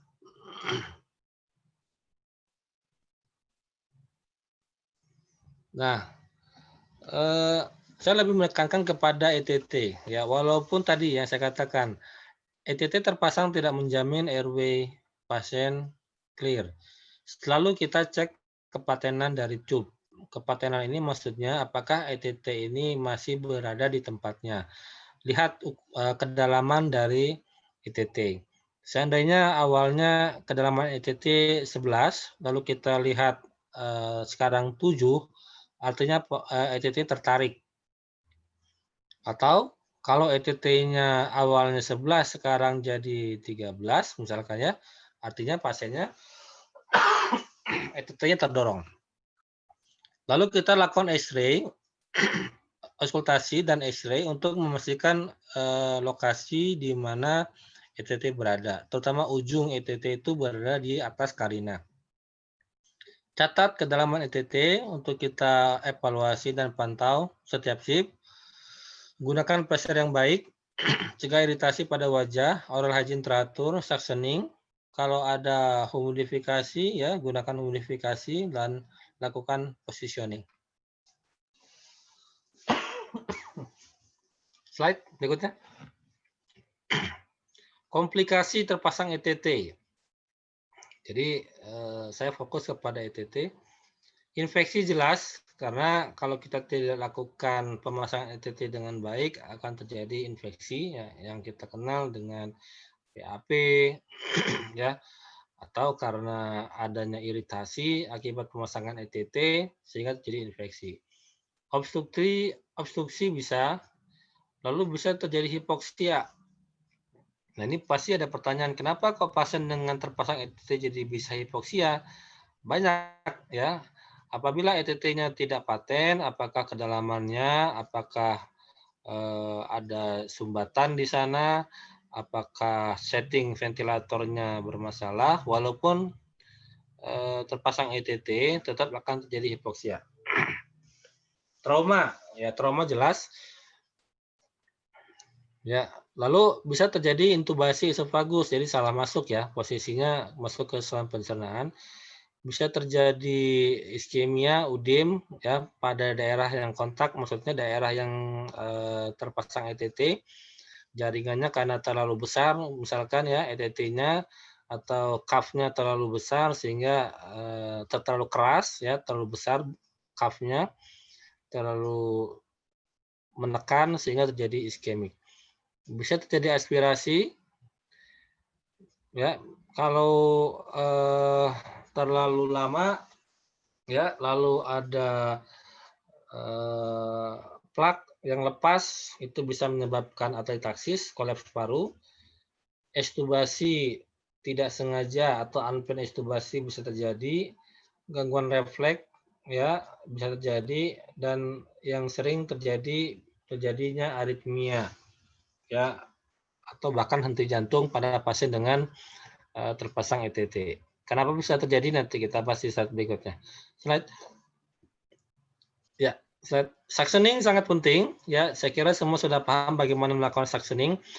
Sebaiknya gunakan suctioning yang menggunakan closed system. Jadi tidak sering disconnect ya pasien dan ventilator, lebih aman. Ingat proses suctioning kalau saya menggunakan 3A. A cyanotic, artinya yang pertama aseptik ya, lakukan secara steril, aseptik, asepsis. Lalu atraumatik. Atraumatik itu jangan melakukan suction dengan kasar, jangan membuat trauma. Jadi atraumatik. Yang ketiga adalah acyanosis. Kalau kita mau melakukan suction jangan terlalu lama. Ya. Paling lama pada orang dewasa sampai 8 detik. Ya, ada yang mengatakan sampai 10 detik. Jadi 3A ini sangat penting. A septik, A traumatik, dan A cyanosis. Oke, itu 3A prinsip melakukan suctioning. Kapan kita melakukan suction sesuai indikasi ya, supaya kita tidak terlalu sering akan mengakibatkan oksigen yang ada di pasien juga akan terganggu. Kita lakukan auskultasi terlebih dahulu, yakinkan ada suara ronhi kasar misalkan ya, lalu kita lihat di gelombang monitor di layar ventilator ada gelombangnya bergerigi ya, tidak rata, itu ada indikasi bahwa pasiennya ada sekret dan bisa kita lakukan suctioning. Slide.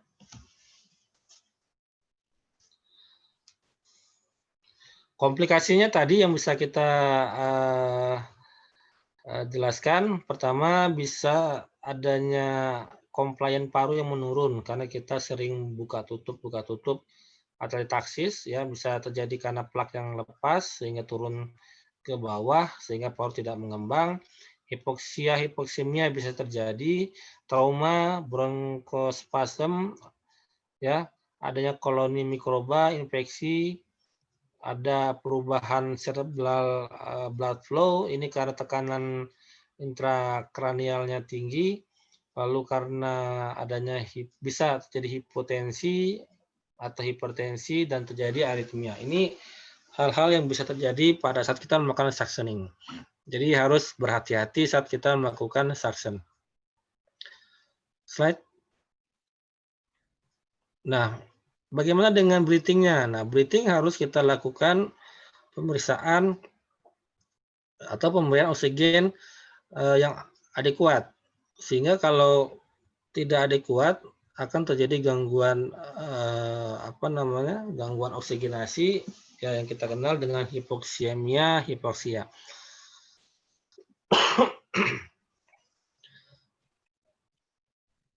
Masalah lain karena adanya masalah di paru. Contoh ada pneumotoraks, efusi pleura, atau ada hemotoraks, urin paru, atelektaksis. Ini hal-hal yang bisa terjadi pada pasien dengan post operasi.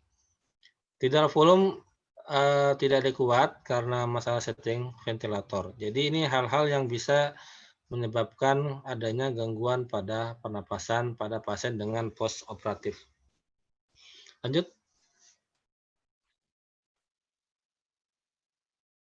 Nah, apabila ada gangguan masalah pernafasan, banyak ya yang bisa kita lakukan dengan metode pemberian oksigen non-invasif.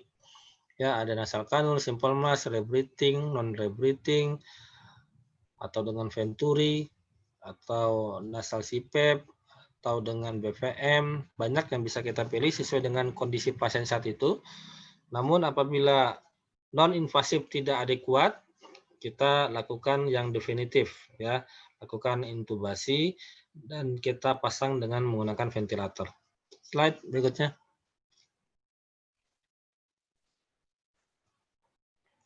Lalu apa yang kita lakukan jika terjadi desaturasi yang mendadak pada saat pasien terpasang ventilator atau pasien yang terpasang ETT? Ingat, ini istilah DOPE, ya, DOPE. DOPE ini singkatan dari D, dislokasi ETT. Apakah ada dislokasi ETT? Lalu O-nya, apakah ada obstruksi? P, apakah ada pneumotoraks? E, apakah ada masalah pada mesin ventilator? Jadi di saat pasiennya terpasang ventilator, selain masalah airway tadi, lalu pasien mengalami desaturasi, ya, hipoksia, yang harus segera kita ingat adalah istilah DOPE ini. Lihat apakah ETT-nya terlepas atau tidak, dislokasi. Ya, apakah terlepas itu ujungnya tidak di tempat, ya, melingkar di mulut, atau memang dicabut oleh pasien. Lalu obstruksi, apakah ada sumbatan di ETT? Apakah karena plak, apakah karena tertekuk, apakah karena digigit oleh pasien. Obstruksi bisa terjadi. Pneumotoraks, ya kita lihat riwayat sebelumnya, ronsen bagaimana, ya. Lalu kita lakukan pemeriksaan fisik, ya dengan lakukan perkusi, ya dibantu dengan hasil ronsen. Karena kalau terjadi pneumotoraks akan menyebabkan gangguan oksigenasi. Lalu E-nya adalah apakah ada masalah dengan mesin ventilator. Nah, kalau memang ini terjadi, nah kita harus tahu apa yang kita lakukan. Slide berikutnya. Nah, apabila terjadi dislokasi ETT, apa cirinya? Kalau pada pasien ventilator, tidal volume ekspirasi akan terlihat 0 di sana, tidak ada angka. Artinya tidak ada flow yang masuk. Alarm pada ventilator akan tertulis low minute volume. Jadi kalau ini terjadi, sudah kemungkinan besar ETT-nya terlepas. Apakah ditarik, apakah tercabut ya oleh misalkan karena pasiennya gelisah, jadi pasiennya itu migrasi ETT. Ya, apa yang terjadi pada pasien? Ya, bisa terjadi desaturasi dan bisa mengakibatkan bradikardi. Lebih buruk lagi pasien mengalami asistol ya kalau kita terlambat. Tata laksananya adalah pastikan terjadi dislokasi ya dari ETT. Apa yang kita lakukan berikutnya adalah kita langsung disconnect sirkuit dari ventilator, lalu lakukan ventilasi manual, kita bagging ya dengan bagging. Kita cabut ETT segera. Kita lakukan bagging manual ya kalau pasiennya belum ada napas spontan sama sekali ya kita berikan 10 sampai 12 kali per menit atau sesuai dengan kebutuhan. Ya, jadi tindakan segera yang bisa kita lakukan adalah cabut segera ETT-nya lalu kita lakukan bagging sambil menunggu dokter ICU atau dokter anestesi datang. Jangan menunggu dokter dulu, baru kita beraksi. Kalau kita menunggu dokter dulu, dokternya lama datang, ini sangat berisiko, menyebabkan pasien menghipoksia, akan terjadi bradikardi, akhirnya asistol, akhirnya pasien harus di RJP. Jadi tidak boleh. Kalau memang kita yakin ETT-nya terlepas, ambil alih ya secara manual. Slide berikutnya. ETT plak, apa cirinya? VT, tidal volumenya low, alarm ada minute volume low. Ya, kemungkinan yang terjadi bisa menyebabkan ekspansi paru kurang. Jadi pengembangan dada pasien kurang. Lalu kita dengarkan auskultasi apakah ada suara napas atau tidak, atau suara dari ventilator atau tidak. Ya, jelas atau tidak. Lalu bisa terjadi desaturasi. Dari hasil AGD bisa kita lihat hiperkarbi. Jadi kalau ada plak itu biasanya nilai CO2-nya akan tinggi.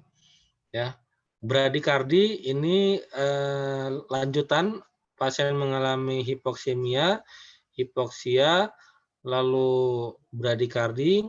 Selanjutnya adalah asistol, selanjutnya adalah RJP. Ya. Selanjutnya bagaimana? Ya bisa ROSC atau tidak tertolong. Nah, jadi itu arah perjalanannya dari masalah oksigen ini. Apa yang kita lakukan?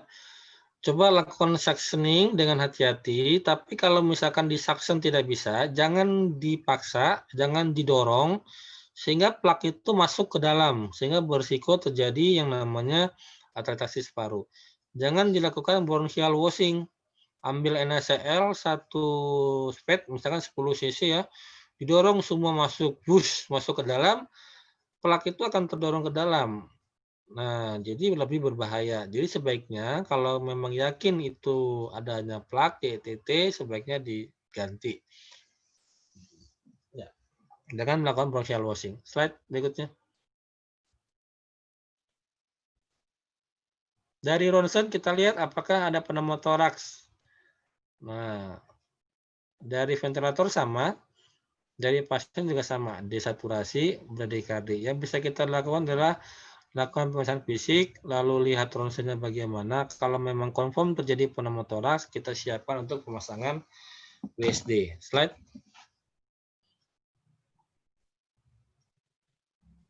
Nah, di sebelah kiri ini X-ray normal, sedangkan di sebelah kanan ini ada batasan warna hitam.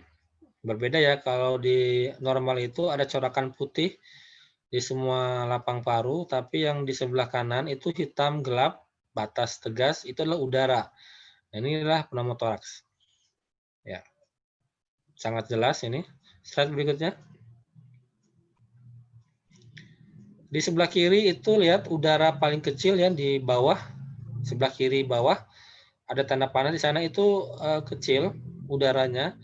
Tapi lihat penjelasan di bawahnya setelah yang B, setelah 30 menit kemudian berubah X-ray-nya menjadi yang sebelah kanan, hitamnya semakin membesar dalam waktu 30 menit.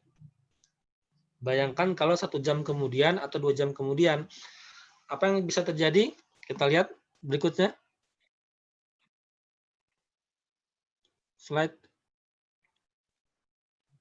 Lihat berikutnya, paru-paru akan tampak hitam, ya, udara di dalam pleura sehingga akan mendorong jantung, mendorong trachea, ya, yang kita sebut dengan tension pneumotoraks. Jadi level tertinggi dalam kondisi pneumotoraks kita sebut dengan tension pneumotoraks karena akan mendorong trachea dan mendorong jantung sehingga pasien akan mengalami henti jantung. Ya, ini bagian dari yang namanya shock obstruktif ya, tension pneumotoraks. Selain pneumotoraks juga ada efusi pleura. Lihat di sebelah kanan yang warna biru itu di paru kirinya itu penuh. Normalnya itu runcing seperti yang di paru kanannya. Ya, yang sebelah kiri. Yang di sebelah kanan juga yang ada tanda panah itu juga tumpul. Jadi normalnya costa phrenikusnya tumpul. Maaf, runcing. Kalau tumpul seperti yang ditunjuk yang warna biru itu ada efusi pleura. Slide berikutnya.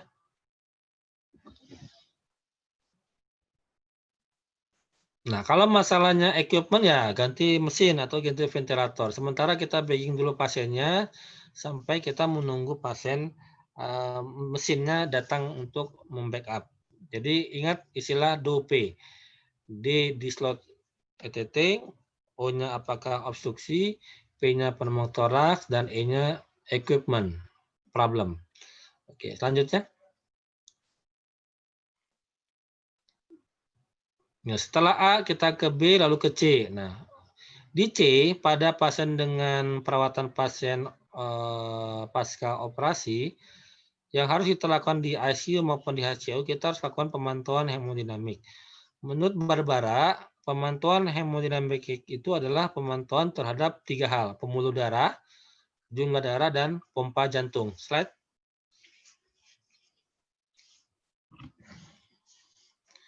Slide. Oke, ada 3 hal, pembuluh darah, jumlah darah, dan pompa jantung. 3 hal inilah yang akan menjamin bahwa sirkulasi darah bagus. Pembuluh darah bagus, jumlah darah bagus, pompa jantung juga harus bagus. Slide.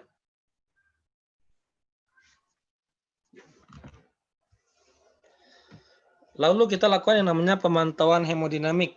Ya, pemantauan hemodinamik dengan menggunakan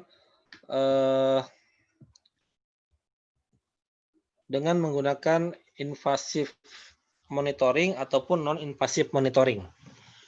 Slide.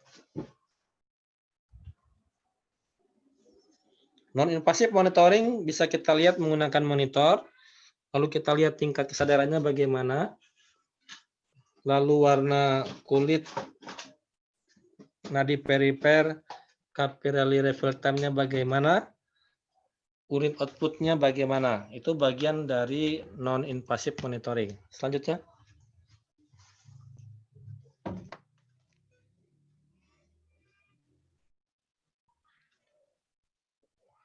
Slide lagi.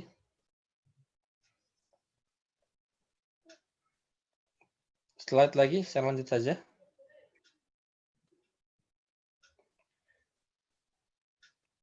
slide lagi. Saya langsung ke sini slide berikutnya. Nah, yang kita lihat dalam sirkulasi adalah terkait sebelumnya. Maaf. Slide sebelumnya. Tekanan darah. Nah, kita selalu mengatakan bahwa tekanan darah itu patokan utama kita dalam menentukan bahwa kondisi sirkulasinya bagus. Ternyata bukan. Tekanan darah itu hasil dari perkalian cardiac output dikali SPR. Jadi sebenarnya yang dimaksud dengan sirkulasi yang baik itu bukan tekanan darah, tapi adalah cardiac output. Karena cardiac output itu mencerminkan sirkulasi darah, ya jumlah darah yang dipompakan jantung dalam 1 menit. Kalau kita lihat dari definisinya, yang disebut dengan sirkulasi itu bukan tekanan darah yang kita lihat, tapi adalah cardiac output. Apa cirinya dari cardiac output yang baik? Yang tadi ya, pemantauan yang non-invasive monitoring yang di awal tadi kita melihat ada kesadaran. Kalau pasiennya sirkulasinya bagus, artinya sirkulasi ke otaknya bagus. Lalu urin bagus, artinya perfus sirkulasi darah ke ginjal bagus sehingga urin keluar.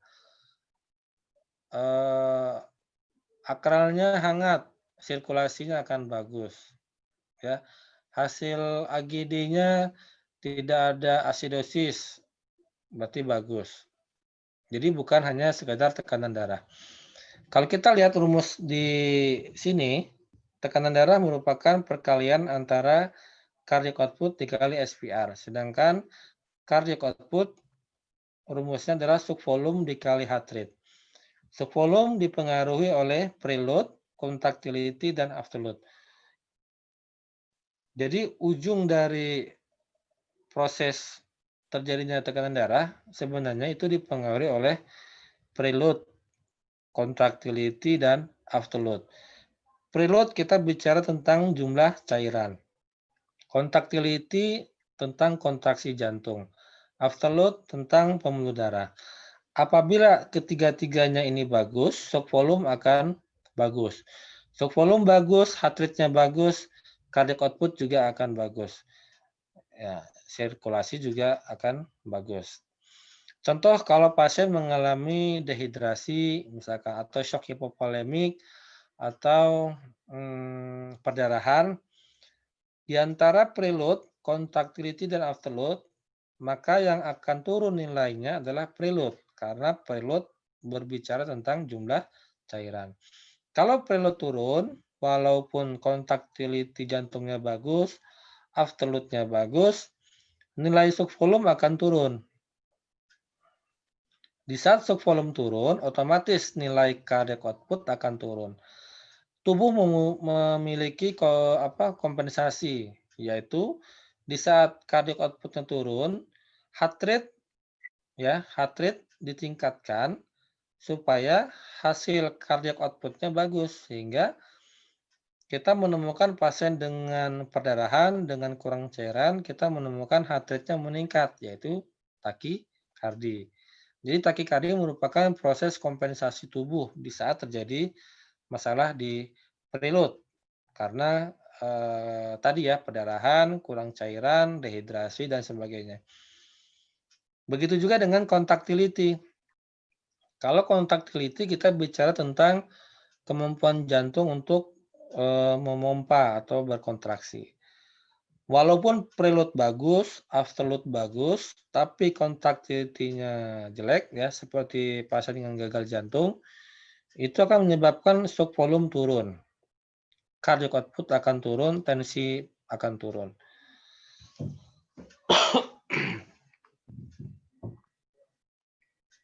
Kalau afterload itu contoh pasien dengan sepsis, terjadi vasodilatasi hebat.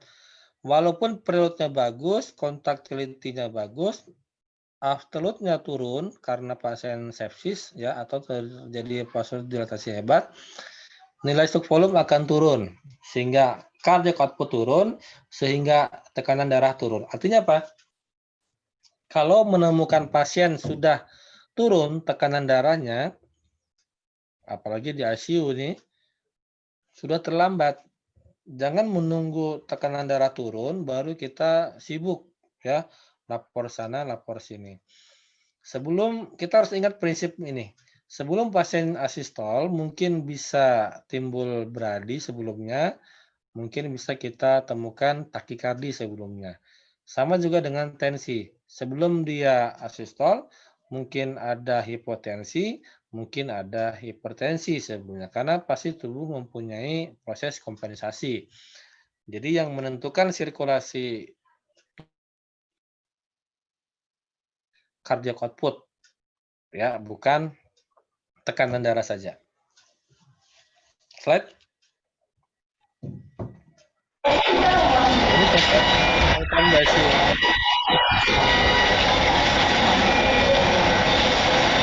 Slide. Lanjut saja.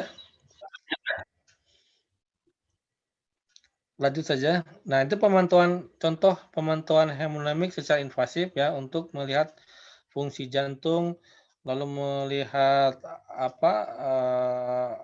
apakah intervensi yang kita berikan efektif atau tidak, dan kita lakukan evaluasi. Itu yang menggunakan invasif. Lanjut. Ini masih dengan sirkulasi. Nah, bagaimana kita ingin membuat monitoring secara invasif? Ya, pertama memang ada 3 hal yang harus kita lakukan. Pertama, ada dokter yang memasang, ya, yang dipasangnya di area arteri ya. Arteri itu di brachial, radial, atau femoral, tergantung dengan kondisi pasiennya. Lalu ada pasiennya dan ada alat-alat yang harus kita siapkan. Jadi kalau kita ingin menggunakan invasive monitoring, 3 poin ini harus ada. Ada dokter yang bisa memasang, ada pasiennya, dan alat-alat yang disiapkan harus ada. Monitornya harus lengkap, ada pressure bag, ada transducer, dan lain-lain. Slide.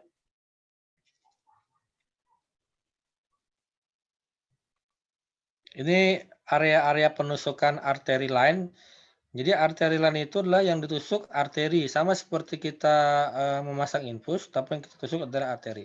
Sehingga gelombang arterinya itu akan langsung muncul di monitor. Jadi tekanan darahnya itu akan langsung muncul di monitor. Ya, per sekian detik akan berubah sesuai dengan kondisi pasien. Lanjut. Nah, gelombang arteri akan muncul di monitor, tapi harus kita hati-hati. Ada yang namanya overdam. Overdam itu yang gambar di sebelah kanan ya, overdam itu gambarnya tuh pendek, landai. Normalnya yang di sebelah kirinya itu. Kita lihat, ini bahaya nih kalau kita tidak paham dengan gelombang arteri, kita bisa salah intervensi, salah interpretasi, dan akhirnya salah intervensi. Contoh, kita lapor ke dokter, dok lapor pasiennya tensinya turun, karena gelombang yang kita lihat adalah gelombang yang kanan, yang pendek itu. Nah, dokter tersebut percaya ke kita, sehingga dokter itu minta kita loading cairan. 1 kolok masuk, 2 kolok masuk, kok nggak naik-naik? Ya memang tidak akan naik, karena masalahnya bukan di cairan, karena masalahnya adalah di gelombangnya yang tidak sesuai, bermasalah. Kenapa? Nah, overdam terjadi akibat karena ada bubble udara, tubing terlalu lunak, kateter tertekuk, adanya sumbatan atau clot, tekanan pressure bag-nya rendah, cairan di dalam pressure bag juga habis. Jadi jangan kita menginterpretasikan bahwa pasiennya mengalami hipotensi. Selesaikan dulu masalah yang di sebelah kiri itu, baru kita lapor kepada dokter. Bahaya. Apalagi kalau dokternya minta dobutaminnya naik, dopamin naik, adrenalin naik. Pasien bisa hipertensi nanti. Lanjut. Selain overdam, ada yang namanya underdam. Underdam itu, kalau kita lihat gelombang yang di sebelah kanan, itu tensi yang kita lihat di monitor itu tinggi. Sampai 150 misalkan. Tapi kenyataannya, pasien itu hipotensi yang gambar sebelah kirinya ya. Nah ini bahaya nih. Kenapa bahaya? Karena kita menganggap pasien kita bagus. Sirkulasi bagus, tekanan darah bagus, karena yang kita lihat adalah gelombang yang di sebelah kanan. Ternyata pasien itu di sebelah kiri. Nah, ini bahaya kalau kita tidak hati-hati. Kenapa bisa begini? Karena tubing yang panjang, tubing yang sangat kaku atau keras, adanya tahanan vaskuler yang meningkat, atau stoppernya tidak dibuka dengan sempurna, sehingga gelombangnya akan tinggi seperti itu. Jadi teman-teman, kalau kita merawat pasien dengan invasive monitoring, harus yakinkan normal tidak gelombang arterinya, apakah ini underdam atau overdam. Jangan sampai kita salah interpretasi, akhirnya salah intervensi. Slide berikutnya.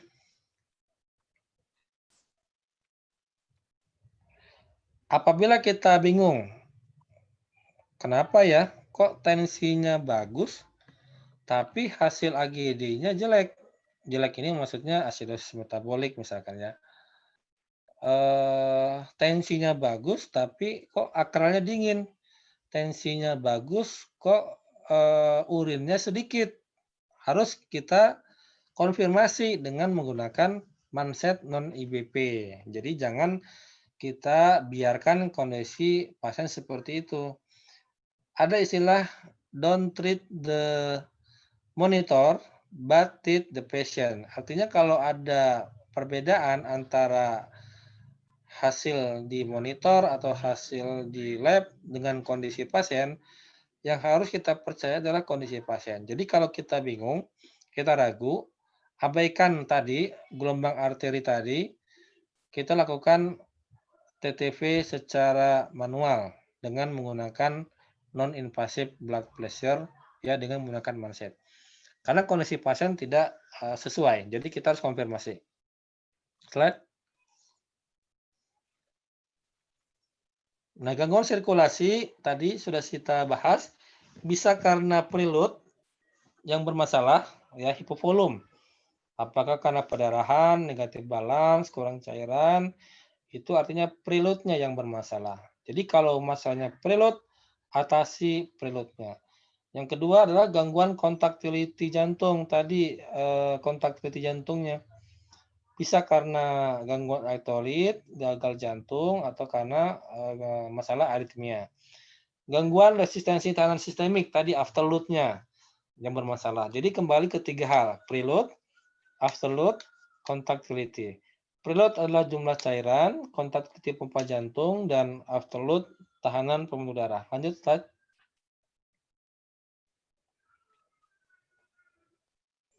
Ini kondisi parameter sirkulasi dalam kondisi shock. Kita lihat yang di sebelah kanan.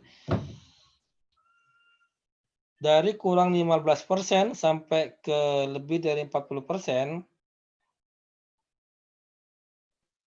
urin semakin habis, semakin hilang. Kesadaran semakin menurun. CRT semakin memanjang. Heart rate semakin meningkat. Dan tekanan darah menurun. Ini kondisi pada kondisi pasien dengan shock. Lanjut.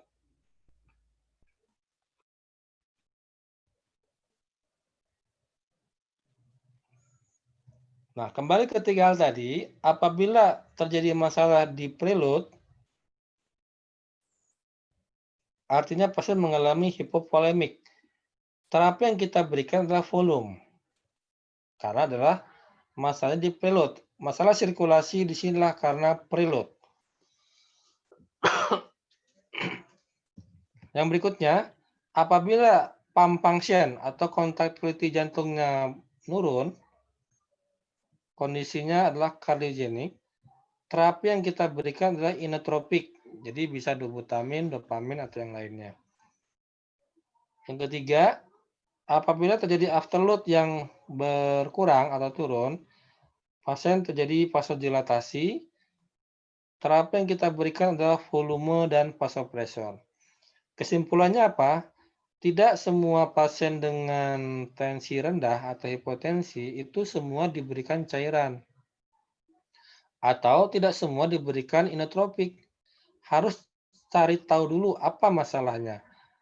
terjadi gangguan hemodinamik, terjadi gangguan sirkulasi. Apakah preload-nya? Kalau betul masalahnya di preload, betul terapinya adalah cairan. Apakah masalahnya preload? Ternyata bukan preload, karena pasien tidak ada perdarahan, tidak ada negatif balance, ya. Kita cari yang lain, kemungkinan pump function. Kita lihat diagnosa medisnya apa, pemeriksaan penunjangnya apa, hasil ronsen, hasil echo. Ternyata pasien dengan CHF, dengan gagal jantung. Yang kita berikan bukan volume, tapi yang kita berikan adalah inotropik. Kita sering mendengar kalau pasien gagal jantung, jangan diberikan cairan terlalu banyak. Jawabannya simpel, karena masalahnya bukan preload, masalahnya adalah di kontak terlilit. Jadi kita berikan inotropik.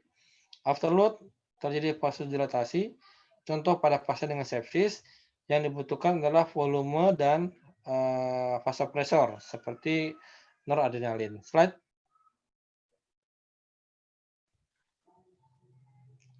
Terus selanjutnya.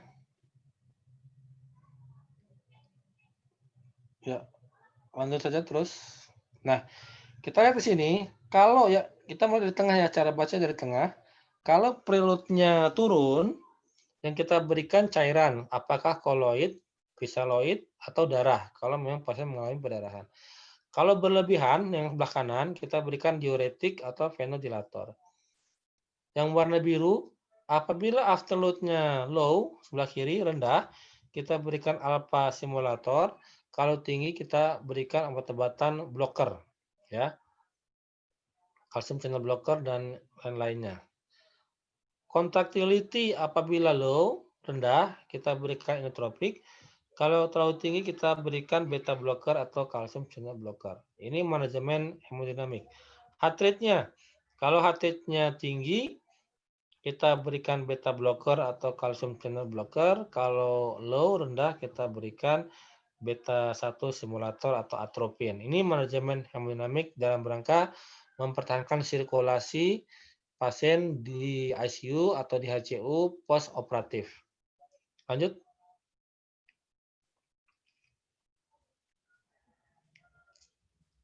Nah, apabila pasien dengan cairan preload, kalau kurang kan ditambah ya. Kalau kurang ditambah, kalau lebih bagaimana? Kalau lebih, ya dibuang, dikeluarkan. Kalau ginjalnya masih bagus, kita bisa gunakan diuretik atau furosemid. Tapi kalau ginjalnya sudah jelek, kita lakukan hemodialisa atau HD. Kalau stabil. Tapi kalau tidak stabil, kita gunakan CRRT. Ini contoh mesin CRRT. Jadi CRRT ini lebih kepada maintenance ya, karena dia berhari-hari. Kalau mesin HD itu kan cepat, 2 jam, 3 jam, 4 jam selesai. Tapi kalau tensinya tidak stabil, kondisinya tidak bagus, sebaiknya menggunakan alat yang namanya CRRT. Ya, ini pada pasien dengan COVID juga kemarin saya juga tugas satgas COVID. Ada pasien ya sudah menggunakan CRRT. Selanjutnya, slide.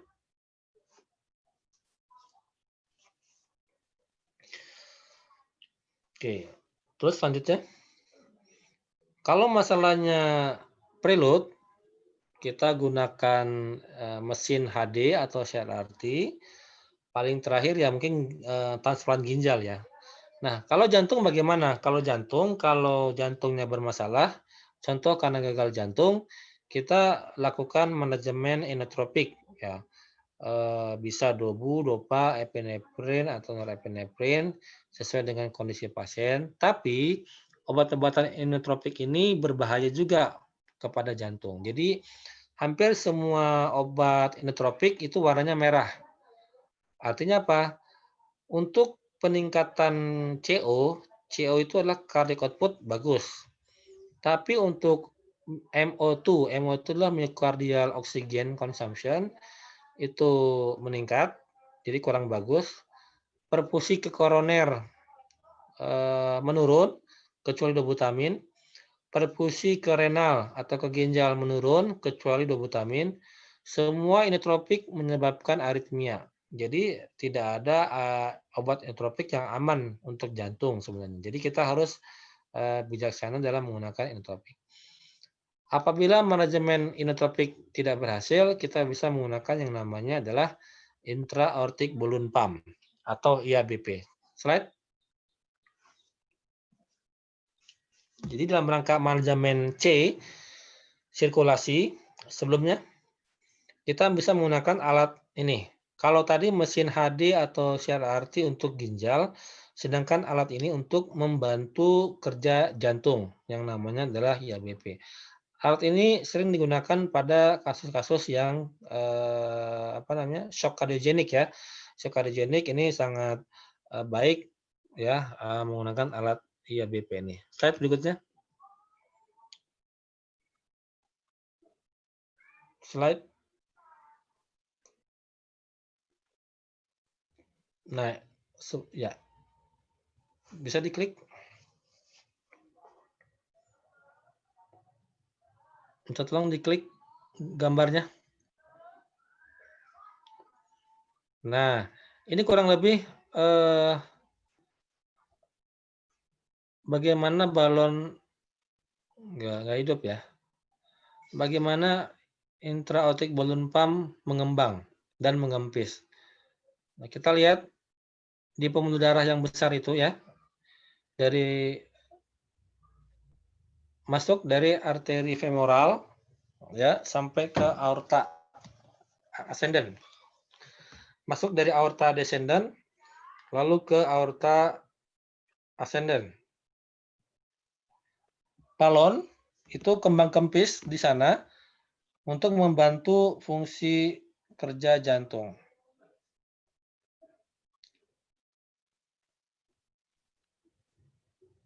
Mungkin kurang begitu bagus, nggak apa-apa.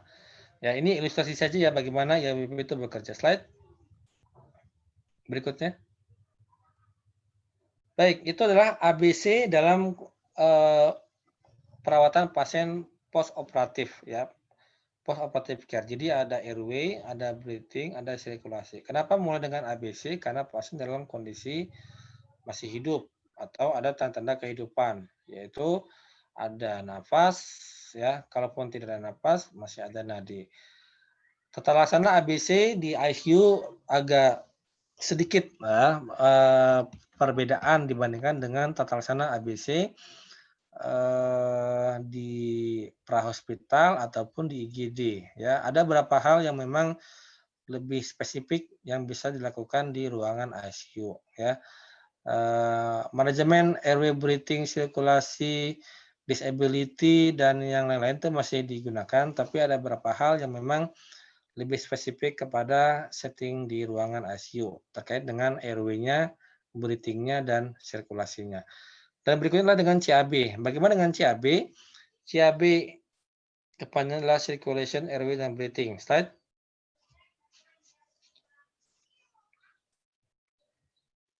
Ya, di beberapa jurnal yang saya baca, pada pasien dengan postoperatif, salah satu komplikasinya adalah terjadi cardiac arrest.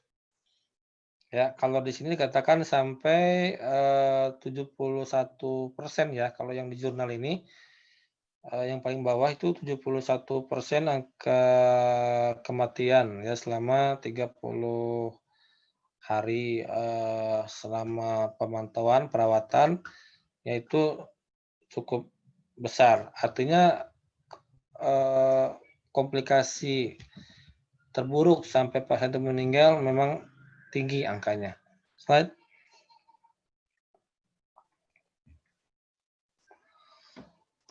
Bagaimana kalau terjadi henti jantung pasca post-op di ICU ataupun di HCO? Kita lakukan namanya CAB, jadi bukan lagi ABC. Ini masuk kita dalam kondisi basic life support. Ya, mungkin teman-teman sudah sering mendengar istilah CAB.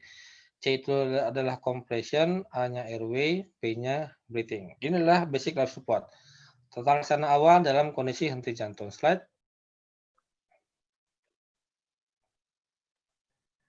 Jangan lupakan ini ya, saya yakin semua sudah bisa lakukan RJP, lakukan DRCCAB. Yakinkan aman, tidak ada bahaya. D, dangers. Respon, lakukan respon, call for help, minta tolong, lalu kita ke CAB, circulation, ada nadi atau tidak. Lalu bagaimana jalan nafasnya dan bagaimana pernapasan. Jadi kita sekarang menggunakan CAB dalam kondisi pasien henti jantung. Slide.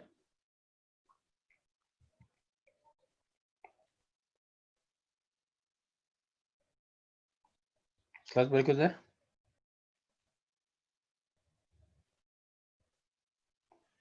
Apa ciri seseorang mengalami henti jantung? Pertama, tidak sadar, ya, tidak ada nadi. Lalu kalau kita lihat EKG, kalau kita lihat EKG, ada 4 kemungkinan EKG bisa muncul. Nah, apa itu cardiac arrest? Cardiac arrest merupakan kondisi di mana sirkulasi yang berhenti. Jadi bukan jantung yang diam, tapi sirkulasi berhenti. Apa cirinya? Slide berikutnya. Slide berikutnya.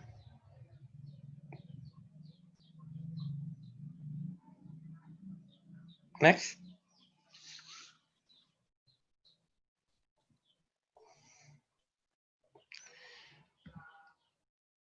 Cirinya adalah pasien tidak sadar, tidak napas, dan tidak ada nadi. Lalu kalau kita lihat di monitor, bisa tampak EKG-nya VF sebelumnya, bisa tampak VT, bisa tampak PA, bisa tampak asistol. Jadi 4 EKG ini bisa kita lihat di ICU. Selanjutnya.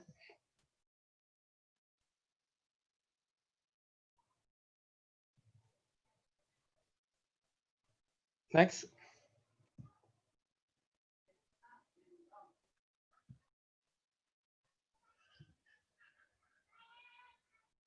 Selanjutnya. Macet ya. Baik, ini VT. Lanjut. Ini VT juga masih sama. Gambar EKG seperti ini. Lanjut. Ini VF. VF ya. Gambarnya seperti ini EKG-nya. Lanjut.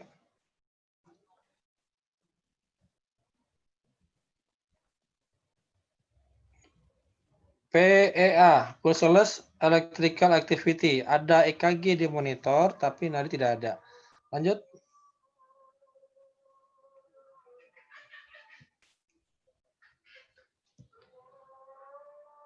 Lanjut.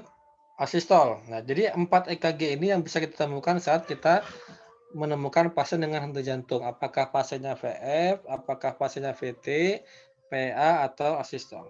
Baik, saya kira slide saya mau selesai nih. Lanjut lagi. Kalau pasien mengalami VT, VF, kita bisa lakukan RJP dan DC shock. Tapi kalau pasiennya PEA dan asistol, tidak dilakukan DC shock, hanya CPR saja. Jadi tidak semua dilakukan DC shock. Yang boleh dilakukan DC shock hanya VF dan VT saja. Oke, lanjut.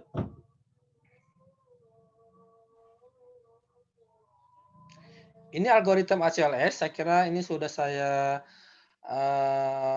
pernah sampaikan di acara sebelumnya, ataupun nanti Ibu Bapak, teman-teman bisa lihat di slide. Ini adalah algoritma pada pasien dengan henti jantung.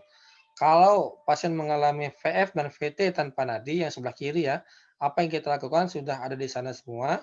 Kalau pasien mengalami asistol atau PA, sudah ada di sana tata laksananya. Jadi kita tinggal mengikuti algoritma ini. Ya. Tapi yang harus kita ingat adalah pertama kali yang kita harus lakukan adalah dengan melakukan CPR. Nomor 1 paling atas itulah start CPR ya. Jadi semua dengan henti jantung kita harus melakukan CPR terlebih dahulu. Slide.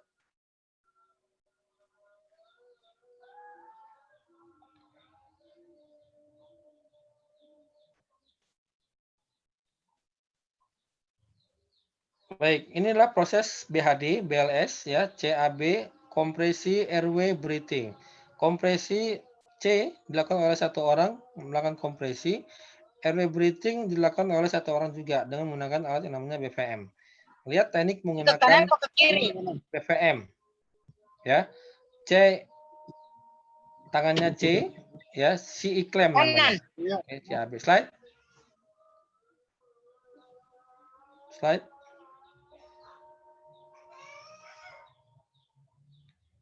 Slide berikutnya. Nah, ini ada update di AH ya, terkait dengan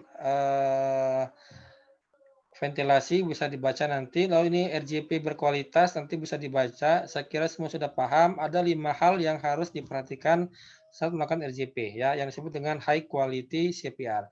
Kecepatan 100 sampai 120, kedalaman 5 sampai 6 cm, tidak boleh berhenti terlalu sering, ya, minimal jeda, recoil penuh, tidak boleh hiperventilasi. Ini 5 hal yang harus kita lakukan dalam melakukan RJP. Slide.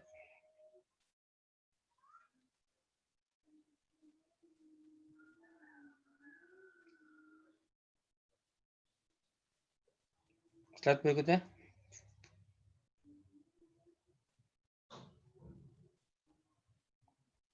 Jadi nanti bisa dibaca ya. Update dari AH 2017. Slide berikutnya.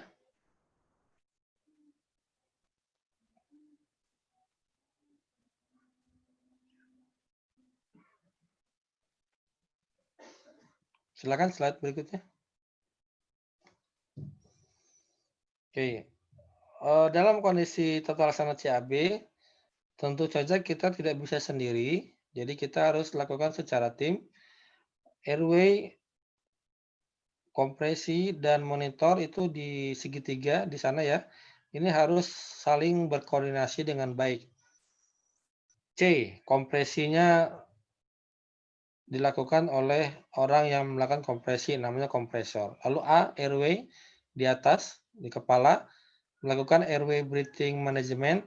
Lalu C di sana bisa bertugas untuk memasang monitor atau melakukan defib, atau ada pemasangan infus dan obat-obatan di sana, ya, sebagai sirkulasi. Tim harus kompak, komunikasi harus bagus untuk melakukan resusitasi jantung paru secara tim. Ya, karena kita tidak cukup hanya menggunakan ilmu BHD saja, tapi kita juga harus melakukan BHL, bantuan hidup lanjut.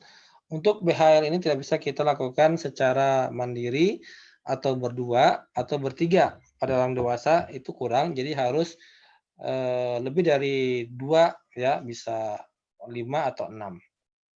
Slide, saya kira ini slide saya terakhir.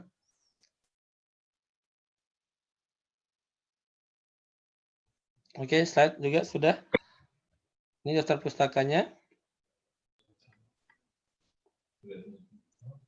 Slide.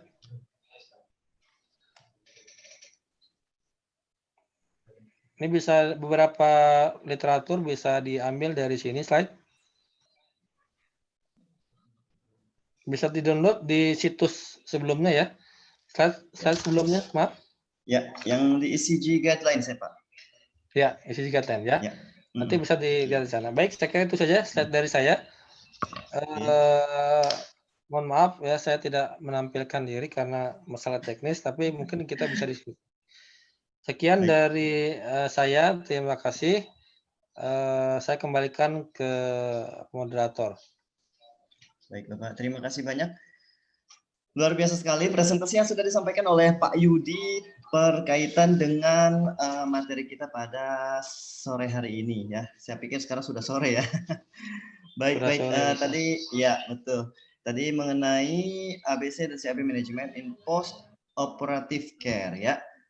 Nah, kita sudah ada satu penanya dari sebentar. Ini dari Nurse Vivianti. Oke. Yang pertama, untuk menghindari pemberian oksigen yang tidak adekuat, apakah besaran oksigen yang masuk pada pasien itu sama, Pak? Terus yang kedua, apakah ada cara cepat untuk melihat pasien tersebut kelebihan oksigen pada pasien yang terpasang ventilator? Kurang lebih seperti itu, Pak.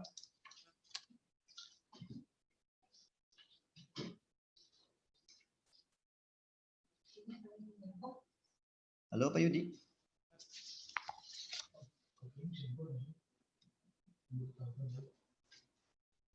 Oke. Ya, oke. Sudah ditangkap Pak pertanyaannya? Sudah. Oke, baik. Bagaimana kita menentukan kebutuhan oksigen untuk pasien ya? Kalau nggak salah itu ya pertama ya. Ya, betul. Jadi kita lihat dalam pemberian terapi, tentu saja terapi oksigen ini kan kita sifatnya kolaboratif ya. Kolaboratif dengan tim medis. Itu yang harus kita pahami. Yang kedua, dalam pemberian terapi oksigen ini harus kita kaji dulu ya. Kita anamnesa, kita kaji dan kita apa penyebab pasien ini, apa indikasinya pasien membutuhkan terapi oksigen. Contoh, pasien mengalami takipnu, lalu dari hasil pemeriksaan prob saturasi, saturasinya rendah, takipnu. Lalu kita lihat lagi hasil AGD, PO2-nya rendah, misalkan di bawah 94. Atau nilai PCO2-nya terlebih dahulu, kenapa kita harus memberikan terapi oksigen. Itu yang harus kita lewati terlebih dahulu. Selanjutnya adalah, kalau memang confirm pasien ini butuh terapi oksigen, baru kita pertimbangkan apa yang kita berikan, apakah nasal kanul, apakah simple mask, apakah rebreathing, apakah non rebreathing. Nah, ini kembali lagi kepada kondisi pasien tersebut. Jadi tidak semua dipukul rata. Nah, bagaimana kita membedakannya? Kita bisa melihat dari klinis pasien, ya. Lalu kita lihat nilai saturasi di monitor, dan kita bisa melihat dari hasil AGD tentu saja. Itulah yang membedakan pasien ini mendapatkan terapi nasal kanul, atau simple mask, atau rebreathing, atau non rebreathing. Atau malah tidak semuanya, pasien harus segera diintubasi karena memang dengan kondisi yang ada, pasien tidak bisa dengan menggunakan sungkup. Jadi harus segera kita lakukan intubasi kalau memang mau melakukan intubasi. Pilihan lain kalau tidak ada intubasi, kita menggunakan yang namanya non-invasive ventilator. Ada itu alatnya. Kalau memang itu pilihannya silakan, tapi tidak terlalu lama kita menunggu. Kalau yakin sudah pasien terjadi gagal nafas tipe 1 atau hipoksia, sebaiknya kita siapkan untuk intubasi. Atau pasien dengan gagal nafas tipe 2, hiperkarbi atau PCO2 tinggi, kita sudah lakukan tata laksana awal, tidak ada perbaikan, sebaiknya kita siapkan intubasi. Jadi kesimpulannya, pemberian terapi oksigen ini tidak bisa sama untuk semua pasien, harus dilihat dulu kondisi pasiennya masing-masing ya, dengan kita lakukan pengkajian, anamnesa, analisis, jadi kita lihat juga pemeriksaan penunjang yang lainnya sehingga kita pemberian terapi oksigennya tepat gitu, tidak hanya sekedar memberikan oksigen, harus ada rasionalisasi yang jelas. Itu terkait pertanyaan yang pertama. Yang kedua, apa tadi? Mohon maaf.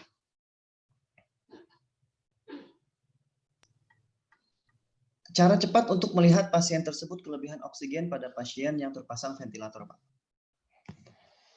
Baik, kalau cara cepat kelebihan oksigen, kalau secara klinis ya memang agak sulit, ya, tidak bisa kita lihat secara langsung karena kelebihan oksigen ini tidak bisa tidak ada di monitor ya. Pemantauannya tidak dimonitor, secara klinis pun sulit untuk dilihat. Yang bisa kita lakukan adalah dengan melihat settingan pada ventilator dilihat dari hasil AGD. Contoh, dari hasil AGD, PO2-nya 130, 150, bahkan 200 misalkan. Kita lihat setting di ventilatornya, fraksi oksigennya 80%. Otomatis kalau kita punya ilmu, kita bisa kolaborasi dengan dokter dengan menurunkan fraksi oksigen. Alasannya apa? Karena kadar oksigen di hasil AGD PO2-nya sampai 200 misalkan. Artinya kita punya alasan yang kuat. bisa menurunkan fraksi oksigen supaya tidak terjadi keracunan oksigen. Nah, pertanyaan tadi mungkin bagaimana kita tahu bahwa pasien mengalami keracunan oksigen. Pada bayi itu biasanya lebih cepat kita lihat ada keracunan karena dampak dari hiperoksigenasi itu adalah buta. Jadi kerusakan pada retina sehingga pada bayi neonatus itu ya terutama itu akan terjadi kebutaan pada pada mata. Tapi pada orang dewasa saya kira saya belum pernah mendapat kasusnya apabila kelebihan oksigen terjadi kebutaan. Dan saya kira sebagai perawat di HCU atau ICU, kalau sudah mendapatkan hasil AGD PO2-nya tinggi, ya sebaiknya jangan berlama-lama dengan fraksi oksigen yang tinggi. Segera kita harus turunkan sampai seminimal mungkin. Karena kita harus mulai winning. Misalkan fraksinya dari 100 turun jadi 90, 80, 60 sampai ke batas minimal misalkan 30 atau 40% sebelum kita lakukan ekstubasi. Saya kira itu jawabannya. Baik, jadi tadi yang Bapak sampaikan bahwa kita untuk secara singkatnya sih kalau misalnya pengen melihat itu adequate atau tidak dari AGD ya Pak ya? Betul, dari hasil salah AGD satunya ya. atau tidak. Dan untuk yang kelebihan oksigen sendiri, kalau terutama yang dari bayi yang sudah sering terlihat ya. Ya, terjadi kebutaan biasanya kalau pada bayi. Nah, kalau misalnya yang dewasa sendiri jarang ditemukan, Pak ya? Jarang ditemukan, tidak ada laporan. Tapi biasanya bisa kita atasi segera kan, kita harus respon cepat.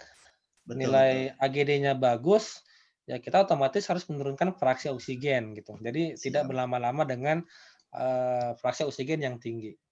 Iya, betul. Dan untuk pemberian oksigen sendiri itu kita tergantung dari nilai oksigenasi sendiri ya Pak ya, dari hasil AGD atau dari hasil lain, dan juga tergantung dari kondisi pasiennya. Apakah kira-kira butuh nasal kanul kah, ataukah butuh sungkup kah, atau langsung di ventilator sendiri ya Pak ya?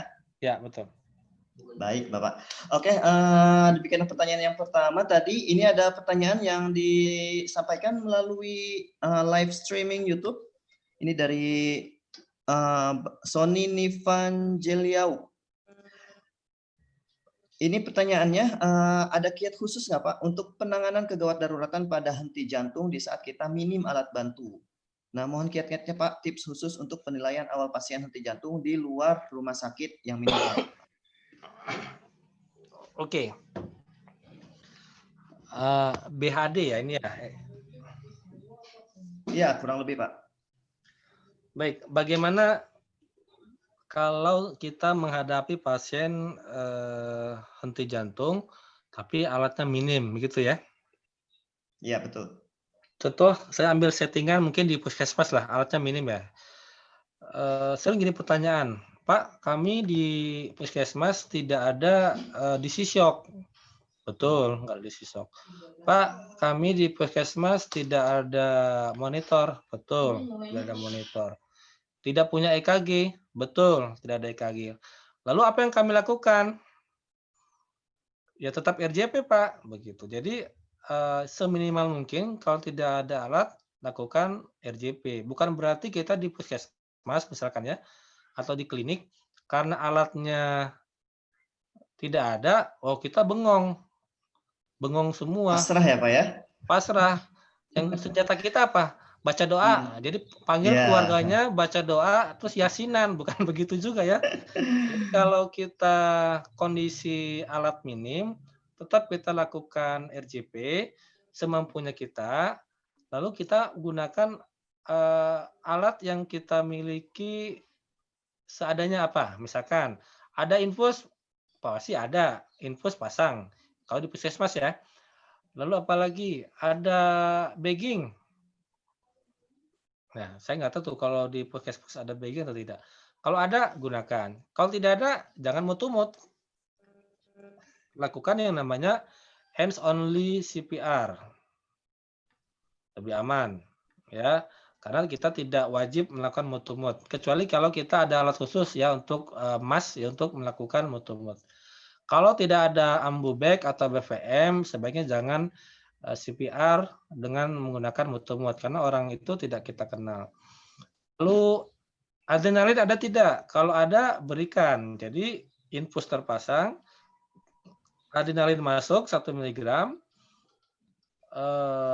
itu yang bisa kita lakukan sampai kita yakinkan pasien ini mau dirujuk atau tidak.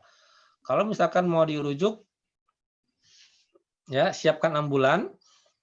Ya, kalau perlu RJP di dalam mobil, kita lakukan RJP di dalam mobil sampai ke rumah sakit terdekat. Kalau memang kita posisinya di puskesmas. Kecuali kalau dari pihak keluarga atau tim tidak mengizinkan atau ikhlas ya, tidak melakukan resusitasi ya, berarti kita tidak maksimal sampai ke rumah sakit. Jadi kesimpulannya kalau kita alatnya minim ya kita lakukan semampunya kita saja. BHD kita lakukan, RJP, infus ada kita pasang, epinefrin ada kita berikan semampunya kita. Tanya kepada keluarga apakah mau dirujuk. Kalau mau dirujuk, ayo kita sekalian RJP dalam mobil sampai ke IGD rumah sakit terdekat. Itu kalau kita settingannya misalkan di puskesmas RJP dengan alat yang minim. Bagaimana kalau di prahospital? Sama. Kalau di prahospital otomatis tidak ada monitor, tidak ada infus misalkan ya, tidak ada DC shock. Yang bisa kita lakukan apa? Lakukan BHD saja, BLS. Kita teriak minta tolong, panggilkan orang untuk memanggil tim kesehatan atau ambulans. Kita lakukan tindakan BHD di prahospital. Sampai berapa lama? Ya sampai memang kita kelelahan atau ada orang lain yang lebih expert membantu kita, baru kita berhenti.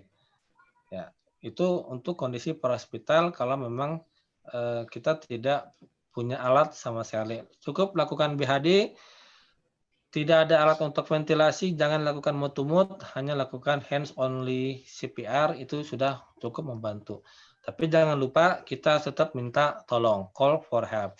Kalau posisi kita kebetulan ada AED, automatic external defibrilasi, contoh ada di bandara misalkan ya. Nah, kita lakukan RJP ya, cek respon, minta tolong panggilkan tim kesehatan, tolong ambilkan AED, lalu kita lakukan RJP, lalu kita pasang AED-nya, AED-nya kita dengarkan apa instruksinya, lalu kita tekan tombolnya, listrik akan masuk. Ya, kalau pasiennya mengalami henti jantung karena VFVT, AED tersebut akan membantu, begitu. Jadi sebaiknya tetap lakukan BHD, walaupun kita posisinya di prahospital. Mungkin itu yang bisa saya sampaikan. Baik, jadi walaupun memang minim alat atau instrumen, kita tetap harus memberikan apapun yang terbaik buat pasien ya Pak ya. Ya, sesuai kemampuan kita. Betul, intinya kita berikan yang terbaik tapi tidak memaksakan juga ya Pak ya. Ya, baik. Ya, dan tidak pasrah. Ya, tidak pasrah, betul. Baik Bapak, sepertinya pertanyaannya belum ada yang masuk lagi nih Pak. Sebelum kita tutup, ada yang mau disampaikan lagi Pak terkait dengan topik kita pada hari ini? Mungkin sedikit masukan atau saran kepada rekan-rekan semua yang ada di sana. Ya, baik. Terkait dengan materi saya ya, terkait dengan ABC dan CAB manajemen, dimanapun kita berada dalam kondisi sekarang, terutama pandemik COVID-19 ya, harus tetap hati-hati. Baik kita ABC ataupun CAB, protokol kesehatan untuk melakukan ABC dan CAB mohon untuk diperhatikan. Pernah saya sampaikan juga di slide materi sebelumnya bagaimana kita melakukan RJP misalkan ya pada pasien COVID, itu tolong harus diperhatikan baik-baik ya. Lalu bagaimana kita melakukan RW manajemen pada pasien PDP atau pasien COVID. Jangan sampai kita terpapar karena kurang hati-hati. Itu saja mungkin dari saya. Baik, terima kasih Pak Yudi Elias. Sehat selalu Pak. Terima kasih Pak. Oke, semoga batuknya tadi lekas sembuh ya Pak. Iya, nggak gatal sedikit. Iya, lumayan tadi. Jadi kedengarannya tuh saya capek sendiri Pak. Ya, baik terima Bapak, kasih. selamat berakhir pekan dan sekali lagi saya ucapkan selamat Hari Raya Idul Adha Pak. Ya, sama-sama. Mohon maaf lahir batin. Mari Bapak. Baik, demikianlah tadi pemaparan dari Bapak Yudi Elias yang sudah memaparkan dan juga kita sudah melakukan diskusi beberapa hal yang terkait dengan materi beliau pada siang hari ini. Dan mungkin saya ambil kesimpulan sedikit bahwa tentang ABC ini merupakan sangat krusial, terutama post-op ABC yang berhubungan dengan materi kita. Dan tugas perawat adalah memonitor hemodinamik dan juga perawat harus mengerti hemodinamiknya itu seperti apa dan mulai dari nilai-nilai normal dan juga abnormalnya. Kita harus mempelajari dan juga pahami alat bantu yang digunakan, mulai dari penata laksananya jika terjadi malfungsi atau gangguan. Jadi ketika misalkan alat tersebut terjadi malfungsi, kita juga harus bisa tahu apa sih yang terjadi malfungsinya, misalkan dari bloknya atau sumbatannya atau tadi terjadi kinking dan lain sebagainya. Dan juga harus kita dianjurkan untuk memahami tanda gejala gangguan ABC. Bedakan dari kelainan masing-masing, mulai dari gangguan airway, breathing, dan juga circulation-nya. Dan kita juga harus paham betul tentang manajemen mandiri dan juga kolaborasi dari perawat sendiri. Mandirinya seperti apa dan juga kolaborasi terhadap gangguan kondisi tersebut harus seperti apa. Dan juga tentu kita tidak terlepas nanti akan manajemen obat-obatan. Kita harus juga memahami fungsi dari obat tersebut, kontraindikasi, dan juga side effect-nya. Jangan sampai kita hanya memberikan tanpa mengetahui dari masing-masing fungsi tersebut. Dan terakhir, CAB manajemen ini tidak bisa berdiri sendiri, tidak bisa sendiri dilakukan. Ini merupakan koordinasi dan juga kolaborasi dengan baik dari masing-masing tim, dan juga kita harus memiliki manajemen waktu yang luar biasa karena ini berkaitan dengan nyawa pasien kita. Nah, kurang lebih seperti itu materi kita yang kelima, dan sebelum saya akhiri dan kita akan persiapkan post-test, akan ada presentasi dari sponsor kita pada hari ini, yaitu dari Yakult, dan kepada Bapak Mangasa Siregar. Ya, Pak Mangasa Siregar, apa kabar? Halo. Oke. Iya, baik. Ya, apa kabar Pak? Baik, sehat selalu, luar biasa. Oke. Ya, luar biasa. Baik Bapak, ini tentang Yakult nih Pak, yang tadi sudah saya minum hari ini udah 3 nih Pak. Sehat dong. Ya, tidak apa-apa kan Pak ya? Nggak apa-apa, nggak apa-apa. Bagus kok. Oke, baik. Bagus ya. Jadi karena ada yang beranggapan bahwa saya minum 2, benar-benar hanya 2 gitu kan. Jadi nanti mungkin Bapak akan menjelaskan lebih detail lagi kira-kira 2-nya itu seperti apa dan minumnya harus seperti apa. Oke, terima kasih. Baik, saya persilakan Pak. Ya, saya share dulu materinya.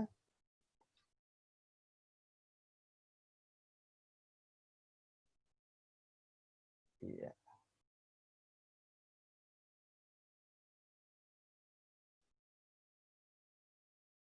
Oke, baik. Terlihat ya? Oke. Baik. Assalamualaikum warahmatullahi wabarakatuh. Salam sejahtera bagi kita semuanya. Selamat siang, Bapak dan Ibu sekalian, tenaga kesehatan, dan juga rekan-rekan para ahli kesehatan di sini. Terima kasih atas kesempatan yang telah diberikan. Izinkan saya, Mangasa Siregar, sebagai PR Sains PT Yakult Indonesia Persada, untuk bisa sedikit men-sharingkan daripada materi saya mengenai Lactobacillus casei serta strain untuk operatif. Namun sebelumnya, saya mau bertanya, apakah kita semua sudah minum Yakult hari ini?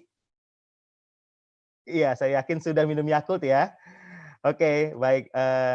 Saya lanjutkan saja. Ya, tentunya kita tahu semuanya seorang Hippocrates, yaitu Bapak kedokteran modern yang hidup 2.500 tahun yang lalu, berkata bahwa segala penyakit itu berasal dari usus. Hal itu tidaklah mengherankan di saat ini, di mana ilmu pengetahuan sudah semakin berkembang dan ternyata selain daripada usus mampu menjaga kesehatan kita melalui penyerapan sari makanan, ternyata juga immunity kita 2/3 bagiannya itu berasal dari sana. Dan usus juga ternyata membawa pengaruh yang sangat baik bagi kesehatan, terutama untuk membantu terjadinya penurunan daripada physical stress, juga berpengaruh terhadap autism, kemudian depresi, kemudian penyakit infeksi seperti cancer, IBD, lalu juga rheumatoid arthritis, alergi, arteriosklerosis, diabetes, obesity, semuanya itu merupakan penyakit-penyakit yang saat ini memang sedang banyak-banyaknya dihadapi. Di mana kalau dulu mungkin adalah penyakit infeksi yang terbanyak, namun sekarang karena pola makan dan juga gaya hidup yang kurang baik, menyebabkan ini semua bisa terjadi. Nah, seiring dengan usia yang bertambah, kita tahu bahwa kekebalan tubuh menjadi menurun atau disebut juga dengan immunosenescence. Dan itu sebabnya maka kita penting untuk menjaga dengan membantu pola hidup sehat dan pola makan yang baik. Salah satunya makanan-makanan fungsional yang difermentasi. Nah, makanan fungsional difermentasi yang berisi bakteri baik yang mampu melewati asam lambung dan cairan empedu dan sampai di dalam usus dalam keadaan hidup disebut probiotik. Kalau probiotik menurut WHO adalah mikroorganisme hidup yang bila mana dikonsumsi dalam jumlah yang cukup membawa nilai kesehatan bagi tubuh kita. Dan ada juga prebiotik. Prebiotik ini ibaratnya makanannya bakteri probiotik. Jadi sifatnya selektif dan dia bersifat adalah karbohidrat dan juga membantu juga terhadap pencernaan kita terutama di kolon. Dan perpaduan atau kombinasi probiotik dan prebiotik adalah simbiotik. Ya. Konsep simbiotik sebenarnya itu sudah lama disampaikan untuk membantu terhadap para pasien rawat inap dan para pasien sebagai salah satu terapi yang membantu mendampingi terhadap antibiotika untuk mencegah terjadinya berbagai macam hal yang tidak diinginkan pasca operasi. Ya, probiotik adalah mikroorganisme atau bakteria hidup yang sampai di usus dalam keadaan hidup yang bersifat exogenous bakteria, dan prebiotik adalah oligosaccharide yang banyak sekali didapatkan daripada makanan seperti pisang, bawang bombay, air susu ibu gitu ya, keju dan lain sebagainya. Susu sapi juga ada. Kemudian ini akan membantu terhadap endogenous bakteria sehingga membantu bisa dilihat di bawah, membantu terhadap fungsi daripada barrier usus kita menjadi lebih baik, kemudian menekan terhadap bakteri patogenik dan juga memodulasi imun function kita. Nah, sehingga simbiotik ini sebenarnya sangat dinantikan sebagai bantuan untuk dapat menjaga pencernaan dan juga meningkatkan imunitas, yaitu perpaduan antara probiotik dan prebiotik, yaitu prebiotik berupa galacto-oligosaccharide dan juga beberapa serat-serat pangan yang bisa membantu bakteri baik di dalam usus juga menghasilkan short chain fatty acid.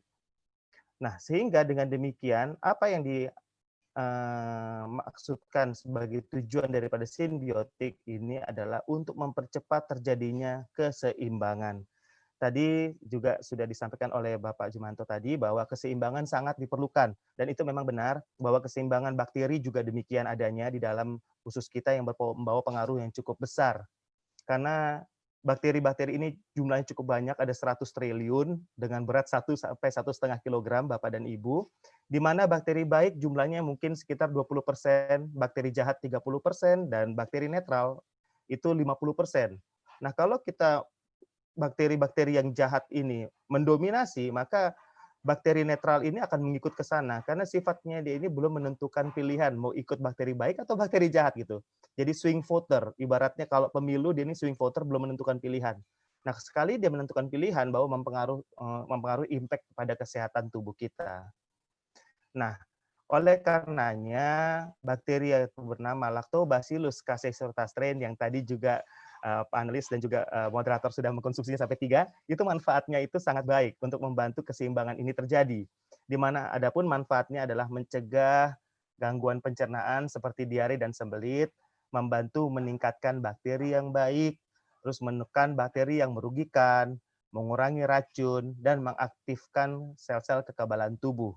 Berbicara mengaktifkan sel-sel kekebalan tubuh, penelitian dari Matsuyama K. et al. Dari majalah Immunology tahun 2008 menunjukkan bahwa Lactobacillus casei mampu menekan terjadinya inflamasi reaksi yang berlebihan, yaitu kepada pasien ulcerative colitis diperiksa dan ternyata LKC ini sampai menekan hingga 40% dibandingkan Lactobacillus yang lainnya. Gitu. Jadi mudah-mudahan dengan demikian maka inflamasi yang berlebihan atau mungkin saat ini sering disebut juga cytokine inflammation gitu ya.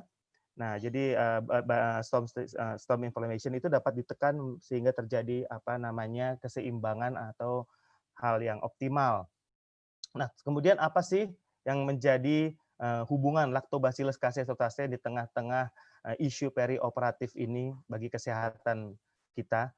Isunya adalah, ingat Bapak dan Ibu mungkin sudah tahu semuanya bahwa 70% atau 2/3 bagian sistem imun itu berada di dalam usus kita, di mana bakteri-bakteri yang baik dari L. casei akan masuk dan mempengaruhi terhadap suasana di dalam usus. Bisa dilihat di box yang berwarna hijau dengan memproduksi asam laktat, mencegah terjadinya disbiosis dari gut bakteria, juga menstimulasi asam-asam organik yang baik bagi kesehatan usus sehingga dapat meregulasi peristaltik dan akhirnya mencegah terjadi diare dan sembelit.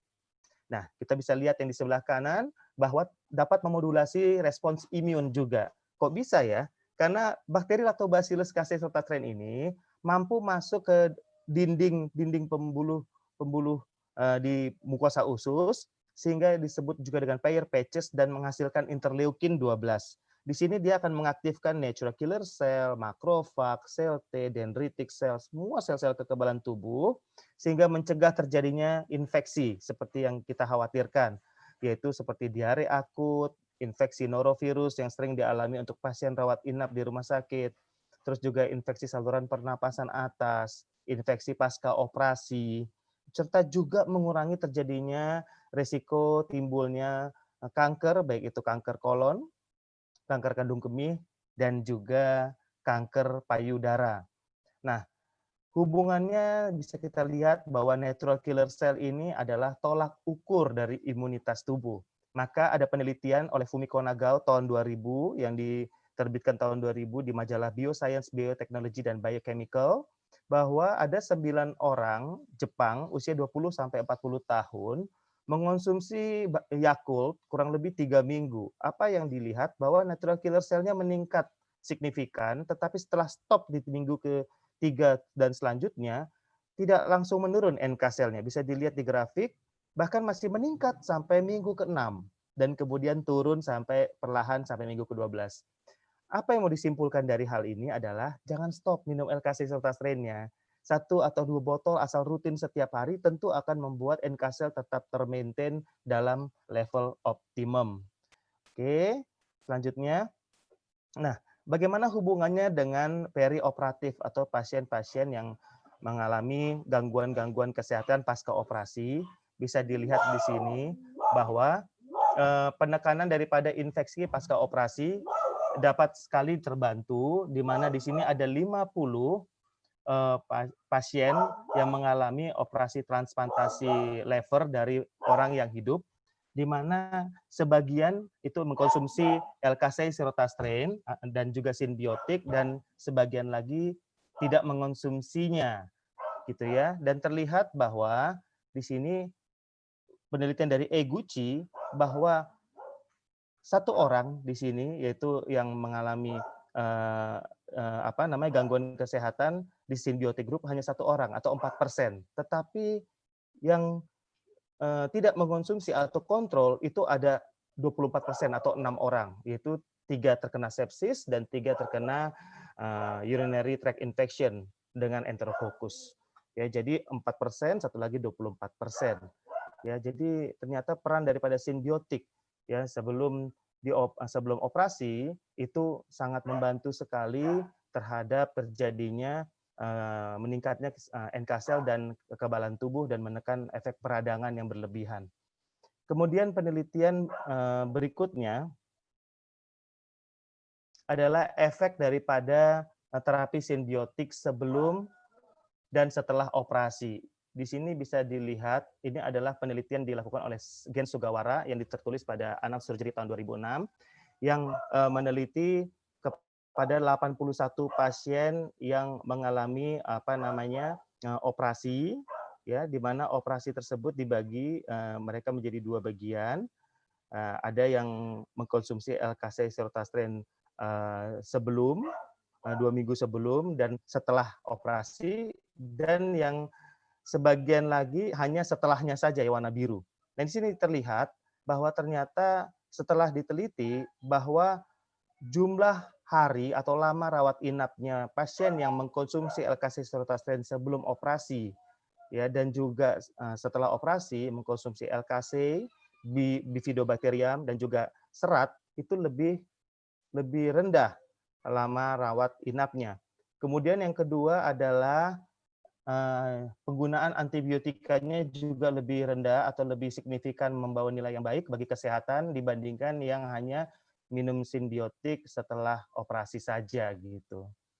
Nah, ini menunjukkan juga bahwa ternyata ini sangat membawa nilai yang baik sehingga tidak mudah terjadi inflamasi atau juga translokasi bakteri pasca operasi. Nah, penelitian Gen Sugawara ini juga menunjukkan bahwa ternyata yang mengkonsumsi simbiotik, yaitu perpaduan daripada LKC Sirotastren, Bifido, dan galacto-oligosaccharide, itu ternyata NK sel-nya atau jumlah limfositnya pun meningkat. Bisa dilihat di warna merah, NK sel-nya meningkat, ya, aktivitasnya, sedangkan yang warna biru itu lebih rendah dibandingkan yang hanya mengkonsumsinya setelah operasi saja. Dan kemudian efek radangnya, interleukin 6 juga signifikan lebih rendah, atau sitokin interleukin 6 atau kita kenal CRP, itu lebih rendah yang mengkonsumsi simbiotik sebelum dan sesudah dibandingkan hanya setelah mengkonsumsi simbiotik saja.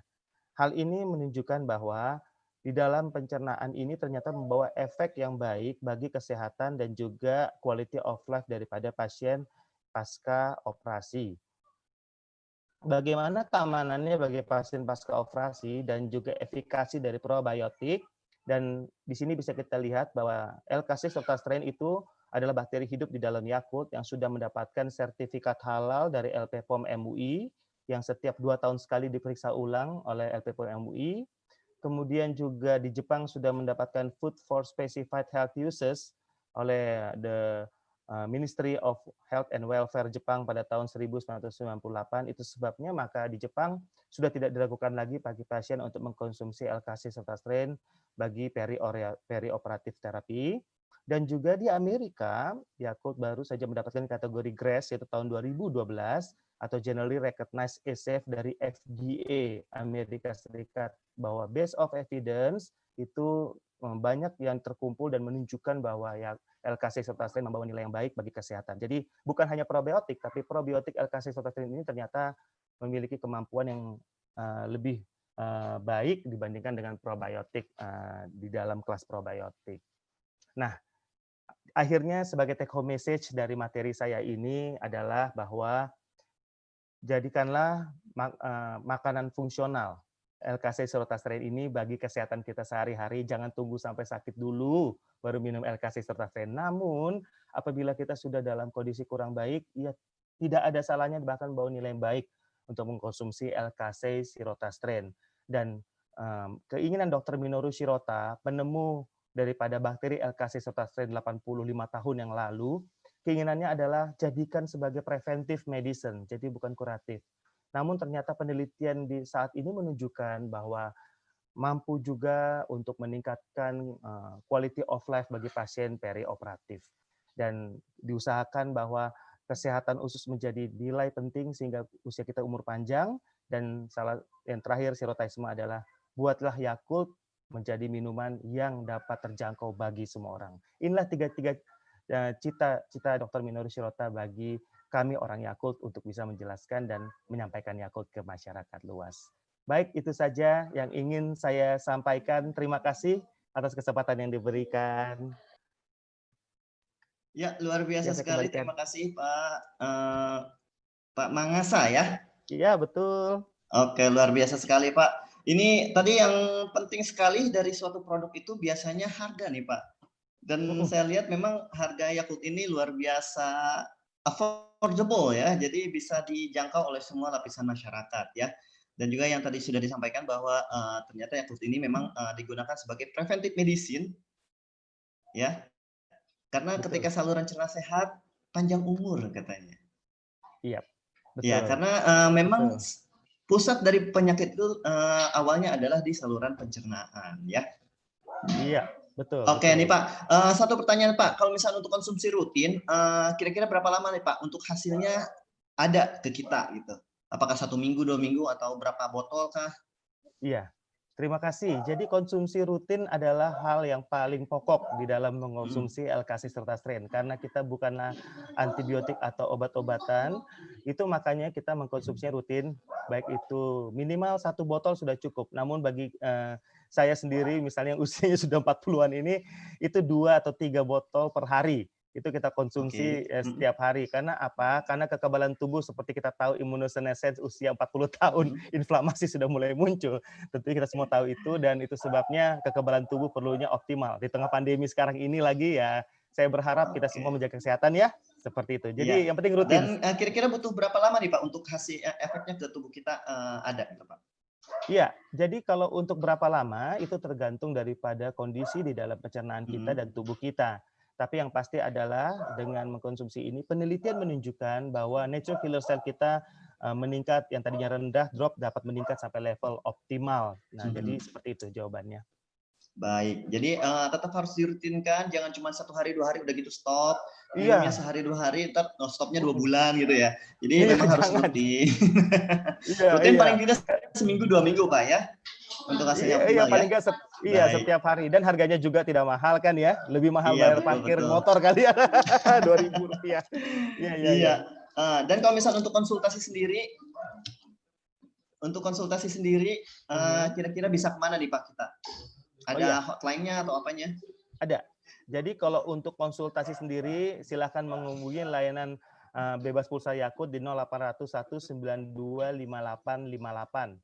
Saya ulangi, 0800 192 5858. Itu layanan bebas pulsa kami, nanti kami yang bayar pulsanya. Telepon aja, kami mau nanya apapun, kami akan jawab dari mulai hari kerja Senin sampai dengan Jumat. Atau nanti bisa menghubungi ke HP saya juga nanti dari pihak panitia nanti bisa menyampaikan. Saya senang sekali bisa menjelaskan. Makasih. Baik. Terima kasih banyak Pak atas sharingnya, luar biasa sekali, ini sangat bermanfaat buat kita semua, terutama dalam kondisi saat ini kita memang butuh kesehatan yang optimal dan untuk menangkal radikal bebas, dan salah satunya adalah ketika saluran pencernaan kita sehat, insya Allah tubuh kita yang lain pun ikut sehat juga. Ya. Amin. Baik, Sehat ya. demikianlah. Ada yang mau disampaikan lagi Bapak sebelum kita akhiri? Oke, sudah cukup. Saya berdoa semoga semuanya tenaga kesehatan, Bapak Ibu semuanya sehat selalu ya. Amin, amin. Amin. Baik. Iya. Terima kasih Bapak. Ya, sama-sama. Selamat sore. Selamat sore. Ya, perawat Indonesia, demikianlah tadi seminar kita, webinar kita dari pagi hingga saat ini selesai semuanya, ada 5 pemateri, dan mulai dari Brunei Darussalam, Malaysia, Philippines, dan juga Indonesia tentunya tidak ketinggalan. Luar biasa sekali materi kita, dan antusias rekan-rekan juga yang saat ini viewernya luar biasa hari ini banyak sekali. Dan mungkin kalau misalnya rekan-rekan ada yang mau dipertanyakan, boleh nanti langsung di grup saja untuk apapun itu. Dan jangan lupa untuk follow YouTube kita dan juga Instagram kita @aha-event. Dan jika ada pertanyaan boleh langsung saja di sana. Kita grup juga masih ada, jadi jangan lupa. Baik, untuk prosesnya nanti akan kita share di grup. Ya, di grup jangan lupa untuk diisi, dan kita ada 10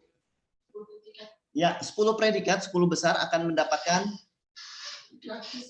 gratis seminar selanjutnya atau webinar selanjutnya. Jadi tetap dipantau. Ya, mudah-mudahan kita semua dalam keadaan sehat walafiat. Baik, sebelum saya tutup, saya ucapkan terima kasih kepada seluruh panitia dan juga PTA Event, pembicara juga seluruh partisipan webinar internasional pada hari ini. Saya Ori mohon maaf bila terdapat banyak kesalahan, terutama dalam penyampaian dan bahasa yang saya gunakan. Tadi dibuka dengan pantun dan saya akan tutup juga dengan pantun.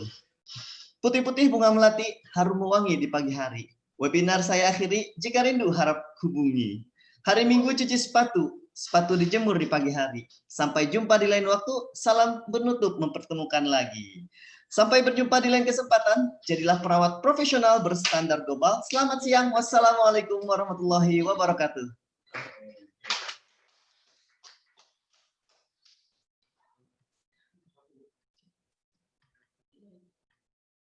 Udah.